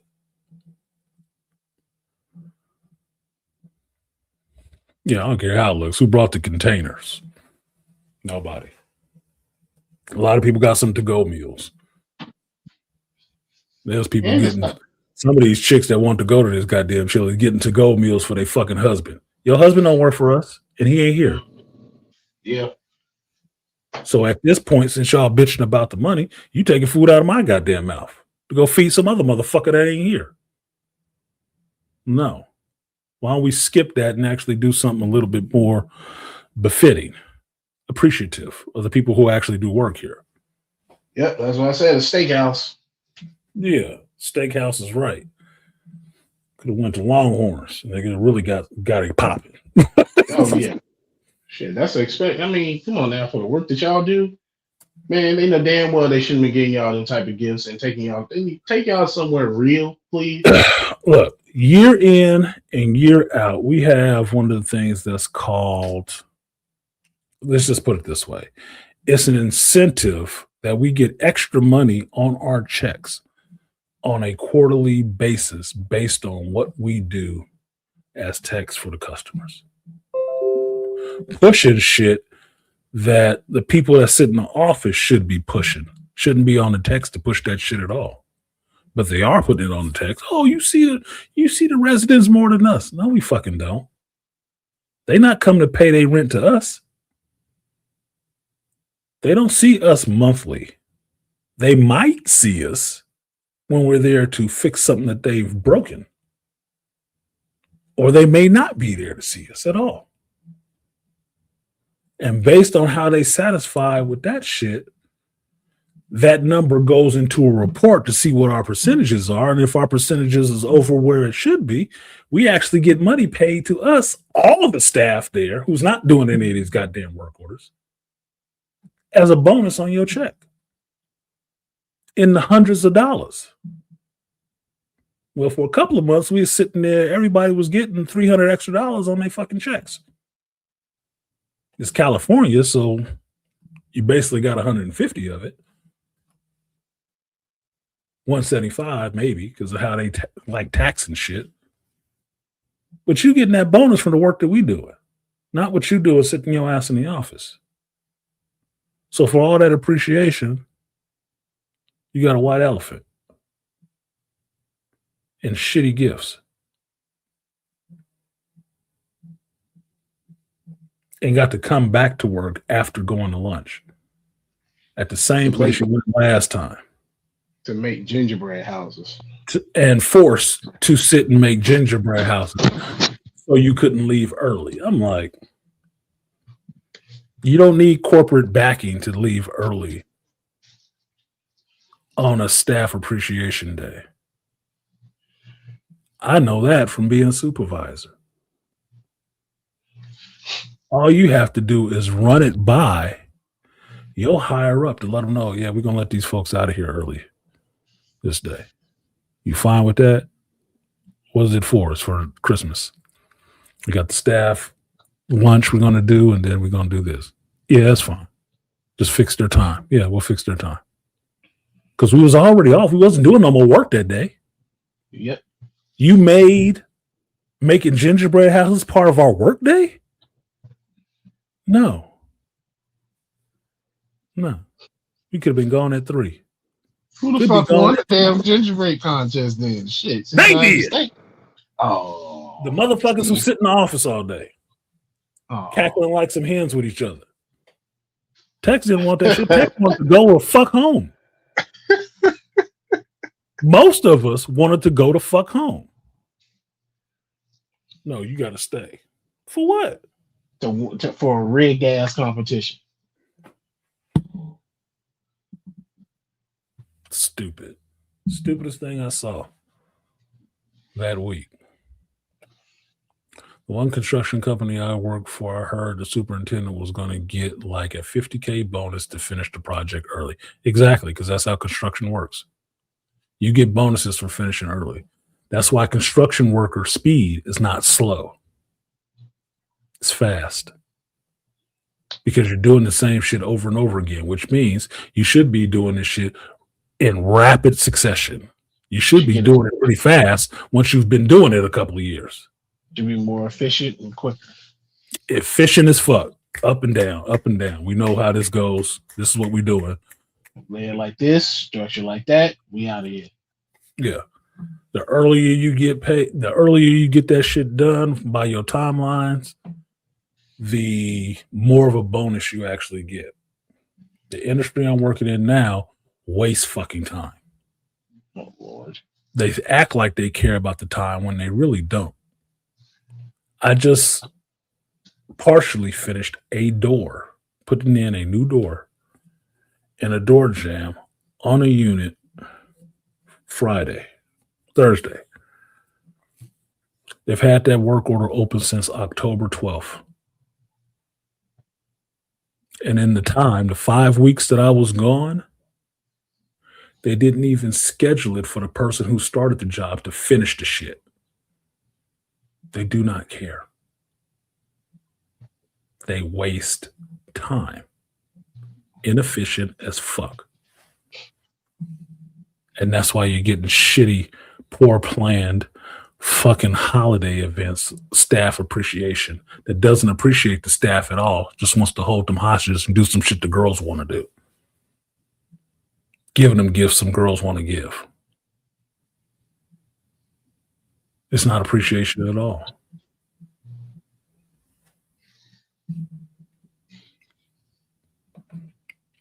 They got a lot of energy for all that paper and pencil pushing. Like Angry Man says, professional chair sitters. They got the shape to prove it. You just sit in the chair puddled up forever. Self-important.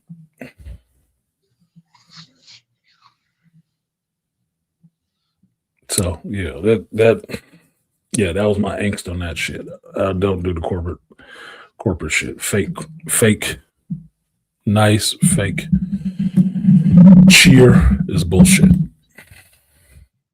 I'll be cheerful when you give me something to be cheery about. Mm-hmm.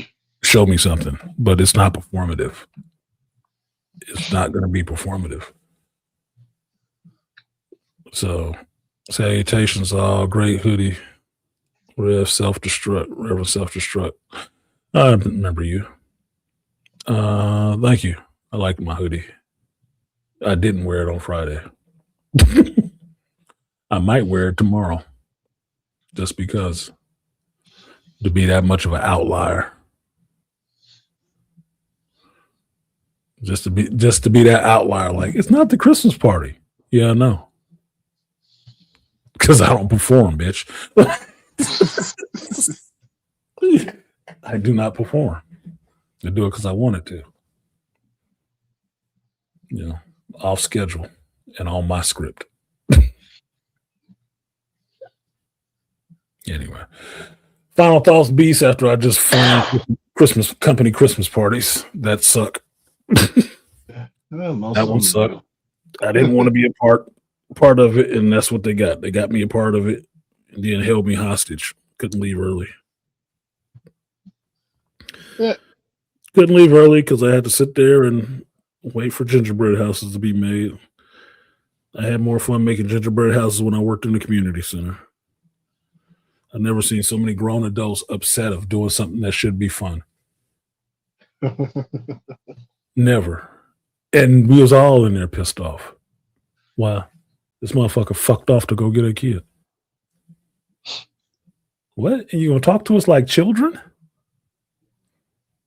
You know what? I think we should all just get up and leave this bitch and leave these gingerbread house sitting on these goddamn tables.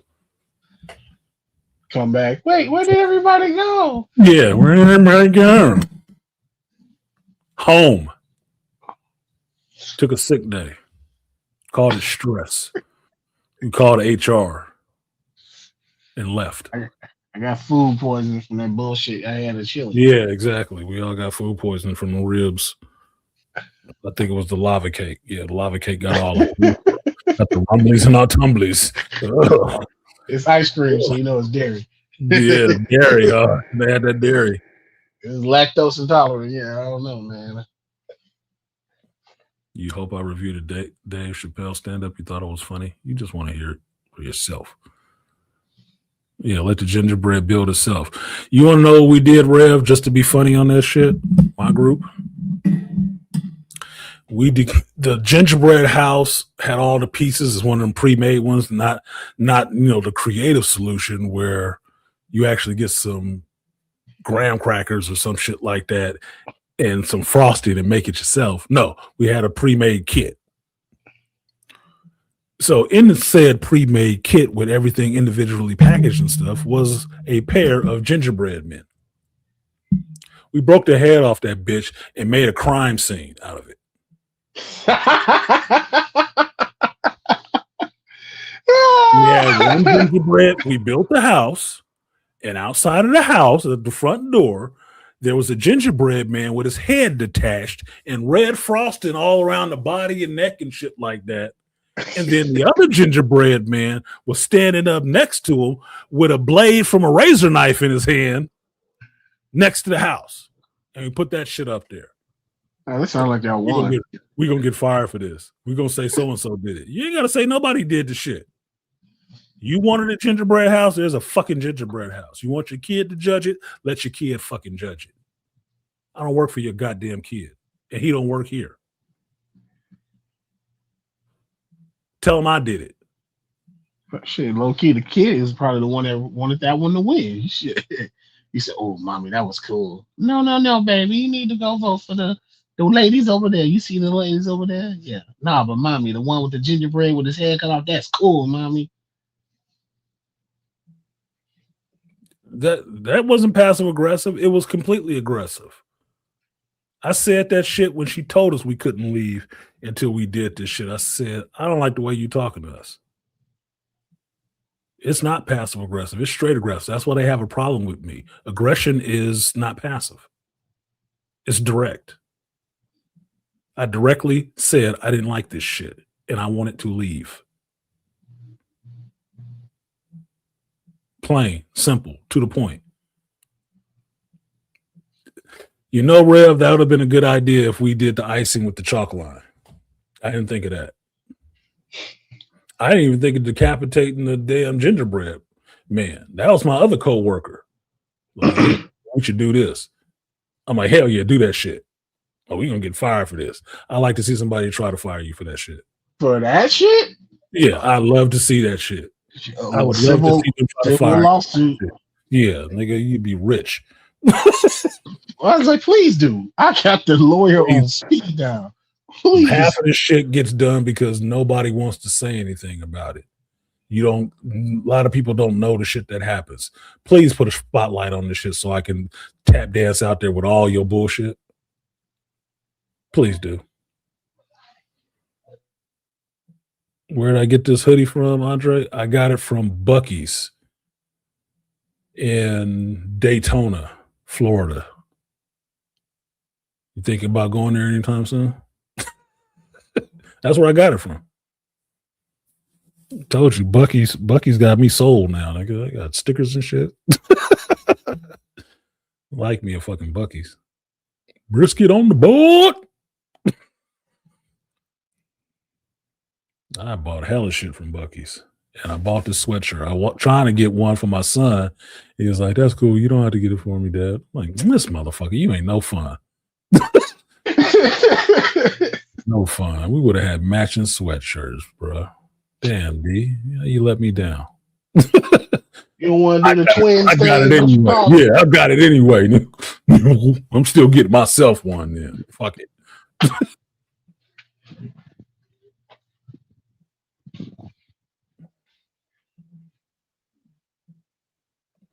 Yeah, the line was drawn when it was a cookie cutter kit. But here's the thing. They got these pre-made packages of frosted and shit like that with a little squeeze knob on it. So what did you think I did with the motherfucker? I'm a carpenter, boy. I kneaded that shit up, rolled it up like it was cake decorating. I got in there and started caulking that bitch. Caulking the walls and stuff like that to hold the gingerbread together. Be mad my shit look awesome. What?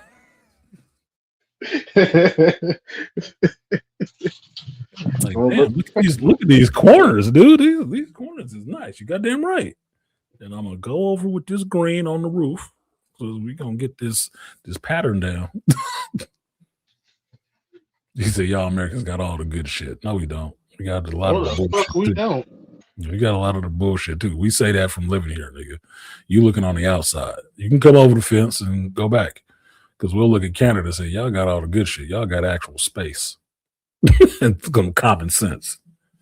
I just told you we got a $300 bonus that's taxed to the point that we only get about half of that bitch. We got all the good shit. Oh, your ignorance is funny. No. And trust me, I have to tell people at my job about that shit. The bonus that we get, trust me, your managers get multiples more than that shit. Oh, they do? Yes. They get all kind of bonuses for goofy shit that you don't even know about. The regular shit that you get, they get multiples of that every time. Every time. All managers do. My manager bought a new vehicle and was trying to say, oh, me and the wife is safe for it. Shut the fuck up. I don't want to hear that goddamn lie. Tell that shit to somebody else who believe it. No. You got that shit off of stuff that we doing, nigga. That's where that bonus came from. Shut up. Yeah, that's why I remember when I was working at Target, I never went home whenever they asked people. I said, because when I found out, I said they take your hours. So I said, whatever little hours you had left, they take that and they put that on their check. So I would say, nope, I'm gonna stay back. I say, I think y'all need somebody to help working in the back room. And see, that's why I was almost a fucking team lead at Target, being on my way, because I would be doing all the little extra little shit. I'm like, nah, I'm gonna stretch this 6-7 hour shit. I'm gonna get some hours out of you fuckers. I'll get my hours. And yeah, Rev, you're right. I forgot. It's ginger person. Because a gingerbread man apparently has testicles hanging off of him, so we can't gender the gingerbread. Say what? Since the fuck when? It has to be the ginger person. It's bread. It's a goddamn cookie. Oh my! See, this is the shit that made me. See, Andre, America got everything. No, we don't. We got a lot of the dumb things too. A lot of the dumb shit. Shit, I work at 60, 80-hour weeks, and all my overtime went to taxes. Oh yes, they love you. When I worked in construction, is where I developed the term that I'm one of Uncle Sam's favorite bitches, because his ass was taxing the fuck out of me. In this tax year at this job, on paper, I made some damn good money, which means Uncle Sam is going to have my cheeks spread wider than Big Booty Felicia out there. coming to get him and Gavin Newsom gonna be in there just like, yeah, artisan. Yeah, artisan. Make it clap. He gonna be like Peter Green, the gimp in this motherfucker. They coming, motherfucker. They coming. I did damn good this year again. Is it ironic that Gavin Newsom kind of looked like Peter Green a little bit? I don't call it ironic.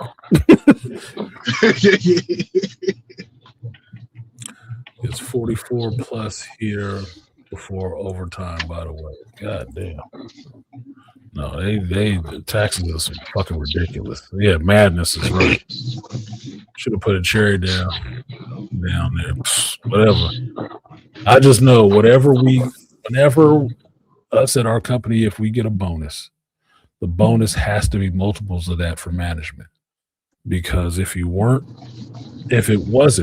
there would be no reason for management to push it. What do they care about $300 when they already making six figures? Well, why would they care? But what I found out from being a supervisor, being on that side of it, no matter what these motherfuckers getting, that's the regular, peons doing the work and shit like that, making, you make multiple times more than that. That's why you see management doing funny shit like, why'd they lay off so-and-so? I don't know. I guess he fucked up. No. That money goes back into a pot that they can now draw from.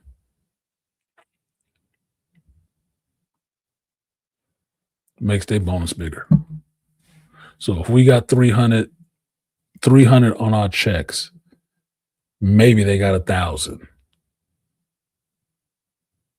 Multiples more because they're management. Otherwise, there'd be no benefit to being in management.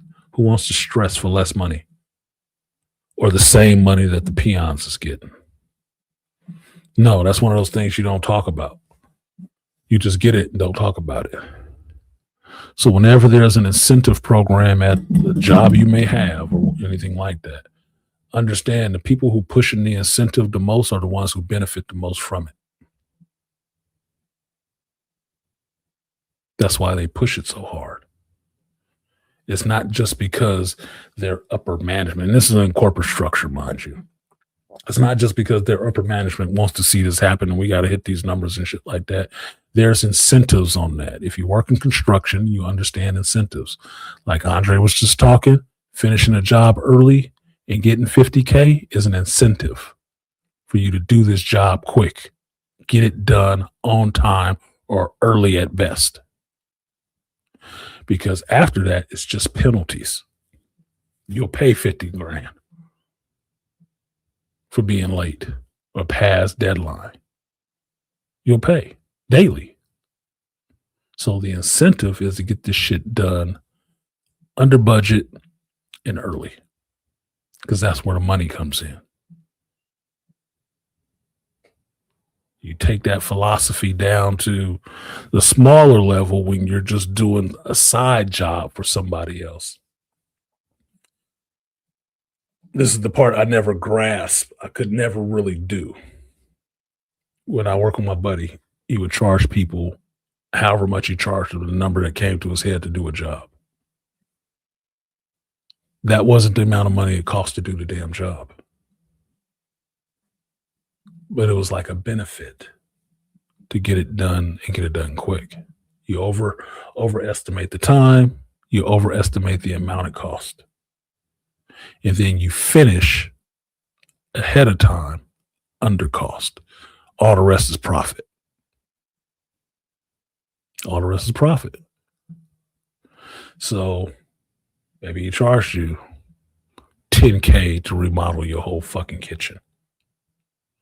Maybe it only costs $6. And that's counting dumping and us having lunch and all the rest of that shit, hiring another person and shit. Maybe it only costs $6. You put $4 in your pocket. Yep. Business. So when your manager is out there telling you, let's work hard to get this $300, understand that motherfucker is not getting $300. That motherfucker is probably getting 1,000. maybe 3. Who knows? But it's multiples more. That's probably the minimum. It's multiples more. He is not pushing you that hard for the same money you get. He's not. Never believe that shit. You know, his take on it is a lot bigger. He or she.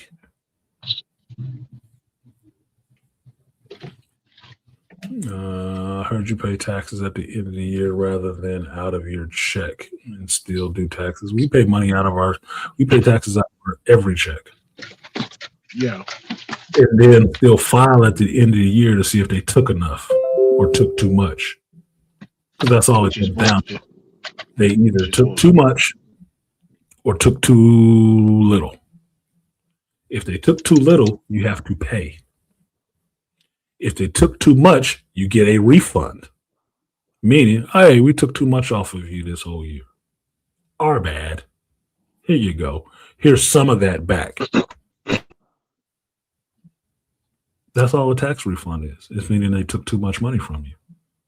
Or you gave them too much money.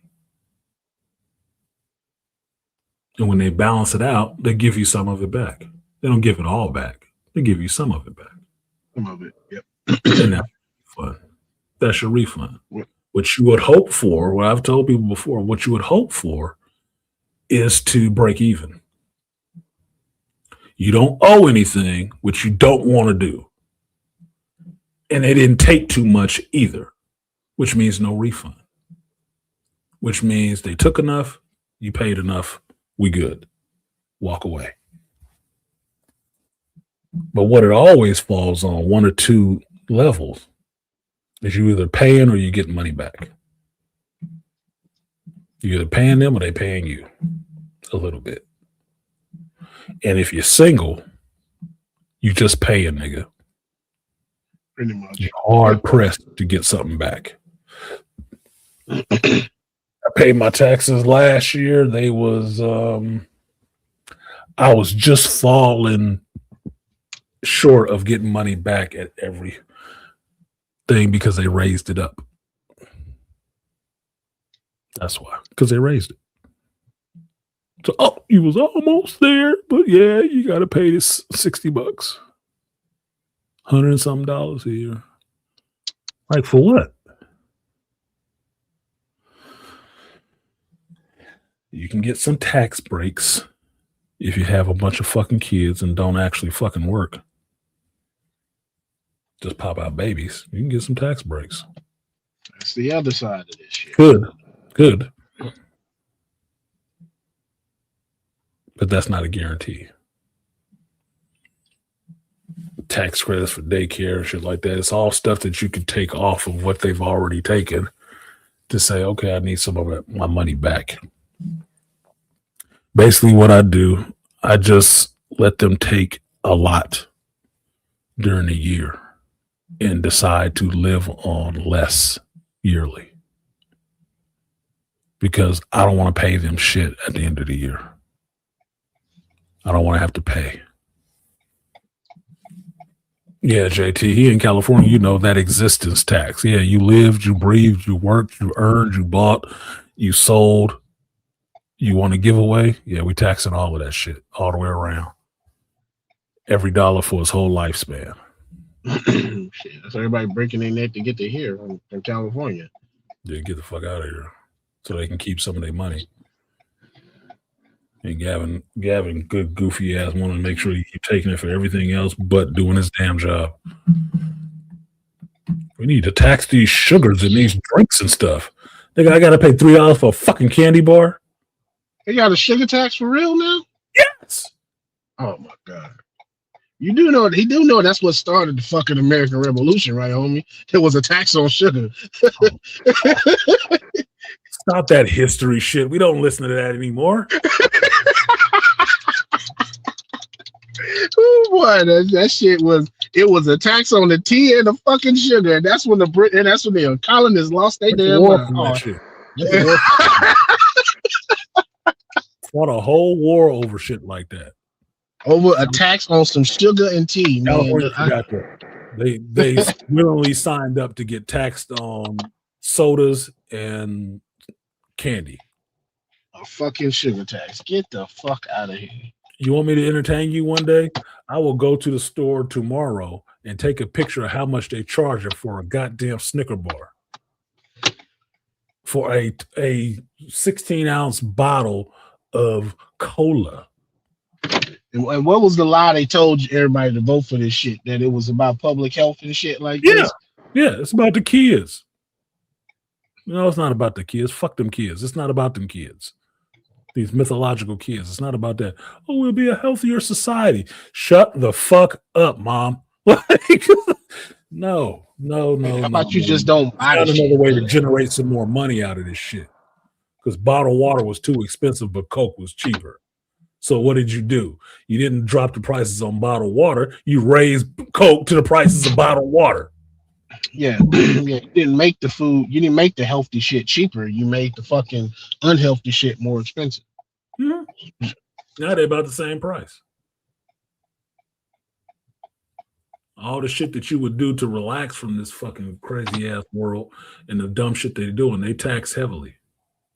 Oh, we can do the weed tax. We can make weed legal so we can tax it, so we can gain money over it because, we just don't have any money. Y'all got money.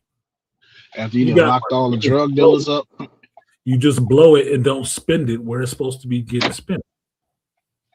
This is your slush fund money. This is your partying and buying a new house money. Motherfucker, it's a game, and you playing. On the side that you get to make the rules to charge people more on all the rest of the shit they use every day.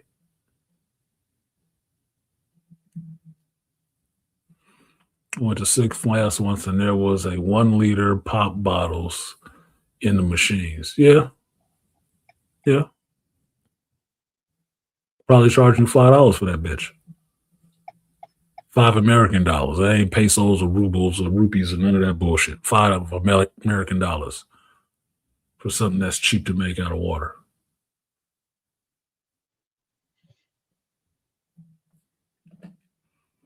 Reality being what it is, someone said we got the price of corn down so much. Let's turn it into syrup and put it in everything instead of use sugar. Yeah, and then charge you for that. Fruit shows corn, sir. Ain't it a tax on that shit too? Yeah, because it's no good for you. Because the same shit they feed the cattle, the corn and shit like that, is the same shit they feed you in the corn syrup, and it's bad for you, both of you species' health. Mm-hmm. So you getting that corn one way or the other, motherfucker. And the meat you eat or the soda you drink. If you eat fast food, you're getting it twice. So you're getting a double up. Because natural sugar was actually better for your body, can break it down easier. Corn syrup, though, nah, that's cheap.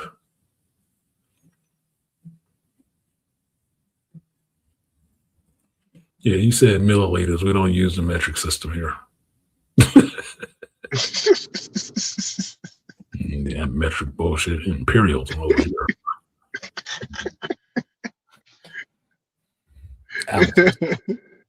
Grams. And if you go back to the UK, they use stone. 10 stone. It's not fucking around.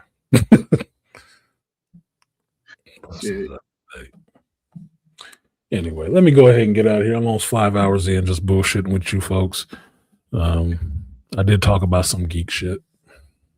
I will go see the Avatar tonight. And I'll report back to you guys in the coming week about it. It makes it, I can tell you this, it's hard to do videos nowadays. I still got a Supergirl video on this damn computer that I've been trying to do for a fucking week. And it's just about a trailer reaction. Mm-hmm. I did it on the stream, but I tried to cut it up and make it its own little review. But I didn't have time to finish it because my work week is busy. It's full. So it's still here on the computer. It's disappointing to me to not be able to put out videos regularly. But I say that to the ones and twos who subscribe and then unsubscribe in the same week, because I guess they're looking for daily content. When I say I don't do daily content, I don't. I have a daytime job. YouTube is not it. If it was, it'd have to pay me more. and it doesn't, so it's not. Just saying. As it stands, for 5 hours,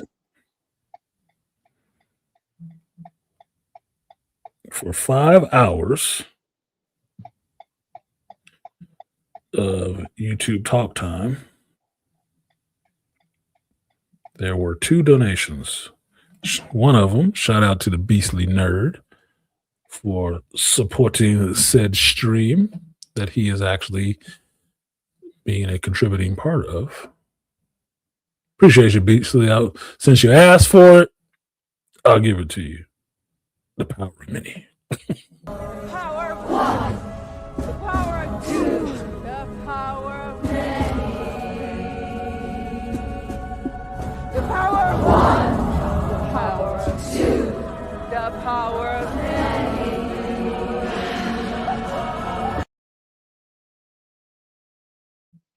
And also shout out to the Aquateke Techer for supporting the stream. I will give you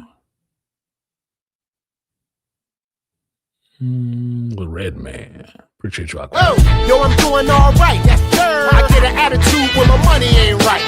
The team don't want to see me rich. I bet they all back down when they hear the click. Oh, yo. So at that rate, I'm working for less than minimum wage. Way less than minimum wage. And basically a slave. I'm a rich. So if YouTube was paying me, I'd be homeless. I guess I'm not a good YouTuber. I guess I gotta do a better show. Scissor. Yep. Scissor gang. Yeah, minimum rage. Yep. Minimum wage, maximum rage. Yep. That's what it would be. I'm not complaining. I appreciate the support regardless. But yeah. That's why I do a regular job. So I don't do content every day.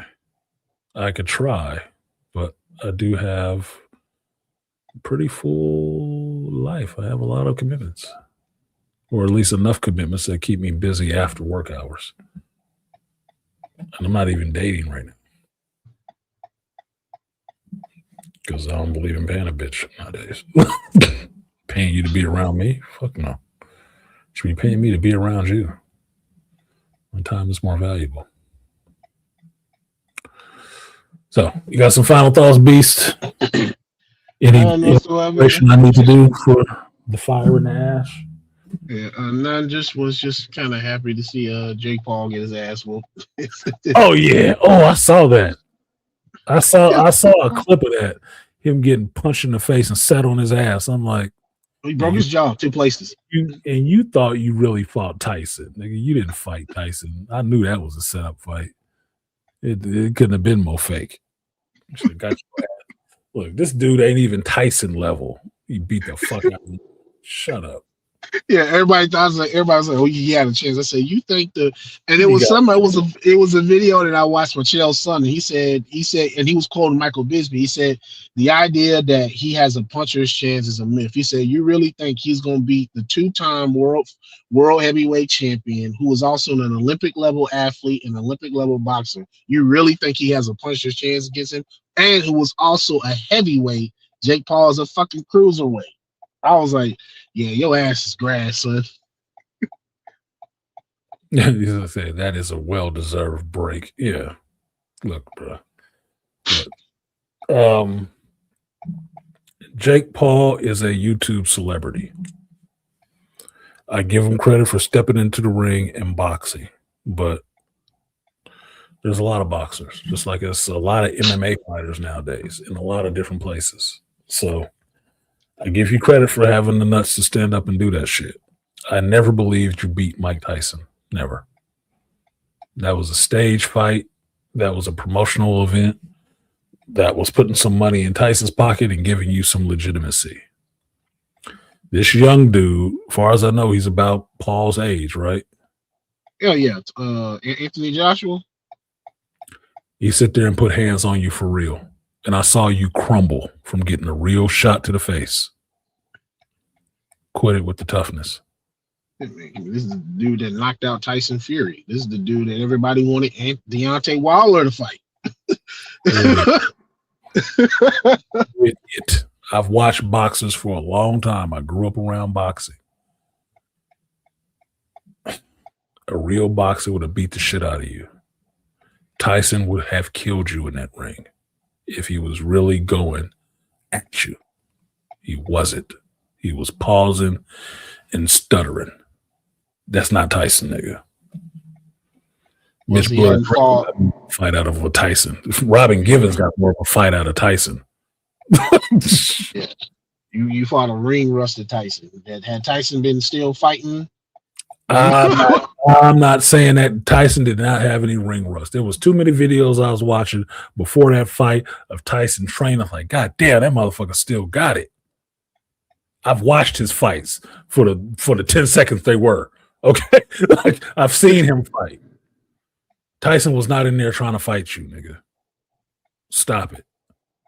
Tyson was in there cashing a check. Right? So now you can sit down and shut the fuck up. And since your jaw broke, it should be easy for you to shut the fuck up now for a while. They probably tried to make him lose to Paul, and he said, fuck that. Yeah, probably so. Because that Tyson fight was a publicity stunt. Tyson paused too many times in that fight where he could have laid your ass out and you see him cock it back and not even drop it. That's not ring rust. I was not seeing any ring rust in his training videos before that fight. That motherfucker was going at speed. He got in that ring with you and was saving your ass. He got paid not to beat your ass. Fine. Whatever the fuck. It's entertainment. It's not an actual fight. From the video I saw, that dude was actually fighting your ass and he was actually sitting you on your butt. You were scared. He spent more time running and trying to he was sitting there terrified. That motherfucker was coming and he was all gas, no brakes, nigga. And he was lowering booms on you at them ridiculous David Goyer-esque wide open plot hole in your defense that you was throwing up. He was laying your ass out every time you did that dumb shit. The same shit Tyson saw that he wasn't capitalizing on and wasn't hitting you in. Them weak ass openings in your defense. Blatant openings. That overhand right, which was always there, which is what I said. There it is right there. He was crushing your ass. That dude was crushing your ass every time you did that dumb shit. People say, well, he's amazing. He lasted this long. Yeah, he's dancing around the fucking ring. He's running. Yeah, and I could last a long time if I ran in the ring too. And I counted, he did at least 5 or 6 times. He grappled and tried to do some wrestling move shit on him. And I was like, okay, at what point do we take a point away, ref? Like, because he did this shit about 6 times. Even the commentators, okay, he got to stop with these antics. That motherfucker was running. He was scared. I'd be more scared of Tyson at 70 than Charles and Black Bane currently. I would be more afraid of Tyson right now. Yeah. As old as I am, if I was in the ring with Tyson right now, I'd be afraid. And I don't sense any weakness in myself for saying that shit. That's what Tyson does. That's what he does. That's what he's done his whole life. No, nigga. I've watched him sit down grown, buff-ass men with one shot in less than 10 seconds. I've watched that shit. That's the truth. They ain't looking at him as being one of the GOATs because it's just a title we throw on everybody nowadays. No. That motherfucker is a fighter. Most feared and respected man. Because if you can't whip his ass, you gotta respect him. You better shut the fuck up. Pay homage. Even the Chinese kung fu cats had a lot of respect in his way. Yeah, I would not be fucking with Tyson. What can I get you, Mr. Tyson? Put the motherfucker. Let's just put these down. Like, can we talk about this? Let's talk. Let's talk, bro. What you need? Let's get a coffee. Because I definitely don't want to go here with your ass. It's just a given. Can I punch him? Yeah, I got hands. They ball up and I can throw a punch. It wouldn't go well after that. It would not go well after that. Oh my God. There's certain times in your life where you know you fucked up, and that would be one of them. Like, oh shit. That was Mike Tyson. Krampus, be gentle. That man ain't fucking with Tyson. That man dead. So no, you ain't fucking with Tyson. Very Sun Tzu of you. I've read Sun Tzu. I know better. Not every battle you fight. Shit, not every battle you win. You can fight every battle you want to. You're not winning all of them. I don't see myself winning that one.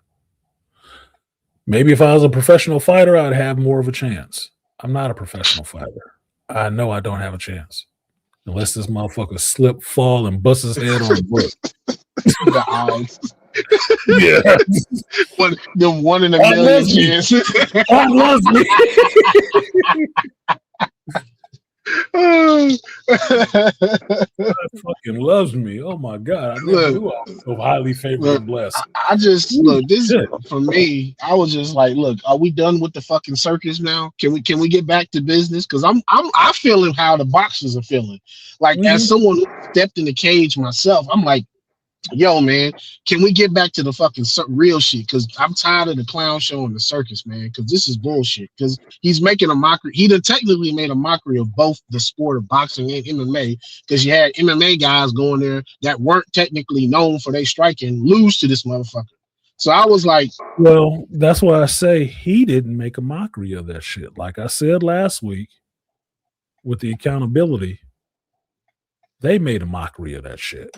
He did. Yeah, they did, because he put himself in a position to have these fights and talk himself up to having these fights, and somebody got these motherfuckers here to take a loss. They made a mockery of that sport, not him. He just showed up. You made a mockery of it because you should have never took a loss to somebody like that, paid or not. Paid or not, you should never took a loss to somebody like that. You can go on YouTube and watch his videos with him and his brother around doing some objectionable shit that should have got their ass whooped a long time ago. And now he's a boxer, wanting to be taken serious because he brings eyeballs. Oh, he got so many millions of followers on YouTube. Oh. And that means what exactly?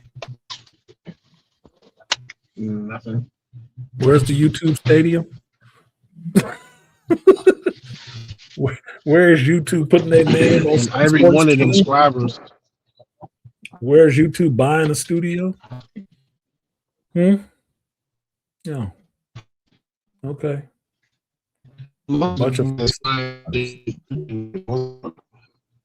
you bored again a little bit. Oh. You know.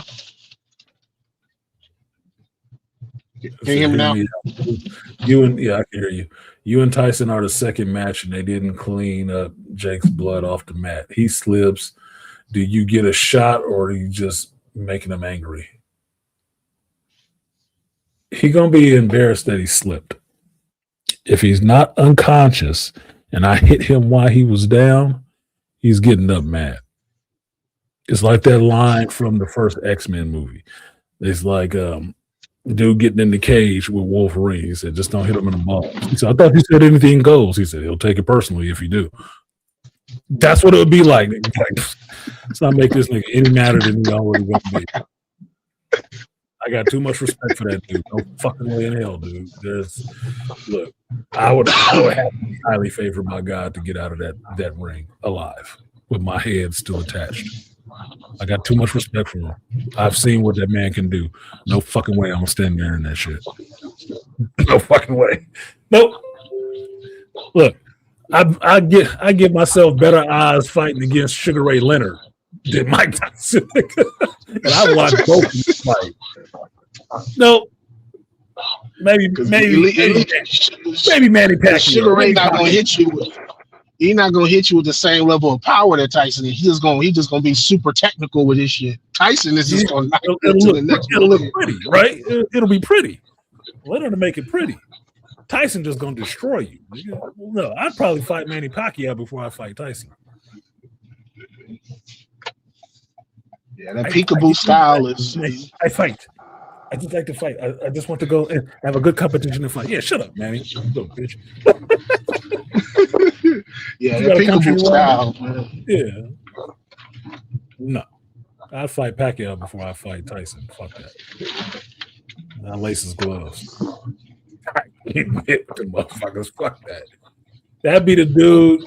Tyson would be the dude if he was in your family and you went to like the holiday, the Christmas gathering or something like that, and he wanted to fuck around and play fight with you. Like, nah, I don't play with you. No, let's play fight with Uncle Tyson. Nah, don't play fight with Uncle Tyson. Come on, man, we gotta play with Uncle Tyson. Come on. Yeah, nah. Let's not fuck around, man. You might catch a flashback. You might catch a flashback to Buster Douglas. And I catch all that. I catch all that blowback. Yeah, Miss Blood Green flashback or some shit. Nah, bro. Nah, we don't play with Uncle Tyson like that. You play Tiddlywinks and Monopoly. We don't play boxing because he don't play boxing. He do that for real. No, that'd be my great uncle Scotty. He was in the military. He was a drill instructor in the military, and he learned this martial art. And he'd be the one that always come to the holiday party and want to show you this new hole. Don't fucking touch me. I want to see you don't have to demonstrate this shit on me. I get it. I fucking get it. Do it on somebody else. No. No, absolutely not. Don't touch me. That would be Uncle Tyson. No. Uncle Tyson wants to show me. Nah, don't let him hit you. Nah, you want to show me how quick he is. He's quick. That's all you need to know. That's all you need to know. You heard the stories. You heard the legends, the rumors, the myths, the truth. Uncle Tyson is a level of respect he deserves. He's earned that respect from me because I've watched him do it. All the respect you can get from me. That's cool, bro. You got it. He's up there. He's the great. You're a fucking lady too. Okay. All right, bro. Whatever. You can have her. Shit.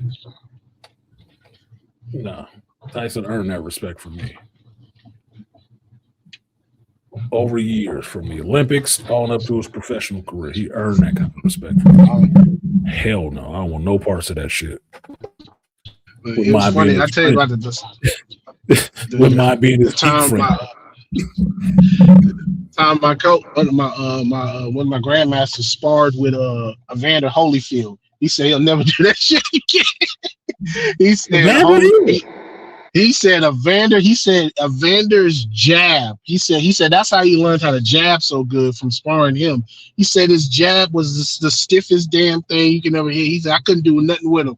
He would just jab the hell out of you. And I said, damn, he couldn't get around it. Yeah, like getting hit with a concrete post.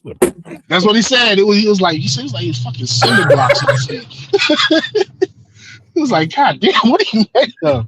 I think my soul left my body. Mind you, my grand's a world champion cage fighter himself, so he like, fuck that. He said, I'm not sparring him no more. He said, I just learned from him. I don't want to spar with him. If you want to, just imagine if you never watched Evander Holyfield fight, go back and look at on YouTube on some of the videos. Just look at his arm cocked back. Just look at that arm cocked back and look at that bitch. Dude, that looked like a fucking steel piston. It just looks like a piston ready to go. He hit you with just a straight jab. Yeah, it looked like some anime shit. It'll look like some anime shit, like that Doctor Strange going to meet the Ancient One, like your soul just got punched out of your body. They go like, wait a minute. Wait a minute. Hold on. There's a What's reason the you do from? the training before you jump in the ring. You know that, right? So you can take. Well, hit you with the eye of Agamotto like Doctor Strange in the game. You see your damn soul. Agamotto. I am Holyfield. Wow.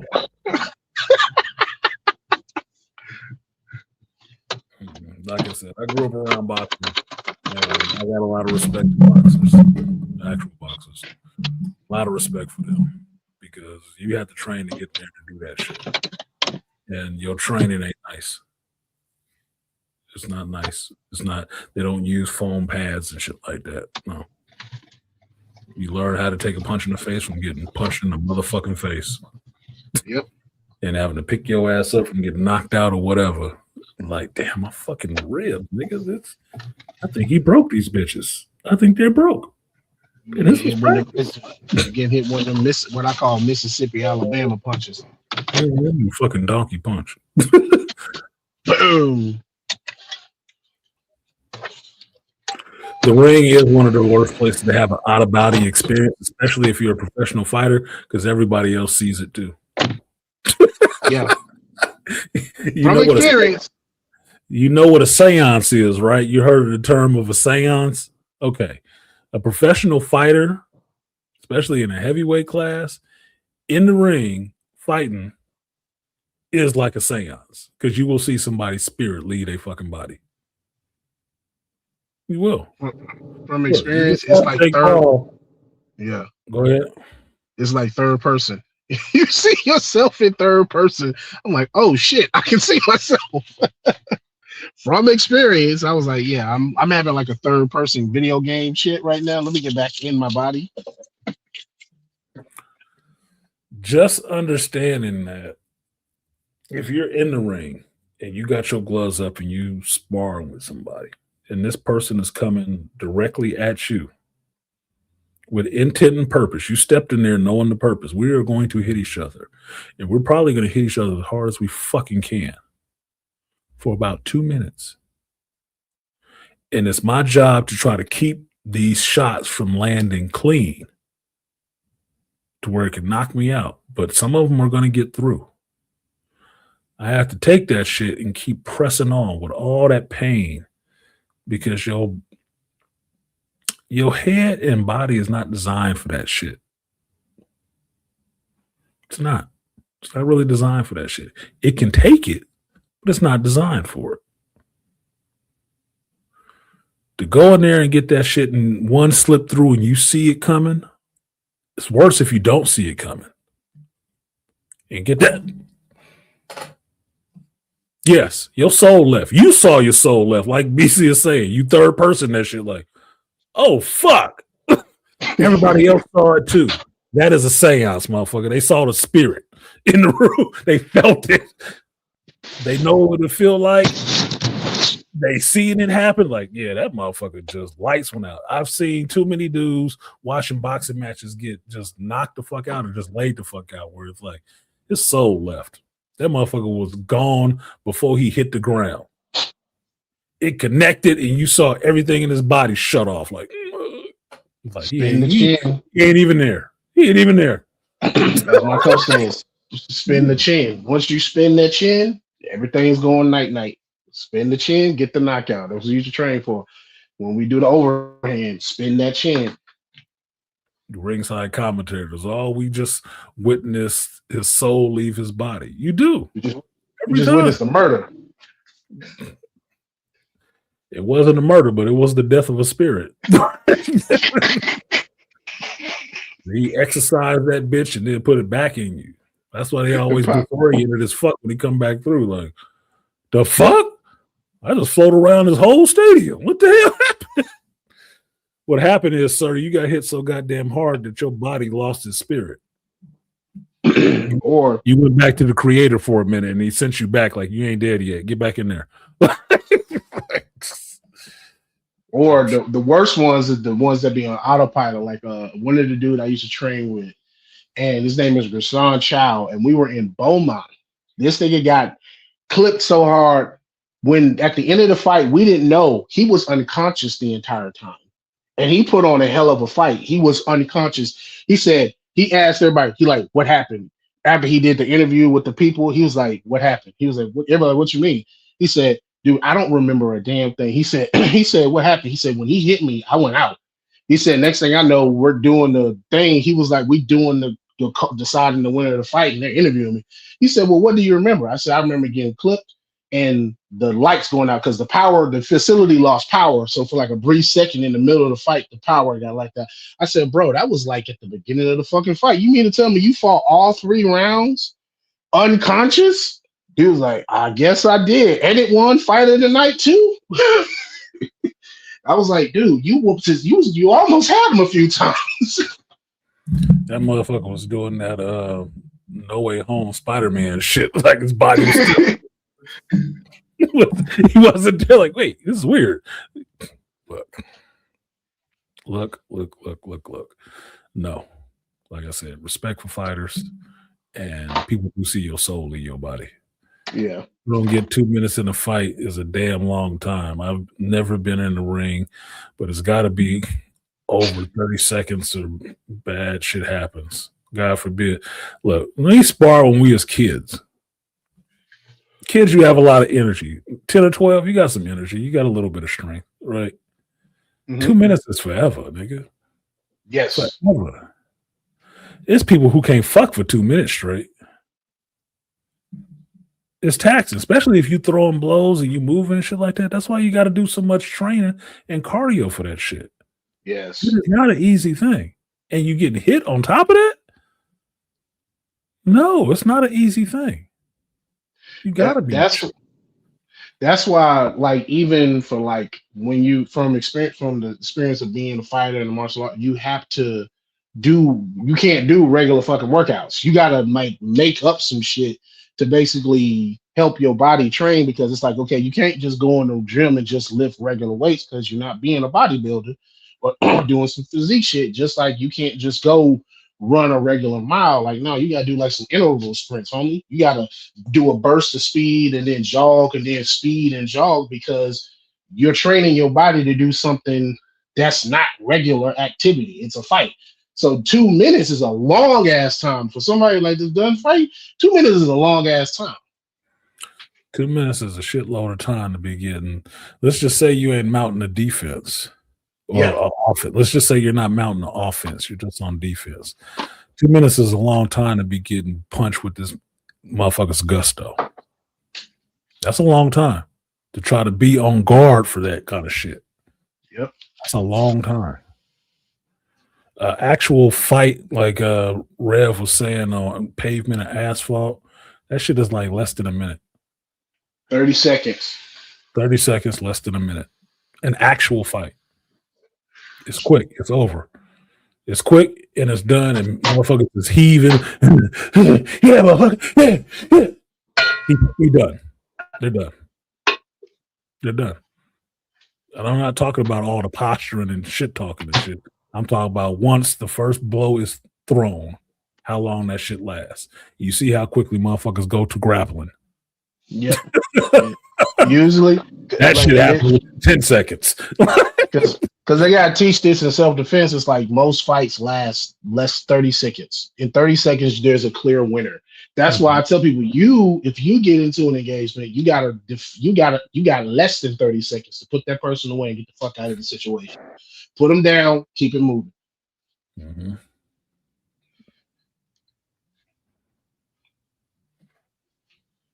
Mm-hmm. Back to the point I came in on, the people limp in their armchairs speaking loudly. Common occurrence. That was office politic bullshit. About people sitting in their chairs. You can tell what they do because they sitting there piled up in the chair. Their body shape matches what they do all day, which is sit. I look like Pizza the Hut sitting in a chair. If you don't know who Pizza the Hut is, your childhood sucked. Just saying, your childhood sucked. Nailed it. 10 seconds, grappling in the parking lot, gassed out. Yep, it's over. 10 seconds. What? That's it. 10 seconds.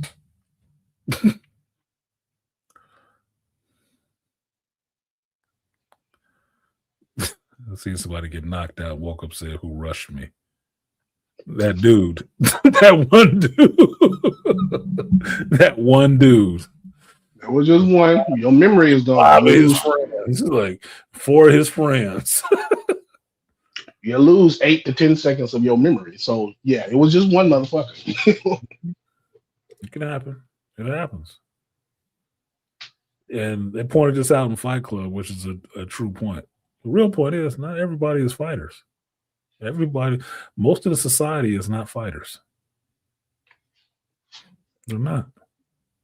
Everybody likes to believe everybody is Spartans. Everybody is not Spartans. Just like everybody in Asia isn't Bruce Lee. They all Asian. They ain't Bruce Lee. They're not. That's about. It's probably a little more nowadays, but that's not everybody. It's not. Can't be. That's not how humanity shakes itself out.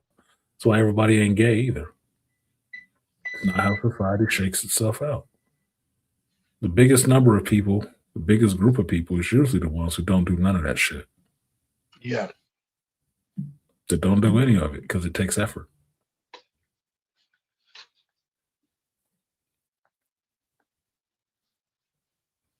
I finally watched Fight Club this year. Don't judge me. No, you finally found it.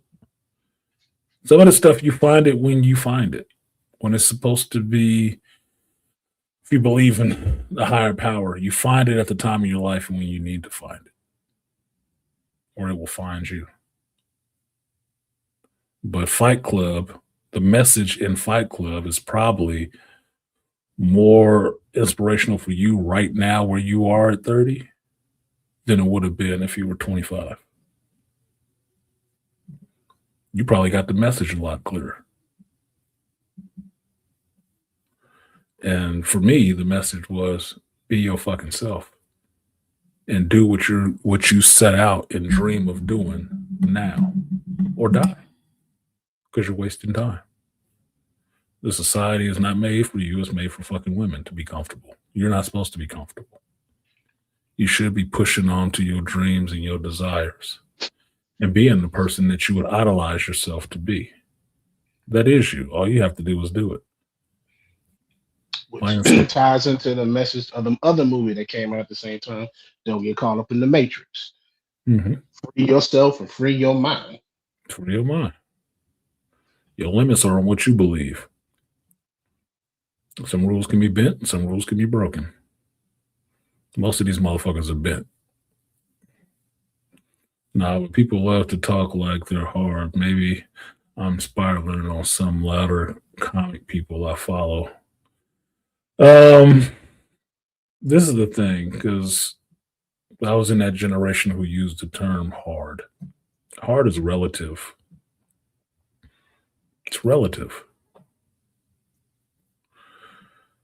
To a 10-year-old,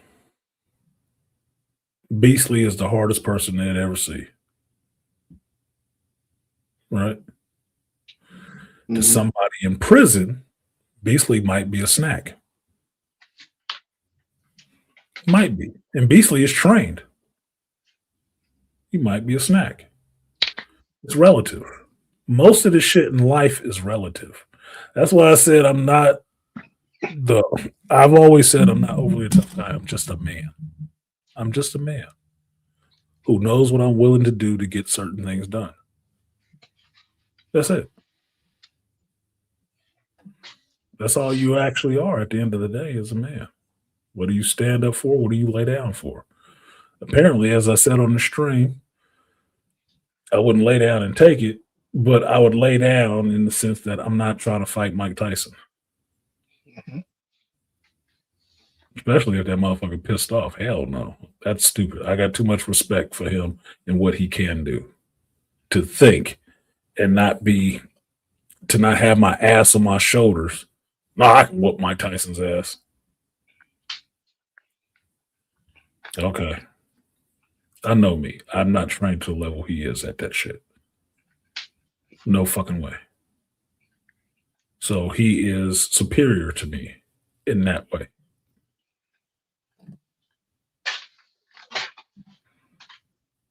Do I got a chance? Sure, it might be 0.001%. But yeah, if you want to call it a chance, that's a chance. Wouldn't bet on it though. Synchronicity being what it is, Fight Club has a lot of messaging. One of my comics people worked for the author back around then. Okay. Yeah, I personally think it was better than the Matrix. It has to do with the real world. It just has to do with seizing your own manhood, in a sense. That's all it's really about. For me, yeah, know thyself. Exactly, know thyself. For me, one of the scenes that always sticks out in my hand was the Raymond K. Smith, I think his name was, the convenience store worker, where he took his ass outside in the back and said, and was making him accept the fact that you're going to die one day. And what are you going to do? What did you want to do? Oh, I bet you it takes a lot of time and money. I was like, okay, well, I'm taking your license. If you're not on your way to doing such and such by this time next week, I will come here and I will kill you. He believed him. And what did he do? He got on his goddamn purpose, didn't he? Mm-hmm. He started pursuing something he always wanted to do. The fuck are you waiting on? You don't hear me saying nothing different when I sit here on the stream and talk every week about doing the things that you want to do. You're a fucking grown ass man. The fuck are you waiting on? Who are you waiting on? Permission? A bitch, permission or a bitch to motivate you? Fuck a bitch. Do it. Do it alone. You don't need a crowd. You don't need extra help. You just need to get fucking started. All the rest of the shit you'll find. So tell my old buddy that shit when he would bitch about, oh, we can't get this done because she won't do this shit with me. And he had the same argument my female friend had. Oh, well, she's this and she won't do it with me. Do it yourself. It's your fucking dream. Why are you waiting for somebody to fund your fucking dream for you? Do it yourself. Yeah. Go forth and do it. You're wasting years of your life trying to get somebody else on board to do with you what you want to do yourself. Yeah. I used to say this all the time, especially to the young guys that want to come into the sport and they want to train stuff. I said, I've watched dudes that had the potential to be the highest levels of fighter, be world champions, and they because they didn't feel like they wasn't getting the or they wasn't getting the support that they think they needed at home, especially from their wife or their woman, they failed. There's a guy I know whose wife, excellent martial artist, great fucking fighter when we sparred in the gym, negative win rate in the ring. All because he didn't have the support of his fucking wife. She even would tell him that she didn't think he was going to be good. Because of that, fucking terrible win rate. I'm like, that's why I would tell young guys, I said the number one killer of a male's fighters' careers is women. You either running behind them or you're chasing behind them or whatever, and you want them to accept what you do. I'm like, look, check that shit. Tell it because we tell guys, if you want to do this, make sure your personal life is in order and make sure this is some shit that you want to do. Not what your mama want, your daddy want, your girl want, your kid. You want this shit. Because if you don't want this shit bad enough, it's not going to work out. Because when you start missing gym days at the gym and not showing up for class and you losing fights, it's like, look, you get out what you put in. If you're not putting any work in, you ain't getting shit out of it. That's my thing. It's an easy excuse to say you're waiting for somebody else. I just had to tell my friend whose birthday I went to in Vegas. She was talking about something she wanted to do. Mind you, she just turned 50. And she's telling me this shit that she wants to do, but it's all about her mother won't do something with her. I said, why are you waiting on your mother? Her mother had her career already, retired, got her money or whatever. Why are you waiting on your mom to do your dream?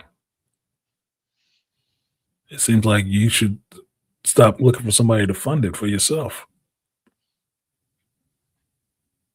Fund your own dreams. Support your own habits. Fund your own dreams. That kind of shit, that kind of thinking for me ends up being the type of people who are sitting around at somebody's funeral waiting to have something, waiting for their parent to die so they can have what they wanted in life the whole time, when they could have just gone out there and got it for themselves. That's child thinking. As an adult male, an adult man, there is nothing you should be doing that's waiting on somebody else to get done. Very few things, if that. Work, but for the most part, it should just be you. You don't need everybody else to do it. You're the man, right? So you should be doing it. I want to travel here. I want to go there. Well, get a fucking passport and leave. Oh, I couldn't go by myself. Why couldn't you? Are you not grown enough to walk around the world? Get the fuck out of here. I have a degree in psychology, Reverend. I have a bachelor's in psychology. So this shelf in the back that you can see, that top shelf behind me, is my psychology books. Some of the ones I'm reading through. And I have keen insight because I'm old and I pay attention. But my major focus that I really liked when I was in college was philosophy and psychology. Really like that. Like architecture and stuff like that too. But philosophy and psychology is just that. And psychology was something I did naturally. What I've said is I went to school to find out what I was thinking was right. That's what I found out in school. I was on the right path. It wasn't wrong. Everybody else was trying to buck against me. Like, oh no, that seems well written. No, I was actually right. That's all school proved to me. I was right. That's exactly what you're not supposed to be playing into this shit.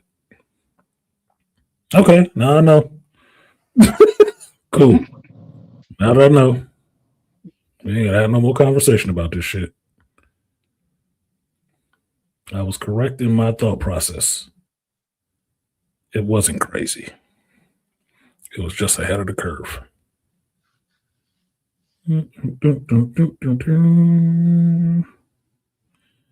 All right. And for my next trick, very nice. What do you say? I see a lot of indie guys that don't have the straightforwardness to deliver the same message. I don't think the truth is a bad thing. The truth can hurt, and that's because the truth does not cater to your feelings or ego. It's just what it is. The truth of the matter with me and Tyson in the ring together is Tyson would kill me. Maybe not trying to, but he would probably kill me. Why? Because I'm not a professional, trained heavyweight fighter. He is. At this age or any other one. I am not. That's reality. That is the truth. It ain't sexy. It don't make me seem like the biggest, baddest dude in the world. But it is the fucking truth. That's just what it is.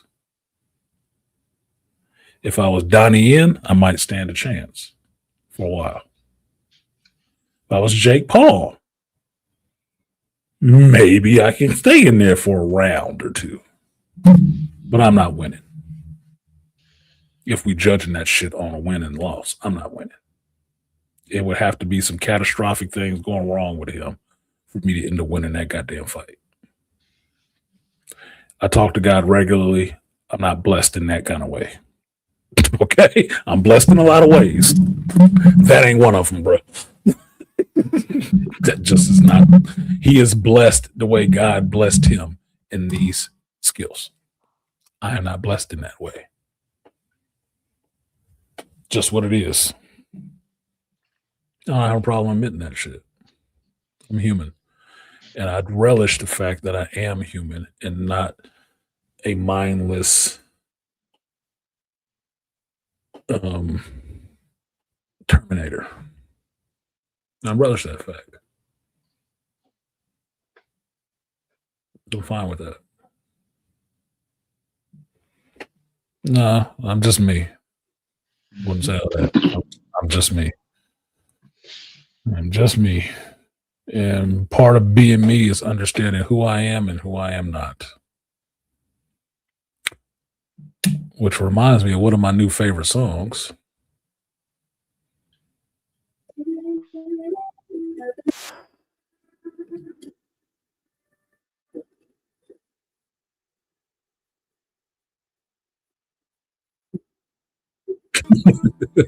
Ain't changing my ways for a soul like you. I am who I am. If you don't like me, fuck you. You can talk all day, I still do what I do. I've been into my country music lately. This shit been hit. Dude. I'm like, God damn, who's making this shit? You know what it sounds like? It sounds like the soundtrack to the ending of a fucking great action flick. Like that's right? That's the problem. We missing great action flicks, and we don't have that banging ass soundtrack that these action movies used to have, where there was hip hop, rock, and country that was at the end of these damn movies. And when you bought the damn soundtrack album, they had like a variety of artists on that shit that came from different genres. Here, look, feel this one. I'll just play the chorus so I don't get in too much trouble with YouTube. But just listen to this one real quick. Listen to this one. We'll shake it for one quick second. Because I told you, I've been, since I went to Georgia, they was playing some of this stuff in the bar, right? And I was listening, I was like, damn, this song is pretty good. Who is this? I started listening to this, and it started populating on my algorithm on my YouTube, right? So I'm getting things like Breaking Rust, Kane Walker, Frontier Heart, and shit like that. I'm feeling these goddamn songs. I'm feeling the lyrics too. The beat is good, but I'm feeling this shit. I'm like, damn, dude, is this new country?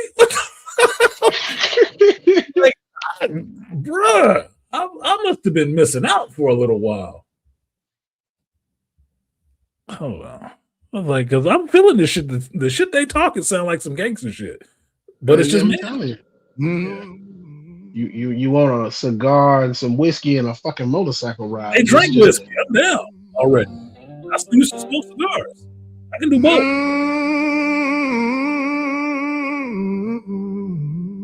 I don't know what to classify it as. Soulful sounds of the South. With the dust in my head. Hold on. Listen to this. Work my fingers raw while nobody cared. The smile to that sounds like my daily life, nigga. my face whispered when I'd go, but I learned real quick what I needed to know. Life's too short for fake handshakes. Too much pain in the love they make. So I pour my heart in what I do and let the lies roll off like morning dew. Hate me all you want, I don't care. I don't mess with two-faced hypocrites. I swear I'm gonna be me and stay busy working hard and living free. Fuck, you don't feel that shit? Oh my God. Bruh, he talking that shit. Like, that's real shit. That sounds like that old blues music too. It has a little bit of the blues. You don't have black in his family. Oh no, he talking. That's, to me, that's some real shit. He talking real shit. Like, you hate me all you want. I don't care. I'm still like the real cats from the South that can actually sing, and on the country record, it sounds like a lot of the country western blues music too. That's why you can hear that soulful shit. Well, that's what I'm saying. I don't know if this is country music. Is it new country? I don't know what to classify this shit as. outside of country, but the shit sound good. It's country because they're talking about it taking over the country music charts. But it sounds like lyric wise, it sounds like a rap. Yeah. It sounds like rap music. Content wise, it sounds like rap. It's just talking about being a man, the life that you're living as a man, which country music always just talked about regular people living life. They wasn't superheroes, they wasn't super bad, they was just regular dudes, right? And the shit they was going through. That's why country music, you say, yeah, she took my dog, she took the truck, you know, she burnt down the house. But fuck this bitch, I'm gonna drink this whiskey and go too far. It's just regular dude shit, right? But now they have more, like the other song I was listening to the other day, they was talking about keyboard warriors and shit like that. I said, these are people in the modern day. This ain't no old dude doing country. This is a young dude now doing country music, talking about these motherfuckers online talking shit. I was like, dude, we talked about that shit before too. So here it is. This is the song right now, Andre. Hate Me All You Want by Breaking Rust. Breaking Rust. Hold on. Let's see if I can do this. Copy. Because I had one for you. That last song that you liked, Andre, he did another version of that song, and it's called Still Standing. And it's to the same beat, but it's completely different lyrics. I'm like, damn, I gotta share this one, Andre. Since he liked that last one. This one's like a Second Amendment song, Come and Fucking Take It. Which is funny as fuck. I was like, man, I wonder if Coleon heard this song. They need some work on their choruses sometimes because they change up to be fucked up. But no, I've been feeling it. I've been feeling it. What's your name on it? So this list is my intro list. These are the songs when I'm listening to music during the week and I hear shit that I like that hits my ear. I go ahead and throw it in my intro list. And that's what comes up being in the intro.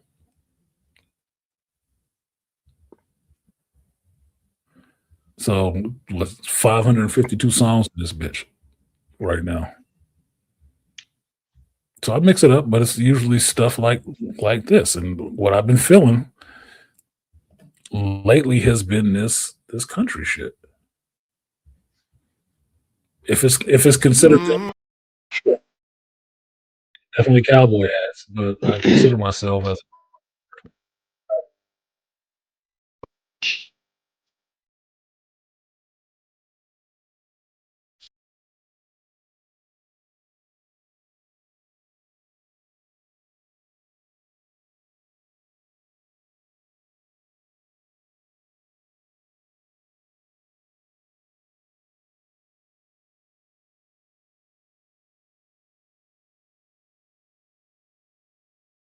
what the most subscribers to me.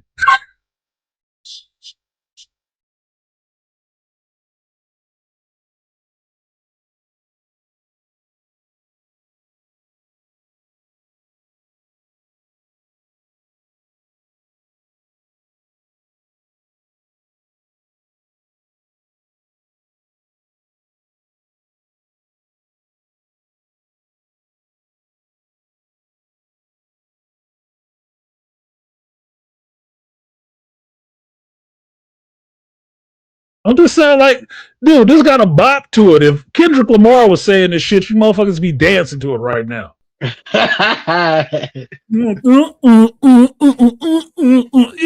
Motherfuckers be lit to this shit.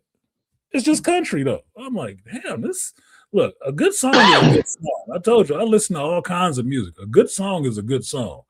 That's why my little shuffle playlist will throw some shit out there. It's like, fuck you listening to this for? Because it's a good song. It's a good song, god damn it. Shit, that's about to be my outro for this bitch. I'm gonna play this again on my outro. I'll cut it out later. Breaking Rust. It's out of appreciation. It's not hate. It's not hate. It's appreciate. So what you got, Beasley? I'm gonna go ahead and get out of here because I gotta eat and I need to use the restroom. Nah, that's nothing. Let me let you get out of here, man. So I'm done. I'm gonna peace out. Yeah, I will catch you. Hey, I am gonna say something to your ass though, Beast. Yeah. I'm kind of upset, man, and I'm playing this rival shit, and I needed to invite 5 friends, and your ass is already in a group. Fuck you. You and Lion. I forgot I was in a group. I didn't even know how to do that shit. I don't even like this Galactica bullshit, okay? This Rivals Day, New Year's celebration bullshit. I don't even like that shit. But apparently I'm a big fan for completing stuff. I can't complete this shit because I can't get 5 of you motherfuckers to join up. I didn't even know I'm still in a group. Somebody sent that shit to me. I didn't even do that shit yet. I was like, I got my units and used them for what I need. I'm good. At least my son accepted the invite, so I'm happy about that. Like, oh, thank God. Woo! I must have got a little bit of cool points back. No, I'm tripping because if you go to they got that little Pimniti shit in Times Square where you can eat it and you can either shrink or grow big. And I was like, oh shit, you let all these perverse ass motherfuckers get a Pim particle. And what did you see? Giant ass. Is that what happened? That I popped into that Times Square shit and it was a big ass Venom sitting there twerking, shaking his ass and shit. Yes, the Pim particle. God, they got Ultron. They got Ultron selling like little Mark 1 Ultron selling Pimninis. So if you take the Pim particle Pimniti sandwich, if you eat it, you either shrink and grow really small or you grow really fucking big. So I wasn't surprised. They're twerking and shit, and I'm like, I'm really like in my character, like, what the fuck is going on in here? I gotta go. It's obviously not for me. This is chaotic. These people can talk to each other and shit like that. I was like, is this a lobby? This looks like Ready Player One or some shit. Some goofy shit that I saw in Dot Hack or something. Like, I'm good. Can I get to the game? I just want to play. I just want to play this game and get out of here. Like 30 minutes. This is traumatizing for my old asses. No, I got the only Venom costume I'd want to use, and that's that ice costume they brought back, and I went ahead and dropped the $20 to get that bitch. I was like, good, now I can play Venom, because that twerking shit is never on my emojis. I was watching Snarky J video. She talked about playing Rivals, finally. I was laughing my ass off because she said it was terrible. I got my ass beat by Spider-Man, and I got teabagged. I'm like, how was they teabagging you? But yeah, Spider-Man is fucking annoying. That make me want to not play too. Spider-Man is fucking annoying in the back line, but a really good one. Yeah. But yeah, that shit. It's a love-hate relationship. It's a good game. It's fun to play. Can be fun to play. But it's annoying as fuck sometimes. And I was having a good time playing that Jeff shit last night, but I was also getting pissed off. Yeah, the little Jeff festival where you just walk around spraying water, painting shit. Yeah. And making snow cones. Like, fuck it. I can do this. I just need to do it 10 times. Fine, I'm doing it 10 times. Because I'm an accomplishment junkie, dude. like they gave me a list. Like, oh, can you do 8 of these and 10 of these? Like, fuck. Yeah, I guess. Yeah, I guess. That might as well. Yeah, what I get, a little nameplate? Fuck it. I'm playing the shit anyway. Fuck it. Fine. Get this shit over with. I just want my werewolf Captain America. All right. So what did Andre say? Thank you for supporting the stream, Andre. He said, I've been dealing with a lot in this last year. Thanks to artists in your channel helped me a lot, even though you mostly talk about geekdom. Well, thank you. I'm glad I helped. What's all about? I mean, that's what I started the channel for, was talk about geek stuff. Because there wasn't one. There wasn't one over here in the Black Manosphere. Closest one you got was Angry Man. Because Angry Man is a geek. But most people talked about relationships, women, politics, and all the rest of that stuff. It was a small little thing. Wasn't a lot of people. So that's what I did. I tried to fill the need of what was missing in the community. But as I viewed it,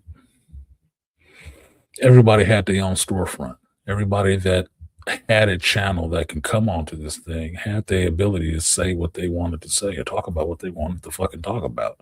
So my thought was it should be variety, not uniformity. That's what it is. So when I use that term, cruising these YouTube streets, that's what I'm doing. Far and wide, not just in the manosphere, everywhere. Just seeing what other offerings are out here in YouTube, because YouTube technically is big as fuck. Yep. And it don't make the majority of its money off the black manosphere. It makes the majority of its money on people doing all kind of shit. Like Marcus Brownlee, who black, and all he do is reviews on products. And rich from doing that. So, namely, or Rob, Comics Explain, just talking about comics that your ass ain't read. And telling the masses about comics they never even read. They've been around for a long time doing this on YouTube, so they should be big. Just in certain sections, you do get shadow banned or whatever. I don't believe that shit over a certain amount of subs. Over a certain amount of subs, I don't believe you're shadow banned at all. I hear big channels still talking about they shadow ban. I'm like, shut the fuck up. There's like 200,000 subscribers. Oh, you hurting. Shut up. I don't hear that shit. All you have to do is have a pair of titties. And then whisper into the microphone. Do some ASMR shit. You'll get your numbers back. Yeah. So, no. For me, it is what it is. It's people who have huge channels and never showed their face one fucking time. That's okay. I don't necessarily believe in hiding. So whatever I've said, my face is to it. So if you saw my ass out in the world, that's who the hell it is. But I'm a nobody, so you never see me out in the world. Unless I took a video while I was out there. I may do that at some point. At some point, I want to meet some of these other content creators that I know on YouTube in person, just so we can hang out. I don't live close to any of them, really. Closest one to me right now is Ism. I don't know Ism personally, but I know he's like in Oakland. And then there's somebody else who's in San Francisco. One of the dudes that came through here is in my general area, so he knows some of the places I know. But, you know, faceless icon, so I don't know what the hell he looks like. Could be a stalker. Dr. T in Fresno, BGS, and New Style in LA. Excuse me. But that's it. Everybody else I got to go to the East Coast to find. Dr. Anwar, Charles, I'm going to say Black Ties Matter, Trust. And they're all on the East Coast. They're all on the East Coast. But I think from conversations on here, it'd be cool to hang out with. It'd be fun. Sit down and have coffee, talk shit with. Charles, I know I get in trouble with. I know I get in trouble with Charles' ass. Charles looked like a trouble magnet. Big ass. Because he'd be talking shit. And I'm more like calm. Charles would turn up. I was like, oh, fuck. He gonna be into some shit. This big motherfucker. This big motherfucker. We gonna be into some bullshit. Pandora. Gonna be into some bullshit. Because my California sensibilities would be, man, maybe not. His all might personality would be, fuck all these people. Like, I wasn't in Fallujah, okay? Like, wait a minute. Wait a minute, goddammit. Like, I carry a heavy gun in a video game. Okay. Like, I'm not wearing a badge. Some things I moderate. So thank you, Andre, for supporting the stream. Did I read all of the message? Yeah, I did. Because you said I only talk about geekdom. I mostly talk about geekdom. I do. I try to mix in some inspirational man shit in there too. But, you know, geekdom is life for me. So appreciate it, Andre. I will give you which one I haven't used in a while. You're a Charles boy. I'll give you the guts and butts. Number what? 3 or 4 times I ain't telling no lies. Run it up. Never let a hard time on the I got to do some new videos. I got to do some new donation videos because there's a song I want to use that sound ridiculous as hell to me, but it's I just want that this clip out of it. I had to spend some time doing some editing. Where is it? Here it is. Let's open this up in another tab so I don't take away my ending song I want to use.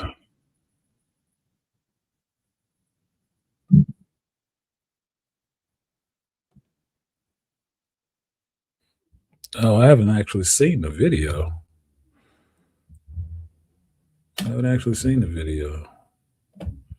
Stop sharing that and share this one.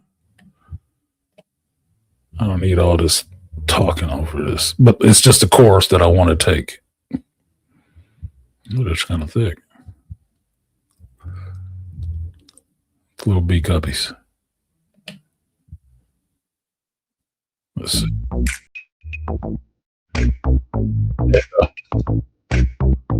Free. Oh, sugar free.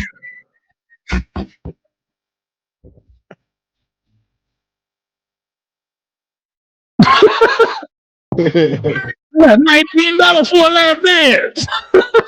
I only got $1 for a cigarette. I want to use that. I want to use that for the donation. Just that little chorus part because it's funny as shit. I've got some talking shoes in this motherfucker too. He is not pimping. Look at this shit. I haven't seen this video. I gotta support my Scorpio brother, E40. But wait a minute, look at this shit. I gotta get the girl ass off the screen because you know YouTube don't like booties. That's their own content creators. But I only got $1 for a cigarette. Shit. Got a talking platform shoe, broke ass pimp. I haven't seen this video.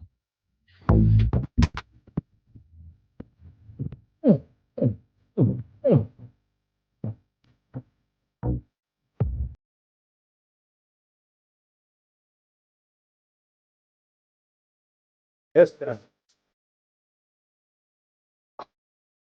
Basketball rules. He brought that shit back. That shit is so old. He brought that shit back. That's one of his catchphrases.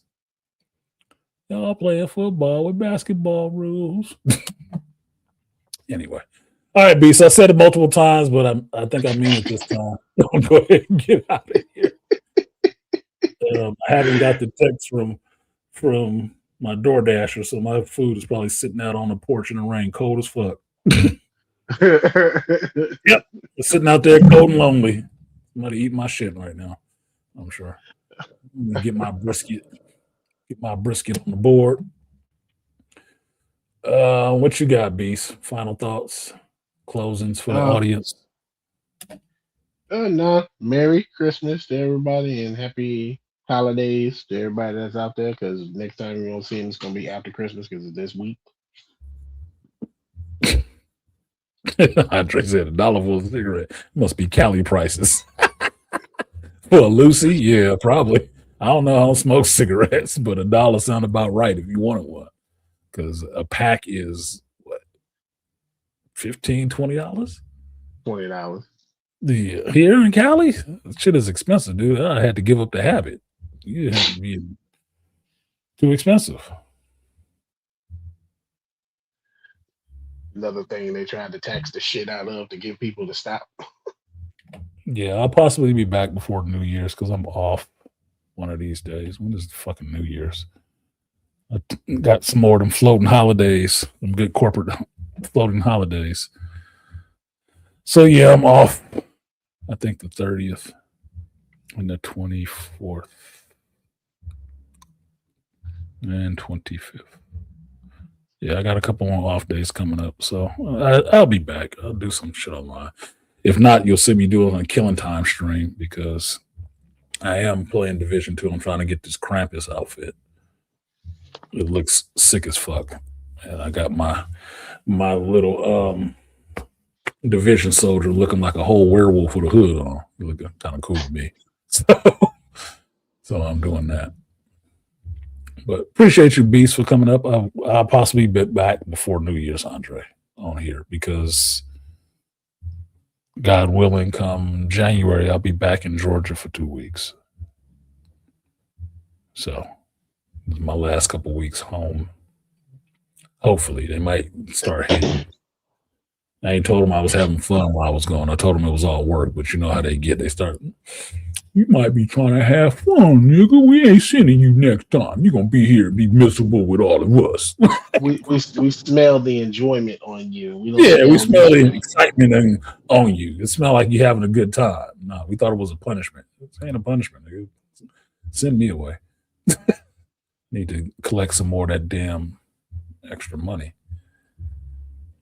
Smoke native cigars since I could smoke 17 a carton for 10 packs. Nah, I'm not sure how much it is. I think it's like $10 or something like that for a pack, a cigarette. So like that'd be California trying to legislate you away from doing that negative shit. That's stuff that's not good for you. So they charge a hell of a lot more money on it. They put tax on there. Cigarette tax has been a thing for a couple of years here. And that shit is too expensive for me to be smoking. So asking for somebody for a cigarette is like, dude, you better give me some money. Like, for what? For free? Oh, no. This costs. Ray Hama rolled through here at the end to say it was his birthday. You a Christmas baby? Is that what's wrong? Yuletide Ray Hama. Happy birthday, Ray. Happy birthday. Happy birthday, baby Christmas. You need a new screen, a new icon for your birthday, Krampus.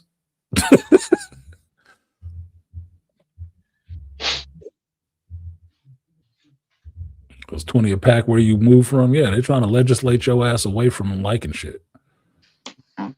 Shit you like, they're trying to charge you more money on it so you can't do it no more. Like having bullets.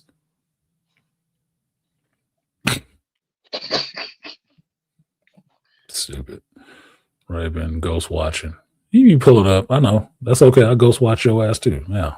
Get even with your ass. Tell you what I'm gonna do, Ray. I'm gonna watch your stream. I ain't gonna say shit in that motherfucker, nigga. I'm just watch. I ain't gonna say peace, nothing.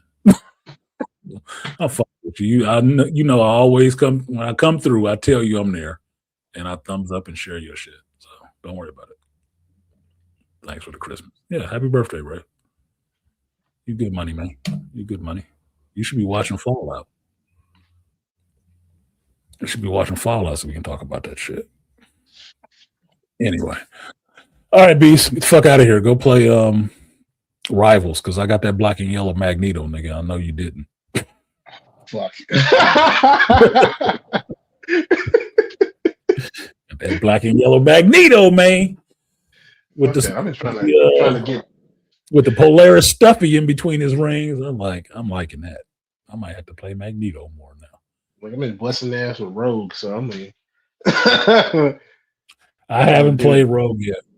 I play Gambit. I can kick ass with Gambit. With Gambit. It works just the way I want him to work, where you can go back and forth between healing and fucking people up. I'm liking Gambit. I haven't played Rogue. Haven't played Rogue yet. But it's okay. She coming. I'll play Rogue when I get around to playing Angela. And I only play Blade in that zombie shit. I don't play Blade in the regular game at all. Too slow. I just be playing ass and rank, be fucking motherfuckers up. I'll take everything. Mm-hmm. I'll take everything. Yeah, I hate her with this. I'll take everything. Fuck Rogue. The other night. I was playing Sue. I'm still trying to get Sue to Lord. I'm close to Lord, like 300 points away from Lord.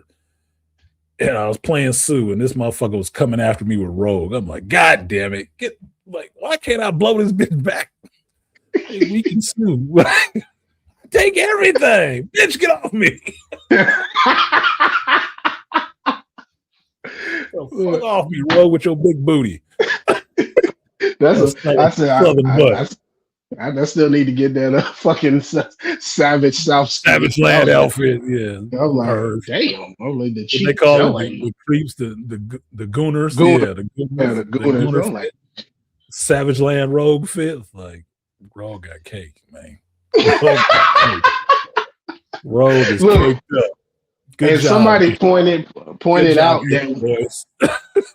that when you steal an ability from Rogue, she lays how she laid down when that little clip of her in Apocalypse where she's laid down, her buttons towards the screen. She lays down like that whenever you take her powers out. On that dinosaur, yeah. Andre already had that song. I'm all over Kane Walker, man. I'm all over Kane Walker right now. You got so many songs on my damn list right now. It's ridiculous. I'm like, is this dude actually an AI dude? I don't know. It don't matter. Man, I had to do some fucking research. I was trying to find this motherfucker. You gotta listen to some Kane Walker. He be talking shit. Talking some real grizzled shit. But I'm getting out of here. Appreciate you, Beast, for coming through. All right. Andre, Beastly Nerd, Aquatechy for supporting the stream. Appreciate you guys. Appreciate you in the chat for keeping the conversation moving. It's always good when the chat is communicating with you, cleaning their house and shit.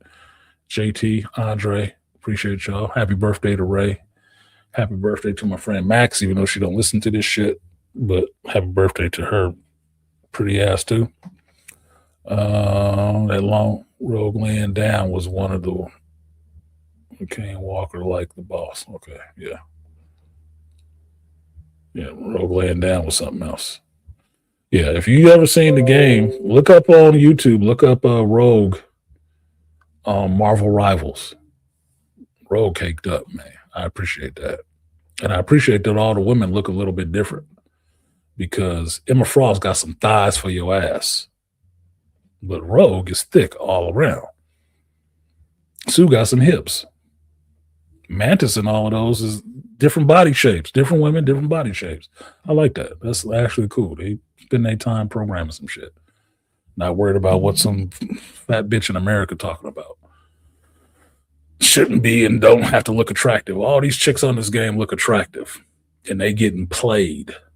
Not with, played. Motherfuckers is playing them. And it ain't all chicks playing these characters. Angela look like what's her name? Oh, goddamn, Gina Carano in her prime. That's what the fuck Angela look like. Like, goddamn, she got a little faux pack on her stomach and shit. Yes. Yeah, variety is the spice of life. Variety is absolutely the spice of life. Squirrel girl, thick. Yeah, squirrel girl, frumpy thick like a black chick, dude. She all thighs and butts and shit. Fucking Doreen and big titties and shit. Like, bro, I like chicks like that. Little short, thick ass squirrel girl. Like, you, let me see your squirrel. Let me see your squirrel. Yeah, frumpy thick. Make her cute. Just what it is. Just make her cute. I seen videos complaining about the lack of ass on Rogue from X-Men 97. Yeah, they de-assed her. That was bullshit. Rogue is a grown-ass woman. It's supposed to look shapely and sexy. Nothing wrong with that shit. That's why we like Rogue. And she can stand right next to Psylocke and we can like them both. So, there you go. All right. So, that's been my stream for today, you guys. Thank you for coming through. Those of you who did. It's not the biggest chat or stream on YouTube, but I don't care necessarily. I like talking with you guys. And I come through here because I do that. So, with that, RIP to Gil Gerard again, the Buck Rogers, the foundation stone of my sci-fi interests. And shout out to all of you. Have a Merry Christmas if you believe in that. If you don't believe in Christmas, that's fine. Have a happy holidays. Have some time with your family, your loved ones, your friends, your fucking dog, whatever it is that you actually care about. Show some appreciation for having that in your life and understand that your life is valuable. Whether You rich or poor, your life is value. You mean something to somebody. And that's what you need to remember. You couldn't do this without you in this world. As shitty as it can be sometimes, couldn't do it without you. Andre being here, Andre can be annoying at times, but Andre is fun to talk to most of the time. Right? It just is what it is. So everybody's life has some value. If you don't think so, you're looking in the wrong place and dealing with the wrong people. Find people that motivate you and appreciate you for who you are and not who you pretend to be. And that's something to share on the holiday season. So with that, I'm going to go ahead and get out of here. Thank you guys for coming through. I've been Artisan and C. This has been the Hero's Journey. I do this every Thursday when my journey winds back around to Sunday. And where I will come and share with you my thoughts on life, geekdom, and everything in between. I will see you guys when I find the right clip next time. Peace.